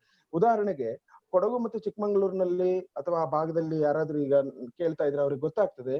ಇಂತಹ ಸಮುದಾಯಗಳನ್ನ ಲೈನ್ ಮನೆಗಳಲ್ಲಿಟ್ಟು ಅತ್ಯಂತ ಜೀತ ಪದ್ಧತಿಯನ್ನು ನಾವೇನ್ ಹೇಳ್ತೀವಿ ಅದಕ್ಕಿಂತ ಘೋರವಾದ ಸ್ಥಿತಿನಲ್ಲಿ ಅವ್ರನ್ನ ನೋಡ್ಕೊಳ್ತಾ ಇದ್ದಾರೆ ಜಮೀನ್ದಾರರು. ನೀವು ಹೋಗಿ ಪ್ಯಾಂಟ್ ಶರ್ಟ್ ಹಾಕೊಂಡು ಅಲ್ಲಿ ಹೋಗಿ ಪೆನ್ನು ಪುಸ್ತಕ ಹಿಡ್ಕೊಂಡು ನಾವು ಇವ್ರನ್ನ ಸ್ಟಡಿ ಮಾಡ್ತೀವಿ, ಇವ್ರನ್ನ ನಾವು ಮೇಲ್ ತರ್ತೀವಿ ಅಂತ ಹೋದ್ರೆ ನಮ್ಗೆ ಒದೆ ಬೀಳುತ್ತೆ, ದಹಿ ಕಾಲೆ ಆಗುತ್ತೆ. ಅಷ್ಟೇ ಅಲ್ಲ, ಜೀವಕ್ಕೂ ಕೂಡ ಅಪಾಯ ಇರುತ್ತೆ. ನಾನು ಪಾಲೆ ಎನ್ನುವ ಒಂದು ಸಮುದಾಯವನ್ನು ಕುರಿತು ಅಧ್ಯಯನ ಮಾಡ್ಬೇಕಂತ ಹೇಳಿ ಕೊಡಗಿಗೆ ಹೋದಾಗ ನನಗೆ ಈ ರೀತಿಯ ಎಕ್ಸ್ಪೀರಿಯನ್ಸ್ ಆಗಿದೆ. ರಾತ್ರಿ ಮೇಸ್ತ್ರಿಗಳೆಲ್ಲ ಹೋದ್ಮೇಲೆ 7 ಗಂಟೆ ನಂತರ ನಾನು ಹೋಗಿ ಪಾಲೆ ಸಮುದಾಯದ ಒಂದಷ್ಟು ಫೋಟೋಗಳನ್ನ, ಒಂದಷ್ಟು ಮಾಹಿತಿಯನ್ನು ಪಡ್ಕೊಂಡು ಬರ್ಬೇಕಾದಂತ ಪರಿಸ್ಥಿತಿ ಆಗಿದೆ. ಯಾಕಂದ್ರೆ ಇಂತಹ ಸಮುದಾಯಗಳನ್ನ ಅಧ್ಯಯನ ಮಾಡೋದ್ರಿಂದ ಯಾರು ಶೋಷಕರಿದ್ದಾರೆ ಅವ್ರಿಗೆ ಸೋರ್ಸ ಇಲ್ದಂಗ ಆಗೋಗ್ಬಿಡುತ್ತೆ. ಸೊ ಅದಕ್ಕಾಗಿ ಅವ್ರೇನ್ ಮಾಡ್ತಾರೆ, ಇದನ್ನ ಯಾವತ್ತೂ ಕೂಡ ಬಿಟ್ಕೊಡದ ರೀತಿನಲ್ಲಿ ಅವ್ರ ಅದನ್ನ ಕ್ರೂರ ರೀತಿನಲ್ಲಿ ನಡೆಸ್ಕೊಂಡು ಬರ್ತಾ ಇರ್ತಕ್ಕಂಥದ್ದನ್ನ ನಾವು ನೋಡ್ಬೋದು. ಹಾಗಾಗಿ ಇದರ ಅಧ್ಯಯನ ಅಂದ್ರೆ ಸಬಾಲ್ಟರ್ನ್ ಅಂತಕ್ಕಂಥ ಮೇಲ್ನೋಟಕ್ಕೆ ತೆಳು ಪದರದಲ್ಲಿ ಅಧ್ಯಯನಗಳಾಗಿರ್ಬೋದು, ನಾನು ತುಂಬಾ ಅಧ್ಯಯನಗಳಾಗಿದ್ದಾವೆ. ಆದ್ರೆ ತೀರಾ ಆಳಕ್ಕೆ ಇಳಿದು ಸಂಶೋಧನೆಗೆ ನಾವು ಹೋಗ್ತೀವಿ, ತೀರಾ ಕೆಳ ಸಮುದಾಯಗಳನ್ನ ಕುರಿತು ಅಧ್ಯಯನ ಮಾಡ್ತೀವಿ ಅನ್ನೋ ಒಂದು ಸಾಮಾಜಿಕ ಕನ್ಸರ್ನ್ ಇಟ್ಕೊಂಡು ನಾವು ಸಂಶೋಧನೆಗೆ ಇಳಿದಾಗ ಭಾರತದ ಈ ಸಾಮಾಜಿಕ ವ್ಯವಸ್ಥೆ, ಆರ್ಥಿಕ ವ್ಯವಸ್ಥೆ, ರಾಜಕೀಯ ವ್ಯವಸ್ಥೆ ಅನ್ನೋದು ನಮ್ಮನ್ನ ಅಷ್ಟು ಸುಲಭವಾಗಿ ಒಳಗ್ ಬಿಟ್ಕೊಳ್ಳಲ್ಲ ಅನ್ನೋದನ್ನ ನಾವು ಅರ್ಥ ಮಾಡ್ಕೊಳ್ಬೇಕಾಗ್ತದೆ. ಇದು ಪ್ರಾಕ್ಟಿಕಲಿ ನಾವು ಎದುರಿಸಬೇಕಾದ ಸಮಸ್ಯೆ. ಅದ್ರ ಆಚೆಗೆ ಅಧ್ಯಯನವನ್ನ ನಾವು, ಸಂಶೋಧನೆಯನ್ನ ನಾವು ಒಂದು ಚೌಕಟ್ಟಿಗೆ ತಂದುಕೊಳ್ಳ ಮುಗೀತು. Yes, I will conclude. ಸಂಶೋಧನೆಯನ್ನ ಒಂದು ಚೌಕಟ್ಟಿಗೆ ತಂದುಕೊಳ್ಳುವಾಗ ನಿಜಕ್ಕೂ ಕೂಡ ನಾವು ಬಹಳ ಎಚ್ಚರವನ್ನ ವಹಿಸ್ಬೇಕಾಗ್ತದೆ ಅಂತಕ್ಕಂಥ ಮಾತನ್ನ ಹೇಳ್ತಾ, ನಾನು ಪತ್ರಿಕೆಯಲ್ಲಿ ಈಗಾಗಲೇ ಒಂದು ಅಬ್ಸ್ಟ್ರಾಕ್ಟ್ ನಲ್ಲಿ ಕೆಲವು ಅಂಶಗಳನ್ನ ಕೊಟ್ಟಿದ್ದೇನೆ. ಮತ್ತೆ ಎಷ್ಟು ಪದಗಳಿಗೆ ಮಿತಿಯಾಗಿ ನಾವು ಪೇಪರ್ನ ಕೊಡಬೇಕು ಅಂತ ಅಲ್ಲಿ ಹೇಳಿದ್ರೆ ಖಂಡಿತವಾಗಿಯೂ ನಾನು ಎಲ್ಲ ಅಂಶಗಳನ್ನು ಸೇರಿಸಿ ಪತ್ರಿಕೆಯನ್ನು ಕೊಡ್ತೇನೆ. ಅವಕಾಶಕ್ಕಾಗಿ ಧನ್ಯವಾದಗಳನ್ನ ಹೇಳ್ತಾ ನನ್ನ ಮಾತು ಮುಗಿಸ್ತೇನೆ. ನಮಸ್ಕಾರ. Thank you sir. Murthy sir. Yes. Doctor Mahesh ಮತ್ತೆ ಡಾಕ್ಟರ್ ನಟರಾಜ್ ಅವರಿಗೆ ಒಂದ್ಸಲ ಕೇಳ್ತೇನೆ, ಅವ್ರು ಬಂದಿದ್ರೆ ಅಲೋ ಮಾಡ್ತೀರಾ paper? Sure. Doctor Mahesh, doctor Nataraj. No sir, I think both are not there. Okay. Now I request session chairman Professor KLN Murthy sir to present his reviews. ಎಲ್ಲರಿಗೂ ಸಂಜೆಯ ನಮಸ್ಕಾರಗಳು. ರಾಣಿ ಚೆನ್ನಮ್ಮ ವಿಶ್ವವಿದ್ಯಾಲಯ ಪ್ರಸಾರಾಂಗ ಈ ಅಂತಾರಾಷ್ಟ್ರೀಯ ವೆಬಿನಾರ್ ಸಮಾರಂಭಕ್ಕೆ ಈ ಪ್ರಸಾರಾಂಗದ ನಿರ್ದೇಶಕರಾದಂಥ ಆತ್ಮೀಯ ಸ್ನೇಹಿತರಾದಂಥ ಡಾಕ್ಟರ್ ಅಶೋಕ್ ಡಿಸೋಜ್ ಅವರೇ, ಸಹಾಯಕ ನಿರ್ದೇಶಕಿಯಾದಂಥ ಡಾಕ್ಟರ್ ಮೈತ್ರಾಣಿ ಅವರೇ, ಇವತ್ತಿನ ಈ ಮಾಡರೇಟ್ ಮಾಡ್ತಿರುವಂಥ ನನ್ನ ಆತ್ಮೀಯ ಸ್ನೇಹಿತ ಮುಕುಂದ್ ಮುಂಡ್ರರ್ಗೆ ಅವರೇ, ನಮ್ಮ ವಿಶ್ವವಿದ್ಯಾಲಯದ ಎಲ್ಲ ಪ್ರಾಧ್ಯಾಪಕ ವರ್ಗದವರೇ, ಇದುವರೆಗೂ ಸುಮಾರು 8 ಪ್ರಬಂಧಗಳು ನಮ್ಮ ಸೆಷನ್ ನಲ್ಲಿ ಪ್ರೆಸೆಂಟ್ ಆಗಿದೆ. ಸೊ ಎಲ್ಲ ಪ್ರಬಂಧಗಳನ್ನ ನೋಡ್ತಾ ಹೋದಾಗ ನಾನು ಒಬ್ಬೊಬ್ಬರದೇ ಇಂಡಿವಿಜುವಲ್ ಆಗಿ ಎಕ್ಸ್ಪ್ಲೇನ್ ಮಾಡಕ್ ಹೋಗಲ್ಲ, ಒಟ್ಟಾರೆ ಸಾರಾಂಶವನ್ನ ನಾನು ಮುಂದಿಡಕ್ಕೆ ಪ್ರಯತ್ನ ಮಾಡ್ತೀನಿ. ಇವತ್ತಿನ ಪ್ರಬಂಧಗಳಲ್ಲಿ ಬಹಳ ಮುಖ್ಯವಾಗಿ ನಾನು ನೋಡೋದಾದ್ರೆ ಸಾಹಿತ್ಯ, ಸಂಸ್ಕೃತಿ, ಜನಾಂಗ ಅಧ್ಯಯನ ಹಾಗೂ ಸಂಶೋಧನೆ ವಿಧಾನ ಸಾಧನೆಗಳು, ಸಬಾಲ್ಟರ್ನ್ ಸ್ಟಡಿ, ಇವುಗಳು ಮುಖ್ಯವಾಗಿ ನನಗೆ. ಅದ್ರಲ್ಲಿ ಇನ್ನೊಂದು ಇಂಪಾರ್ಟೆಂಟ್ ಅಂದ್ರೆ ಇನ್ಫಾರ್ಮೇಶನ್ ಅಂಡ್ ಕಮ್ಯುನಿಕೇಶನ್ ಟೆಕ್ನಾಲಜಿ. ಈ ತರದ ಪೇಪರ್ಗಳು ನೋಡ್ತಾ ಹೋದಾಗ ಏನಾಗುತ್ತೆ ಅಂದ್ರೆ ಸಂಶೋಧನೆಯಲ್ಲಿ ನಾವು ಒಂದು ಹೊಸ ಶಿಸ್ತಿನಿಂದ ಕೂಡಿದ ಸಂಶೋಧನೆ ಮಾದರಿಯಾಗಿದೆ. ಅಂದ್ರೆ ನಿಯಮಾನುಸಾರವಾಗಿ ನಡೆಸಿದಂತ ಸಂಶೋಧನೆಯ ಸ್ವರೂಪವನ್ನ ನಾವು ಎಲ್ಲಾ ಪ್ರಬಂಧಗಳಲ್ಲಿ ನೋಡಕ್ ಸಾಧ್ಯ ಆಗ್ತದೆ. ಅಂದಾಗ ಯಾವುದೋ ಒಂದು ಜಾತಿಯ ಸಂಸ್ಕೃತಿಯನ್ನ ಅಧ್ಯಯನ ಮಾಡುವಂತ ಸಂದರ್ಭದಲ್ಲಿ ಜನಾಂಗಗಳ ಅನುಭವ ನೆನಪುಗಳ ಭಂಡಾರವನ್ನೇ ನಾವು ಅಧ್ಯಯನ ಮಾಡ್ಬೇಕಾಗ್ತದೆ. ಅಂದ್ರೆ ಸಾಹಿತ್ಯ ಸಂಸ್ಕೃತಿ, ಒಂದು ಜನಾಂಗದ ಅನುಭವವನ್ನ ಯಾವ ರೀತಿ ಅವರು ವ್ಯಕ್ತಪಡಿಸ್ತಾರೆ ಅಂದಾಗ ಬರೋಕ್ಲ ಅವರು ಒಂದು ಮಾತು ಹೇಳ್ತಾರೆ, ಮಾನವನ ಏಳಿಗೆಗೆ, ಅಭಿವೃದ್ಧಿ, ಪರಿವರ್ತನೆ ಮತ್ತು ಬೆಳವಣಿಗೆಗೆ ವೃತ್ತಾಂತವೇ ಸಂಶೋಧನೆ. ಬರೋಕ್ಲ ಅವ್ರು ಹೇಳೋದು ಇನ್ನೊಂದ್ಸಲ ರಿಪೀಟ್ ಮಾಡ್ತೀನಿ. ಮಾನವನ ಏಳಿಗೆ, ಅಭಿವೃದ್ಧಿ, ಪರಿವರ್ತನೆ ಮತ್ತು ಬೆಳವಣಿಗೆಗಳ ವೃತ್ತಾಂತವೇ ಸಂಶೋಧನೆ. ಅಂದ್ರೆ ಮಾನವನ ಬೆಳವಣಿಗೆ ಹೇಗಾಗ್ತಾ ಇದೆ ಮತ್ತೆ ಅಭಿವೃದ್ಧಿ ಹೇಗಾಗ್ತಾ ಇದೆ, ಅದ್ರಲ್ಲಿ ಬದಲಾವಣೆಯನ್ನ ಹೇಗೆ ಕಳ್ಕೊಳಕ್ ಆಗ್ತದೆ, ಈ ಅಂಶವನ್ನ ಹೇಳುವಂತ ದೃಷ್ಟಿಕೋನದಲ್ಲಿ ನಾವು ಸಾಹಿತ್ಯ, ಸಂಸ್ಕೃತಿ, ಈ ಸಮುದಾಯಗಳ ಒಂದು ಅಧ್ಯಯನ ಮಾಡುವಂತ ನಿಟ್ಟಿನಲ್ಲಿ ನಾವು ಈ ಸಂಶೋಧಕ ಪರಿಹಾರಗಳನ್ನ ನಾವು ನೋಡ್ಬೇಕಾಗ್ತದೆ. ಹಾಗೆ ಅನಾಲ್ಡ್ ಅವರು ಒಂದು ಮಾತು ಹೇಳ್ತಾರೆ, ಸಮಾಜದ ಜೀವನ ವೃತ್ತಾಂತವೇ ಸಂಶೋಧನೆ. ಅಂದ್ರೆ ಸಮಾಜದ ಜೀವನ ಇದೆಯಲ್ಲ, ನಮ್ಮ ಸೊಸೈಟಿಯಲ್ಲಿ ಏನ್ ಜೀವನ ಮಾಡ್ತಾ ಇದ್ದಲ್ಲ ಅದರ ವೃತ್ತಾಂತ ಇದೆಯಲ್ಲ, ಅಂದ್ರೆ ಅದರ ಕತೆ, ಕವನ, ಕಾವ್ಯ ಇದೆಯಲ್ಲ, ಅದು ಒಂದು ಸಂಶೋಧನೆ ಆಗ್ತದೆ. ಹಾಗಾಗಿ ನಾವು ಇವತ್ತು ಹೊಸ ಆಯಾಮವನ್ನ ಸಂಶೋಧನೆ ನೋಡ್ಬೇಕು ಅಂದಾಗ ನಾವು ಇವತ್ತು ಬಹಳ ಮುಖ್ಯವಾಗಿ ನಮ್ಗೆ ಆಕರಗಳು ಬಹಳ ಮುಖ್ಯವಾಗ್ತವೆ. ಯಾಕಂದ್ರೆ ಆಕರಗಳಿಲ್ಲದೆ ನಾವು ಯಾವ ಸಂಶೋಧನೆ ಮಾಡಕ್ ಸಾಧ್ಯ ಇಲ್ಲ. ಆದ್ರೆ ಆಕರಗಳು ಯಾವುವು? ಪ್ರಾಥಮಿಕ ಆಕಾರಗಳು, ಅನುಷಂಗಿಕ ಆಕಾರಗಳು, ಮೌಖಿಕ ಆಕಾರಗಳು. ಇದು ನಾನು ಸಾಹಿತ್ಯ ಮತ್ತು ಚರಿತ್ರೆ ಎರಡು ಒಳಗೊಂಡಂತೆ ಮಾತನಾಡುವ ದೃಷ್ಟಿಕೋನದಲ್ಲಿ ಇವತ್ತು ಇಲ್ಲಿ ಪ್ರೈಮರಿ ಅಂದ್ರೆ ಪ್ರಾಥಮಿಕ ಆಕಾರಗಳು, ಅನುಷಂಗಿಕ ಆಕಾರಗಳು, ಮೌಖಿಕ ಆಕಾರ. ಅಂದ್ರೆ ಈ ಮೂರು ವಿಧದ ಆಕಾರಗಳನ್ನ ಇಟ್ಕೊಂಡು ನಾವು ಅಧ್ಯಯನಶೀಲತೆ ಆದಾಗ ಏನಾಗ್ತದೆ ಅಂದ್ರೆ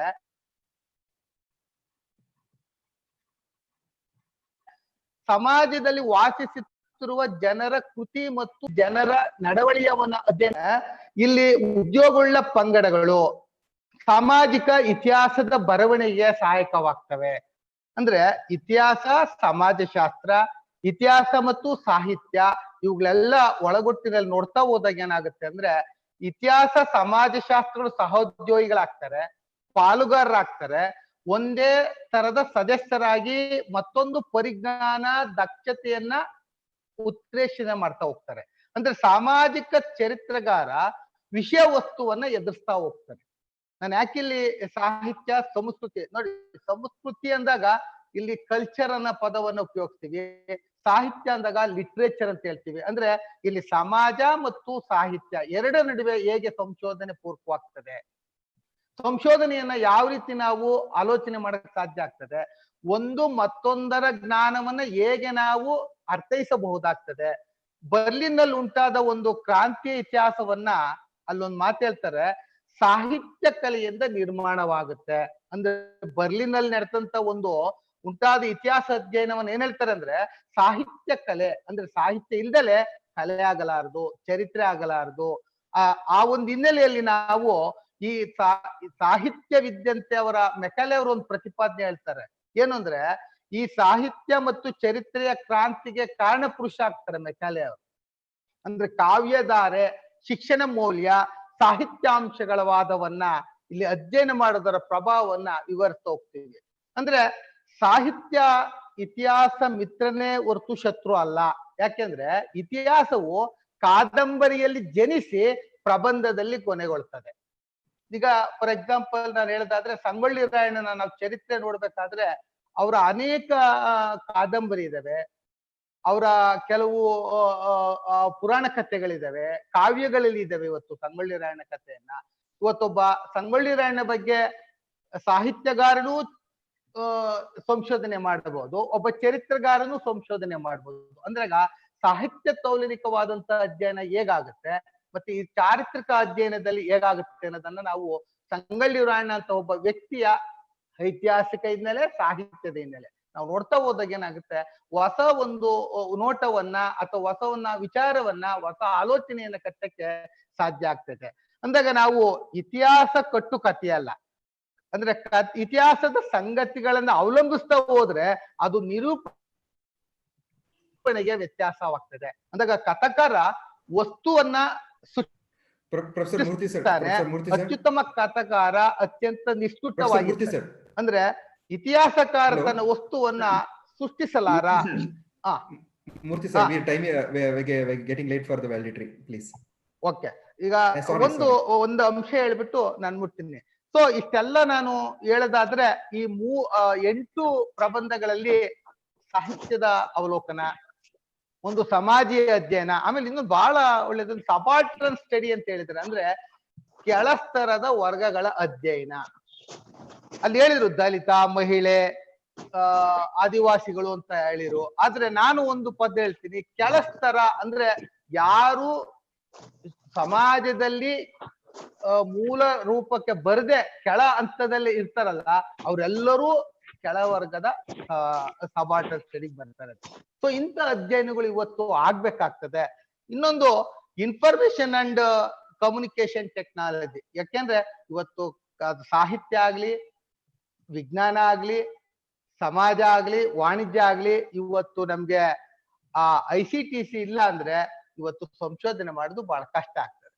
ಯಾಕೆಂದ್ರೆ ಕಮ್ಯುನಿಕೇಶನ್ ಟೆಕ್ನಾಲಜಿ ಇವತ್ತಿಲ್ಲ ಅಂದ್ರೆ ಇವತ್ತು ನೋಡಿ 80 ಮತ್ತು 90ರ ದಶಕದಲ್ಲಿ ಸಂಶೋಧನೆಗೆ ಬಹಳ ಕಷ್ಟಕರವಾದಂತ ಇತ್ತು. ಸಂಶೋಧನೆ ಅಂದ್ರೆ ನಾವು ಎಲ್ಲಿ ಆಕರಗಳು ಪರಿಕರಗಳು ಸಿಗ್ತವೆ ಅಲ್ಲಿಗೆ ಹೋಗಿ ನಾವು ಭೌತಿಕವಾದಂತ ಎಲ್ಲಾ ಅಂಶಗಳನ್ನ ಕ್ರೋಢೀಕರಿಸ್ಕೊಳ್ಳುವಂಥದ್ದು ನಮ್ಮ ಕರ್ತವ್ಯ ಆಗ್ತದೆ. ಆದ್ರೆ ಇವತ್ತು ಈ ICT ಇಂದ ಏನಾಗ್ತದೆ ಅಂದ್ರೆ ಇವತ್ತು ನಮ್ಮ ಮನೆಯಲ್ಲೇ ಕುಂತು ನಾವು ಅನೇಕ ವಿಚಾರಗಳನ್ನ ನಾವು ಪಡೆಯಕ್ಕೆ ಅವಕಾಶ ಆಗ್ತದೆ. ಇವತ್ತು ಒಂದು ಸಂಶೋಧನೆಗೆ ಹೊಸ ರೂಪವನ್ನ ಕೊಡಕ್ ಸಾಧ್ಯ ಆಗ್ತದೆ. ಹೀಗಾಗಿ ಈ ಇವತ್ತು ನಾವು ಕೇಳಿದಾಗ ನಮ್ಮ ಈ ಇಂಟರ್ನ್ಯಾಷನಲ್ ವೆಬಿನಾರ್ ಅಲ್ಲಿ ಸಂಶೋಧನೆಗೆ ಅನೇಕ ಹೊಸ ಹೊಸ ವಿಚಾರಗಳನ್ನ ಕೊಟ್ಟಂತದ್ದನ್ನ ಇವತ್ತೆಲ್ಲ ನಮ್ಮ ದೇಶದ ಮೂಲೆ ಮೂಲೆಗಳಲ್ಲಿ, ನಮ್ಮ ರಾಜ್ಯದ ಸಂಶೋಧಕರಲ್ಲಿ, ವಿದ್ಯಾರ್ಥಿಗಳಲ್ಲಿ ಒಂದು ಹೊಸ ಉರುಪನ್ನ ಕೊಟ್ಟಿದ್ದೀರಾ, ಒಂದು ಹೊಸ ಆಲೋಚನೆಯನ್ನ ಕೊಟ್ಟಿದ್ದೀರಾ. ಹಾಗಾಗಿ ನನಗೆ ಈ ಒಂದು ಪ್ರಬಂಧ ಮಂಡನೆಗೆ ಅಧ್ಯಕ್ಷತೆ ಭಾಷಣ ಅವಕಾಶ ಮಾಡಿಕೊಟ್ಟಂತ ಡಾಕ್ಟರ್ ಅಶೋಕ್ ಡಿಸೋಜ ಅವರಿಗೆ, ಮೈತ್ರಾಣಿ ಅವರಿಗೆ, ನಮ್ಮ ವಿಶ್ವವಿದ್ಯಾಲಯದ ಎಲ್ಲ ಅಧ್ಯಾಪಕೇತರಿಗೆ ನಮಸ್ಕರಿಸಿ ನಾನು ಮಾತು ಮುಗಿಸ್ತೀನಿ. ನಮಸ್ಕಾರ. Thank you, sir. On behalf of all the participants, I sincerely express my thanks to the coordinators, director, assistant director, and all the coordinators of the Prasaranga team. Thank you. And one more important announcement is there. We are having a validity function at 5:20 p.m. Please join at 5:20 p.m. Thank you all. Ramesh sir. Yeah, thank you so much, Mukund sir, and we are ending the session. Thank you, Murthy sir. Okay, thank you, Ramesh. Thank you.